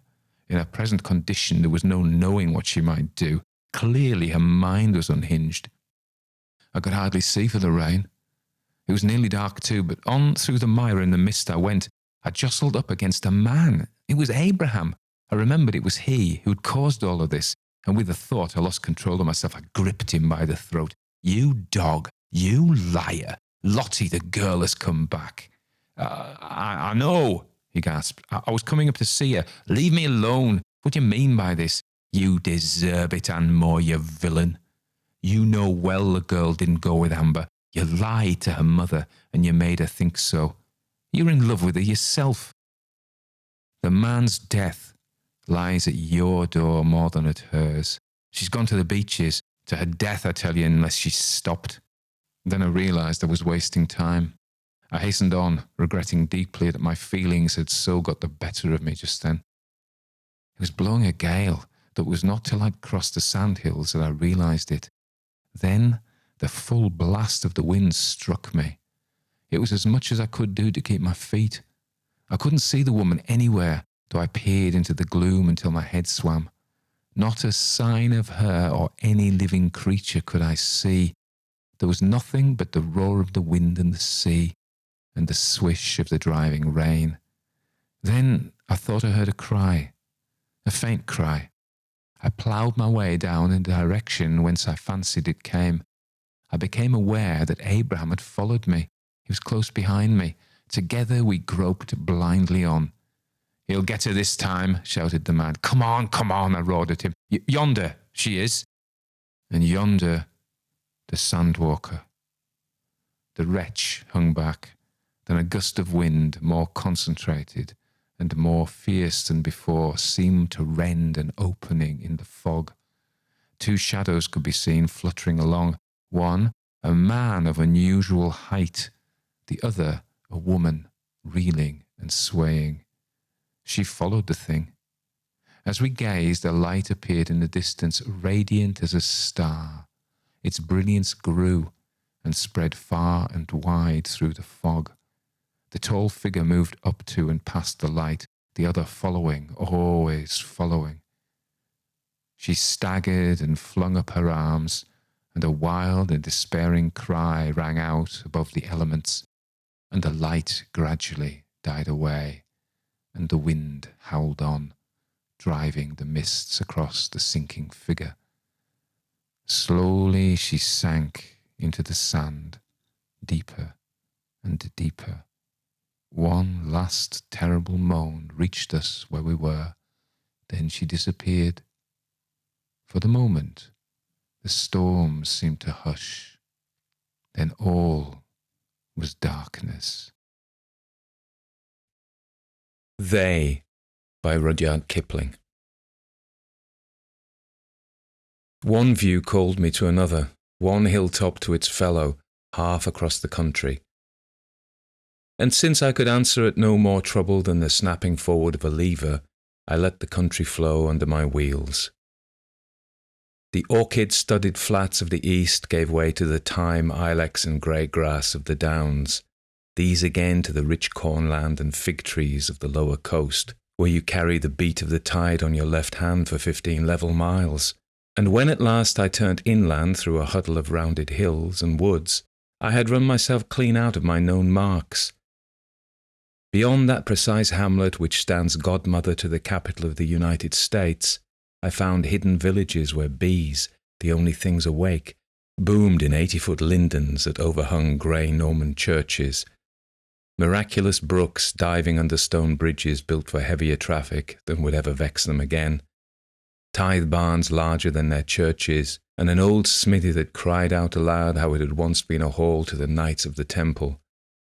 Gypsies I found on a common where the gorse, bracken and heath fought it out together up a mile of Roman road, and a little farther on I disturbed a red fox rolling dog fashion in the naked sunlight. As the wooded hills closed about me, I stood up in the car to take the bearings of that great down whose ringed head is a landmark for 50 miles across the Low Countries. I judged that the lie of the country would bring me across some westward running road that went to its feet, but I didn't allow for the confusing vales of the woods. A quick turn plunged me first into a green cutting brimful of liquid sunshine, next into a gloomy tunnel where last year's dead leaves whispered and scuffled about my tyres. The strong hazel stuff meeting overhead had not been cut for a couple of generations at least, nor had any axe helped the moss-cankered oak and beech to spring above them. Here the road changed frankly into a carpeted ride, on whose brown velvet spent primrose clumps showed like jade, and a few sickly white-stalked bluebells nodded together. As the slope favoured, I shut off the power and slid over the whirled leaves, expecting every moment to meet a keeper, but I only heard a jay far off arguing against the silence under the twilight of the trees. Still the track descended. I was on the point of reversing and working my way back up on the second speed, ere I ended in some swamp, when I saw sunshine through the tangle ahead and lifted the brake. It was down again at once. As the light beat across my face, my forewheels took the turf of a great, still lawn, from which sprang horsemen 10 feet high with levelled lances, monstrous peacocks, and sleek round-headed maids of honour, blue, black, and glistening, all of clipped yew. Across the lawn, the marshalled woods besieged it on 3 sides, stood an ancient house of lichened and weather-worn stone, with mullioned windows and roofs of red rose tile. It was flanked by semicircular walls, also rose-red, that closed the lawn on the 4th side, and at their feet a box hedge grew man-high. There were doves on the roof about the slim brick chimneys, and I caught a glimpse of an octagonal dove-house behind the screening wall. Here, then, I stayed, a horseman's green spear laid at my breast, held by the exceeding beauty of that jewel in that setting. If I'm not packed off for a trespasser, or if this knight does not ride a wallop at me, thought I, Shakespeare and Queen Elizabeth at least must come out of that half-open garden door and ask me to tea. A child appeared at an upper window, and I thought the little thing waved a friendly hand. But it was to call a companion, for presently another bright head showed. Then I heard a laugh among the yew peacocks, and turning to make sure, till then I had been watching the house only, I saw the silver of a fountain behind a hedge thrown up against the sun. The doves on the roof cooed to the cooing water, but between the 2 notes I caught the utterly happy chuckle of a child absorbed in some light mischief. The garden door, heavy oak sunk deep in the thickness of the wall, opened further. A woman in a big garden hat set her foot slowly on the time-hollowed stone step, and as slowly walked across the turf. I was forming some apology when she lifted up her head, and I saw that she was blind. "I heard you," she said. "Isn't that a motor car?" "I'm afraid I've made a mistake on my road. I should have turned off up above. Never dreamed," I began. "But I'm very glad. Fancy a motor car coming into the garden. It'll be such a treat." She turned and made as though looking about her. You haven't seen anyone, have you, perhaps?" "No one to speak to, but the children seemed interested at a distance." "Which?" "I saw a couple up at the window just now, and I think I heard a little chap in the grounds." "Oh, lucky you," she cried, and her face brightened. "I hear them, of course, but that's all. You've seen them and heard them." "Yes," I answered, "and if I know anything of children, one of them's having a beautiful time by the fountain down yonder. Escaped, I should imagine. You're fond of children?" I gave her one or two reasons why I didn't altogether hate them. Of course," she said. "Then you understand.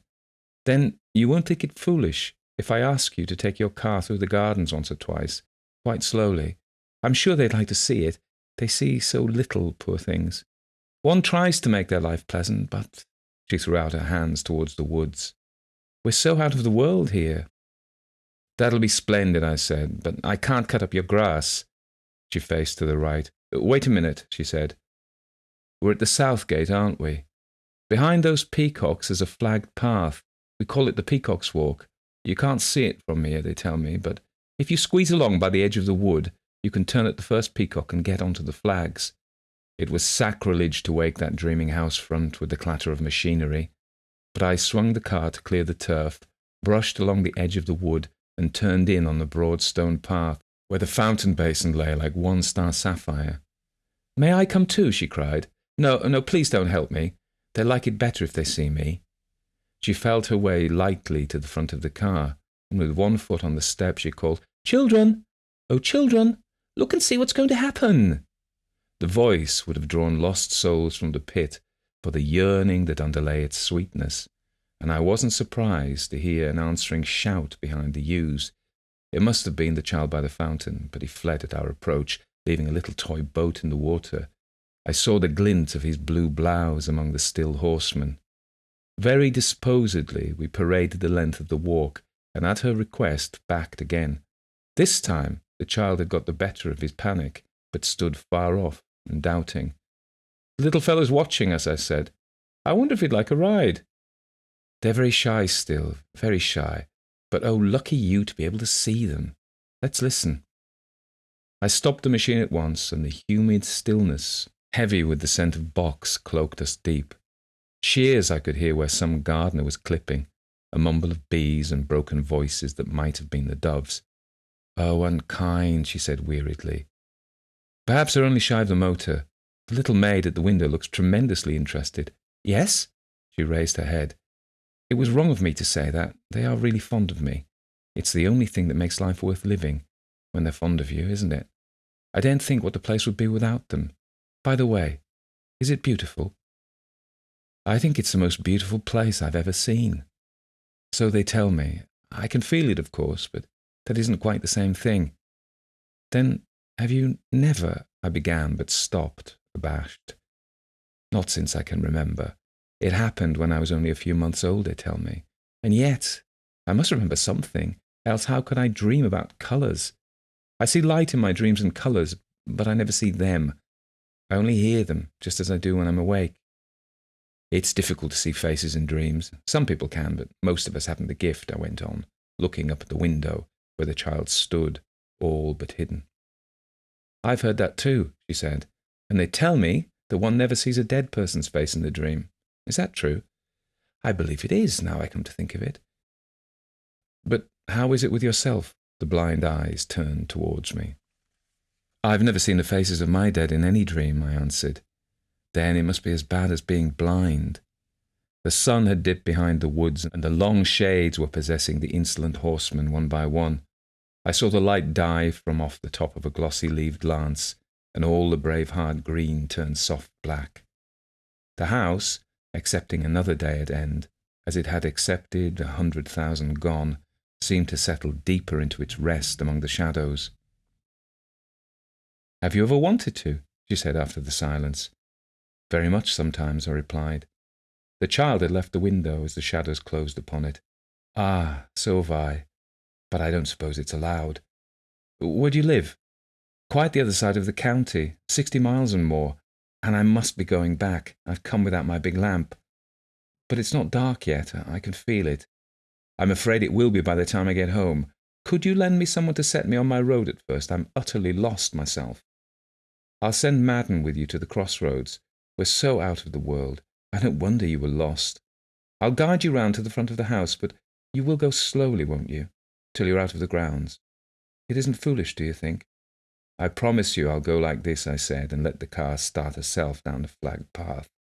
We skirted the left wing of the house, whose elaborately cast lead guttering alone was worth a day's journey, passed under a great rose-grown gate in the red wall, and so round to the high front of the house, which in beauty and stateliness as much excelled the back as that all others I had seen. Is it so very beautiful? She said wistfully when she heard my raptures. And you like the lead figures too?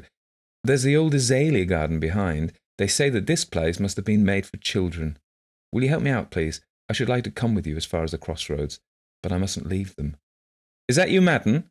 I want you to show this gentleman the way to the crossroads. He's lost his way, but he's seen them. A butler appeared noiselessly at the miracle of old oak that must be called the front door, and slipped aside to put on his hat. She stood looking at me with open blue eyes in which no sight lay, and I saw for the first time that she was beautiful. Remember, she said quietly, if you're fond of them, you will come again, and disappeared within the house. The butler in the car said nothing till we were nearly at the lodge gates, where, catching a glimpse of a blue blouse in the shrubbery, I swerved amply lest the devil that leads little boys to play should drag me into child murder. Excuse me, he asked all of a sudden, but why did you do that, sir? The child yonder. Our young gentleman in blue? Of course. He runs about a good deal. Did you see him by the fountain, sir? Oh, yes, several times. Do we turn here? Yes, sir. And did you happen to see them upstairs, too? At the upper window, yes. Was that before the mistress came out to speak to you, sir? A little before that. Why do you want to know? He paused a little.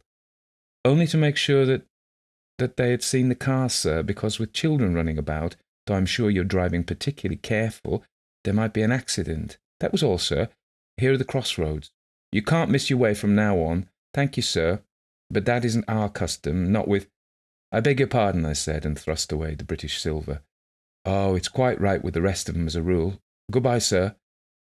He retired into the armour-plated conning tower of his caste and walked away, evidently a butler solicitous for the honour of his house and interested, probably through a maid, in the nursery. Once beyond the signposts at the crossroads, I looked back, but the crumpled hills interlaced so jealously that I couldn't see where the house had lain. When I asked its name at a cottage along the road, the fat woman who sold sweetmeats there gave me to understand that people with motor cars had small right to live, much less to go about talking like carriage folk. They were not a pleasant-mannered community. When I retraced my route on the map that evening, I was a little wiser. Hawkins' Old Farm appeared to be the survey title of the place, and the old county gazetteer, generally so ample, didn't allude to it. The big house of those parts was Hodnington Hall, Georgian with early Victorian embellishments, as an atrocious steel engraving attested. I carried my difficulty to a neighbour, a deep-rooted tree of that soil, and he gave me a name of the family which conveyed no meaning. A month or so later, I went again. Or it may have been that my car took the road of her own volition. She overran the fruitless downs, threaded every turn of the maze of lanes below the hills, drew through the high-walled woods, impenetrable in their full leaf, came out at the crossroads where the butler had left me, and a little farther on developed an internal trouble which forced me to turn her in on a grass way-waste that cut into the summer silent hazelwood. So far as I could make sure by the sun and a 6-inch ordnance map, this should be the road flank of that wood which I had first explored from the heights above. I made a mighty serious business of my repairs, and a glittering shop of my repair kit, spanners, pump, and the like, which I spread out orderly upon a rug. It was a trap to catch all childhood, for on such a day, I argued, the children wouldn't be far off. When I paused in my work, I listened, but the wood was so full of the noises of summer, though the birds had mated, that I could not at first distinguish these from the tread of small, cautious feet stealing across the dead leaves. I rang my bell in an alluring manner, but the feet fled, and I repented. For to a child, a sudden noise is very real terror. I must have been at work half an hour when I heard in the wood the voice of the blind woman crying, "Children, oh children, where are you?" And the stillness made slow to close on the perfection of that cry. She came towards me, half feeling her way between the tree boles, and though a child, it seemed, clung to her skirt, it swerved into the leafage like a rabbit as she drew nearer. "Is that you?" she said. "From the other side of the county?" "Yes, it's me, from the other side of the county." "Then why didn't you come through the upper woods? They were there just now." "They were here a few minutes ago. I expect they knew my car had broken down and came to see the fun." "Nothing serious, I hope. How do cars break down?" "In 50 different ways. Only mine has chosen the 51st. She laughed merrily at the tiny joke, cooed with delicious laughter, and pushed her hat back. "Let me hear," she said. "Wait a moment," I cried, "and I'll get you a cushion." She set her foot on the rug all covered with spare parts, and stooped above it eagerly. What delightful things! The hands through which she saw glanced in the checkered sunlight. A box here, another box. Why, you've arranged them like playing shop. I confess now that I put it out to attract them. I don't need half these things, really. How nice of you. I heard your bell in the upper wood. You say they were here before that. I'm sure of it. But why are they so shy? That little fellow in blue who was with you just now ought to have got over his fright. He's been watching me like a red Indian. It must have been your bell, she said. I heard one of them go past me in trouble when I was coming down. They're shy, so shy, even with me. She turned her face over her shoulder and cried again, "Children! Oh, children! Look and see!" They must have gone off together on their own affairs, I suggested, for there was a murmur behind us of lowered voices, broken by the sudden squeaking giggles of childhood. I returned to my tinkerings, and she leaned forward, her chin on her hand, listening interestedly. "How many are they?" I said at last. The work was finished, but I saw no reason to go. Her forehead puckered a little in thought. "I don't quite know," she said simply. "Sometimes more, sometimes less. They come and stay with me because I love them, you see." "That must be very jolly," I said, replacing a drawer, and as I spoke, I heard the inanity of my answer. You aren't laughing at me," she cried. "I haven't any of my own. I never married. People laugh at me sometimes about them because they're savages," I returned. "It's nothing to fret for. That sort laugh at everything that isn't in their own fat lives."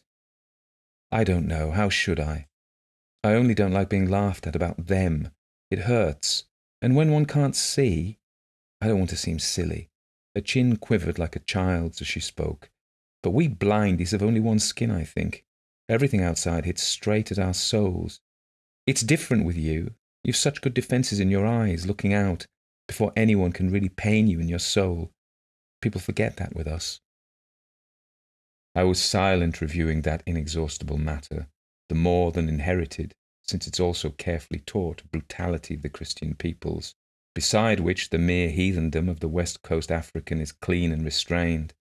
It led me a long distance into myself. "Don't do that," she said of a sudden, putting her hands before her eyes. "What?" She made a gesture with her hand. "That! It's all purple and black. Don't. That colour hurts." "But how in the world do you know about colours?" I exclaimed, for here was a revelation indeed. "Colours as colours?" she asked. "No, those colours which you saw just now." "You know as well as I do," she laughed, "else you wouldn't have asked that question. They aren't in the world at all. They're in you, when you went so angry." "Do you mean a dull purplish patch like port wine mixed with ink?" I said. "I've never seen ink or port wine, but the colours aren't mixed. They're separate, all separate." "Do you mean black streaks and jags across the purple?" She nodded. "Yes, if they're like this," and zigzagged her finger again. "But it's more red than purple, that bad colour." "And what are the colours at the top of it, whatever you see?" Slowly she leaned forward and traced on the rug the figure of the egg itself. "I see them so," she said, pointing with the grass stem. "White, green, yellow, red, purple. And when people are angry or bad, black across the red, as you were just now. Who told you anything about it in the beginning? I demanded. About the colours, no one. I used to ask what colours were when I was little, in table covers and curtains and carpets, you see, because some colours hurt me and some made me happy. People told me, and when I got older, that was how I saw people. Again she traced the outline of the egg, which it is given to very few of us to see. All by yourself, I repeated. All by myself. There wasn't anyone else. I only found out afterwards that other people didn't see the colours. She leaned against the tree bole, plaiting and unplaiting chance-plucked grass stems. The children in the wood had drawn nearer. I could see them with the tail of my eye, frolicking like squirrels. Now I'm sure you'll never laugh at me, she went on after a long silence, nor at them. Goodness, no, I cried, jolted out of my train of thought. A man who laughs at a child, unless the child is laughing too, is a heathen. I didn't mean that, of course. You never laugh at children, but I used to think that perhaps you might laugh about them. So now I beg your pardon. What are you going to laugh at? I made no sound, but she knew. At the notion of your begging my pardon. If you had done your duty as a pillar of the state and a landed proprietress, you ought to have summoned me for trespass when I barged through your woods the other day. It was disgraceful of me, inexcusable. She looked at me, her head against the tree trunk, long and steadfastly. This woman who could see the naked soul. How curious, she half whispered. How very curious. Why? What have I done? You don't understand, and yet you understand about the colours. Don't you understand? She spoke with a passion that nothing had justified, and I faced her bewilderedly as she rose. The children had gathered themselves in a roundel behind a bramble bush. One sleek head bent over something smaller, and the set of the little shoulders told me that fingers were on lips. They, too, had some child's tremendous secret. I alone was hopelessly astray there in the broad sunlight. No, I said, and shook my head as though the dead eyes could note. Whatever it is, I don't understand yet. Perhaps I shall later, if you let me come again. You will come again, she answered. You will surely come again and walk in the wood. Perhaps the children will know me well enough by that time to let me play with them as a favour. You know what children are like. It isn't a matter of favour but of right, she replied, and while I wondered what she meant, a dishevelled woman plunged round the bend in the road, loose-haired, purple, almost lowing with agony as she ran. It was my rude, fat friend of the sweetmeat shop. The blind woman heard and stepped forward. "What is it, Mrs. Maidhurst?" she asked. The woman flung her apron over her head and literally grovelled in the dust, crying that her grandchild was sick to death, that the local doctor was away fishing, that Jenny the mother was at her wits' end, and so forth, with repetitions and bellowings. "Where's the next nearest doctor?" I asked between paroxysms. "Madden will tell you. Go round to the house and take him with you. I'll attend to this. Be quick." She half supported the fat woman into the shade. In 2 minutes I was blowing all the horns of Jericho under the front of the House Beautiful, and Madden, in the pantry, rose to the crisis like a butler and a man. A quarter of an hour at illegal speeds caught us a doctor 5 miles away. Within the half hour we had decanted him, much interested in motors, at the door of the sweetmeat shop, and drew up the road to await the verdict. "Useful things, cars," said Madden, all man and no butler. "If I'd had one when mine took sick, she wouldn't have died." "How was it?" I asked. "Croup. Mrs. Madden was away. No one knew what to do. I drove 8 miles in a tax cart for the doctor. She was choked when we came back. This car would have saved her. She'd have been close on 10 now. I'm sorry," I said. "I thought you were rather fond of children from what you told me at the crossroads the other day." "Have you seen him again, sir? This morning?" "Yes, but they're well broke to cars. I couldn't get any of them within 20 yards of it." He looked at me carefully, as a scout considers a stranger, not as a menial should lift his eyes to his divinely appointed superior. "I wonder why," he said, just above the breath that he drew. We waited on. A light wind from the sea wandered up and down the long lines of the woods, and the wayside grasses, whitened already with summer dust, rose and bowed in sallow waves. A woman, wiping the suds off her arms, came out of the cottage next to the sweetmeat shop. "I've been listening in the backyard," she said cheerily. He says Arthur's unaccountable bad. Did you hear him shrug just now? Unaccountable bad. I reckon it'll come Jenny's turn to walk in the wood next week, along, Mr. Madden. Excuse me, sir, but your lap robe is slipping, said Madden deferentially. The woman started, dropped a curtsy, and hurried away. What does she mean by walking in the wood, I asked. It must be some saying they use hereabouts. I'm from Norfolk myself, said Madden. They're an independent lot in this county.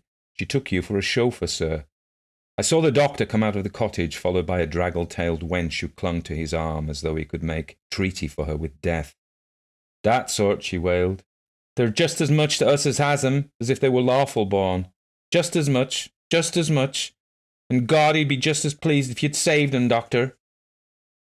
Don't take it from me. Miss Florence will tell you the very same. Don't leave him, doctor. I know, said the man, but he'll be quiet for a while now. We'll get the nurse and the medicine as fast as we can. He signalled me to come forward with the car, and I strove not to be privy to what followed, but I saw the girl's face, blotched and frozen with grief, and I felt the hand without a ring clutching at my knees when we moved away. The doctor was a man of some humour, for I remember he claimed my car under the oath of Aesculapius, and used it and me without mercy. First we conveyed Mrs. Maidhurst and the blind woman to wait by the sick-bed till the nurse should come. Next we invaded the neat country town for prescriptions.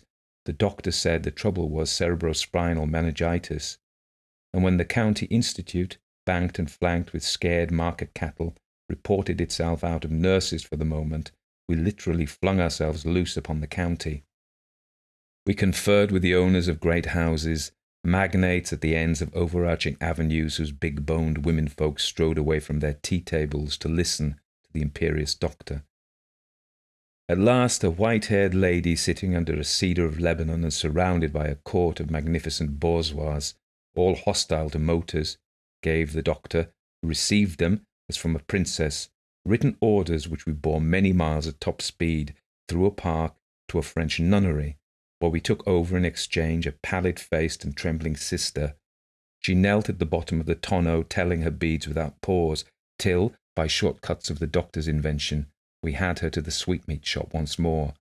It was a long afternoon, crowded with mad episodes that rose and dissolved like the dust of our wheels, cross-sections of remote and incomprehensible lives through which we raced at right angles, and I went home in the dusk, wearied out, to a dream of the clashing horns of cattle, round-eyed nuns walking in a garden of graves, pleasant tea-parties beneath shaded trees, the carbolic-scented, grey-painted corridors of the county institute, the steps of shy children in the wood, and the hands that clung to my knees as the motor began to move.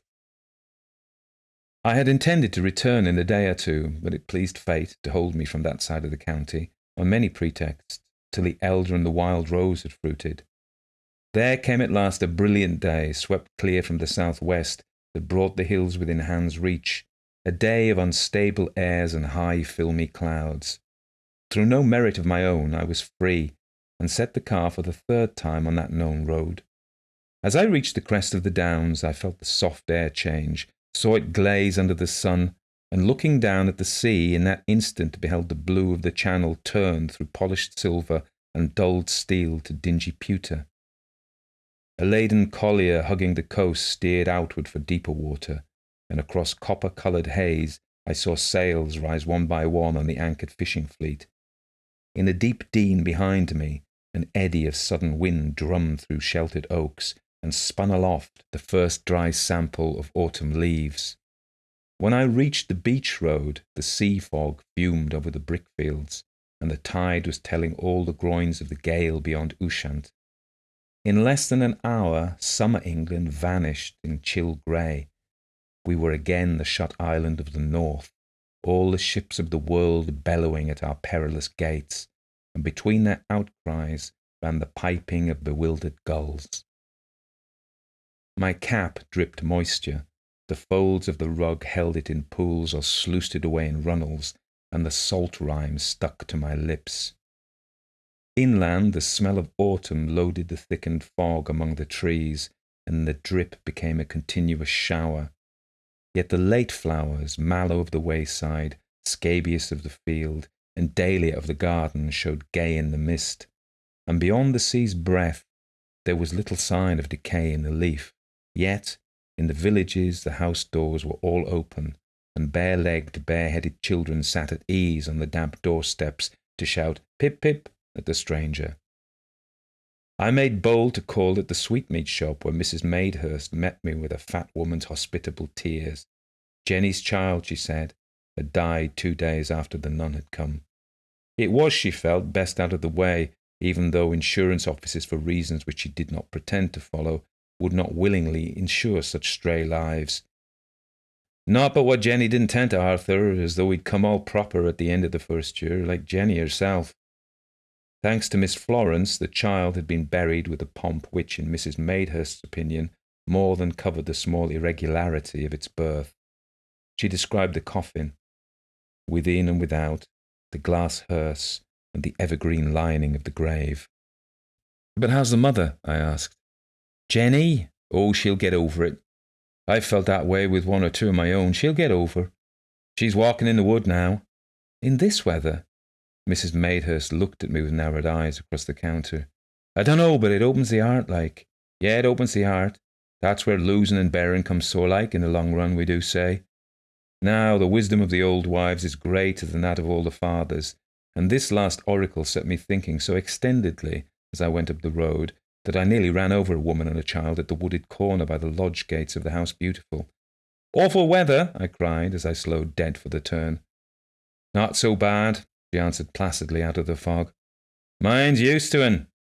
You'll find yours indoors, I reckon." Indoors, Madden received me with a professional courtesy and kind inquiries for the health of the motor, which he would put under cover.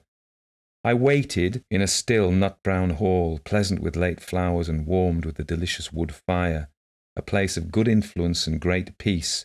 Men and women may sometimes, after great effort, achieve a creditable lie, but the house, which is their temple, cannot say anything save the truth of those who have lived in it. A child's cart and a doll lay on the black and white floor, where a rug had been kicked back. I felt that the children had only just hurried away, to hide themselves most like, in the many turns of the great adze staircase that climbed stately out of the hall, or to crouch and gaze behind the lions and roses of the carven gallery above. Then I heard her voice above me singing as the blind sing, from the soul. "In the pleasant orchard closes," and all my early summer came back at the call. "In the pleasant orchard closes, God bless all our gains, say we, but may God bless all our losses, better suits with our degree." She dropped the marring fifth line and repeated, "Better suits with our degree." I saw her lean over the gallery, her linked hands white as pearl against the oak. "Is that you? From the other side of the county?" she called. "Yes, me. From the other side of the county," I answered, laughing. "What a long time before you had to come here again." She ran down the stairs, one hand lightly touching the broad rail. "It's 2 months and 4 days. Summer's gone. I meant to come before, but fate prevented. I knew it. Please do something to that fire. They won't let me play with it, but I can feel it's behaving badly. Hit it." I looked on either side of the deep fireplace and found but a half-charged hedge stake, with which I punched a black log into flame. "It never goes out, day or night," she said as though explaining, "in case anyone comes in with cold toes, you see." "It's even lovelier inside than it was out," I murmured. The red light poured itself along the age-polished dusky panels till the Tudor roses and lions of the gallery took colour and motion. An old eagle-topped convex mirror gathered the picture into its mysterious heart, distorting afresh the distorted shadows and curving the gallery lines into the curves of a ship. The day was shutting down in half a gale as the fog turned to stringy scud. Through the uncertain mullions of the broad window, I could see valiant horsemen of the lawn rear and recover against the wind that taunted them with legions of dead leaves. "Yes, it must be beautiful," she said. "Would you like to go over it? There's still light enough upstairs." I followed her up the unflinching wagon-wide staircase to the gallery, whence opened the thin, fluted Elizabethan doors. "Feel how they put the latch low down for the sake of the children." She swung a light door inward. "By the way, where are they?" I asked. "I haven't even heard them today." She didn't answer at once. Then, "I can only hear them," she replied softly. "This is one of their rooms. Everything ready, you see." She pointed into a heavily timbered room. There were little low gate tables and children's chairs. A doll's house, its hooked front half open, faced a great dappled rocking horse, from whose padded saddle it was but a child's scramble to the broad window seat overlooking the lawn. A toy gun lay in a corner beside a gilt wooden cannon. "Surely they've only just gone," I whispered.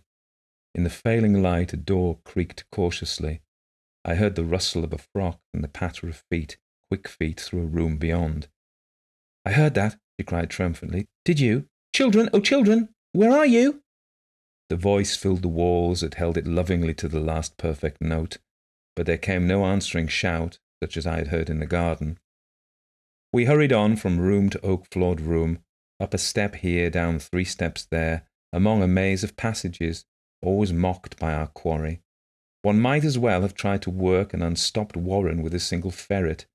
There were bolt-holes innumerable, recesses in walls, embrasures of deep slitten windows now darkened, whence they could start up behind us, and abandoned fireplaces 6 feet deep in the masonry, as well as a tangle of communicating doors. Above all, they had the twilight for their helper in our game. I had caught 1 or 2 joyous chuckles of evasion, and once or twice had seen the silhouette of a child's frock against some darkening window at the end of a passage. But we returned empty-handed to the gallery, just as the middle-aged woman was setting a lamp in its niche. "No, I haven't seen her either this evening, Miss Florence," I heard her say. "But that Turpin, he says he wants to see you about his shed." "Oh, Mr. Turpin must want to see me very badly. Tell him to come at once to the hall, Mrs. Madden." I looked down into the hall, whose only light was the dulled fire, and deep in the shadow I saw them at last. They must have slipped down while we were in the passages, and now thought themselves perfectly hidden behind an old gilt leather screen. By child's law, my fruitless chase was as good as an introduction, but since I had taken so much trouble, I resolved to force them to come forward later by the simple trick which children detest, of pretending not to notice them. They lay close in a little huddle, no more than shadows except when a quick flame betrayed an outline. "And now we'll have some tea," she said. "I believe I ought to have offered it to you at first, but one doesn't arrive at manners somehow when one lives alone and is considered peculiar." Then, with a very pretty scorn, "Would you like a lamp to see to eat by? The firelight's much pleasanter, I think." We descended into that delicious gloom, and Madden brought tea. I took my chair in the direction of the screen, ready to surprise or be surprised as the game should go, and at her permission, since a hearth is always sacred, bent forward to play with the fire. "Where'd you get these beautiful short faggots from?" I asked idly. "Why, they're tallies." "Of course," she said. "As I can't read or write, I'm driven back to the early English tally for my accounts. Give me one and I'll tell you what it meant." I passed her an unburned hazel tally about a foot long, and she ran her thumb down the nicks. "This is the milk record for the home farm for the month of April last year in gallons," said she. "I don't know what I should have done without tallies. An old forester of mine taught me the system. It's out of date now for everyone else, but my tenants respect it. One of them's coming now to see me. Oh, it doesn't matter. He has no business here out of office hours. He's a greedy, ignorant man, very greedy, or he wouldn't come here after dark." "Have you much land, then?" "Only a couple of 100 acres in hand, thank goodness. The other 600 are nearly all let to folk who knew my folk before me. But this Turpin is quite a new man, and a highway robber." "But are you sure I shan't be—" "Certainly not. You have the right. He hasn't any children." "Ah, the children," I said, and slid my low chair back till it nearly touched the screen that hid them. "I wonder whether they'll come out for me." There was a murmur of voices, Madden's and a deeper note, at the low, dark side door, and a ginger-headed, canvas-gated giant of the unmistakable tenant-farmer type stumbled or was pushed in. "Come to the fire, Mr. Turpin," she said. If you please, miss, I'll be quite as well by the door." He clung to the latch as he spoke like a frightened child. Of a sudden, I realised that he was in the grip of an almost overpowering fear. "Well?" "About that new shed for the young stock. That was all. These first autumn storms setting in. But I'll come again, miss."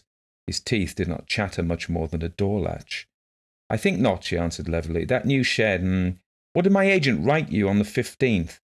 I fancied perhaps if I came to see you, man to man like, miss, but—" His eyes rolled into every corner of the room, wide with horror. He half opened the door through which he had entered, but I noticed it shut again from without, and firmly. "He wrote what I told him," she went on. "You're overstocked already. Dunnett's farm never carried more than 50 bullocks, even in Mr. Wright's time, and he used cake. You've 67 and you don't cake. You've broken the lease in that respect. You're dragging the heart out of the farm. I'm getting some minerals, superphosphates, next week. I've as good as ordered a truckload already. I'll go down to the station tomorrow about 'em. Then I can come and see you man to man like, miss, in the daylight." "That gentleman's not going away, is he?" he almost shrieked. I had only slid the chair a little farther back, reaching behind me to tap on the leather of the screen, but he jumped like a rat. "No, please attend to me, Mr. Turpin." She turned in her chair and faced him with his back to the door. It was an old and sordid little piece of scheming that she forced from him, his plea for the new cowshed at his landlady's expense, that he might, with the covered manure, pay his next year's rent out of the valuation after, as she made clear, he had bled the enriched pastures to the bone. I could not but admire the intensity of his greed when I saw him out facing for its sake whatever terror it was that ran wet on his forehead. I ceased to tap the leather, was indeed calculating the cost of the shed, when I felt my relaxed hands taken and turned softly between the soft hands of a child. So at last I had triumphed. In a moment I would turn and acquaint myself with those quick-footed wanderers. The little brushing kiss fell in the centre of my palm as a gift on which the fingers were once expected to close, as the all-faithful, half-reproachful signal of a waiting child, not used to neglect even when grown-ups were busiest, a fragment of the mute code devised very long ago. Then I knew, and it was as though I'd known from the first day, when I looked across the lawn at the high window. I heard the door shut. The woman turned to me in silence, and I felt that she knew. What time passed after this, I cannot say. I was roused by the fall of a log, and mechanically rose to put it back. Then I returned to my place in the chair, very close to the screen. "Now you understand," she whispered, across the packed shadows. "Yes, I understand, now. Thank you." "I only hear them," she bowed her head in her hands. "I have no right, you know, no other right. I have neither borne nor lost, neither borne nor lost." "Be very glad then," said I, for my soul was torn open within me. "Forgive me." She was still, and I went back to my sorrow and my joy. "It was because I loved them so," she said at last brokenly. "That was why it was, even from the first, even before I knew that they were all I should ever have. And I loved them so." She stretched out her arms to the shadows and the shadows within the shadow. "They came because I loved them, because I needed them. I must have made them come. Was that wrong, do you think?" No.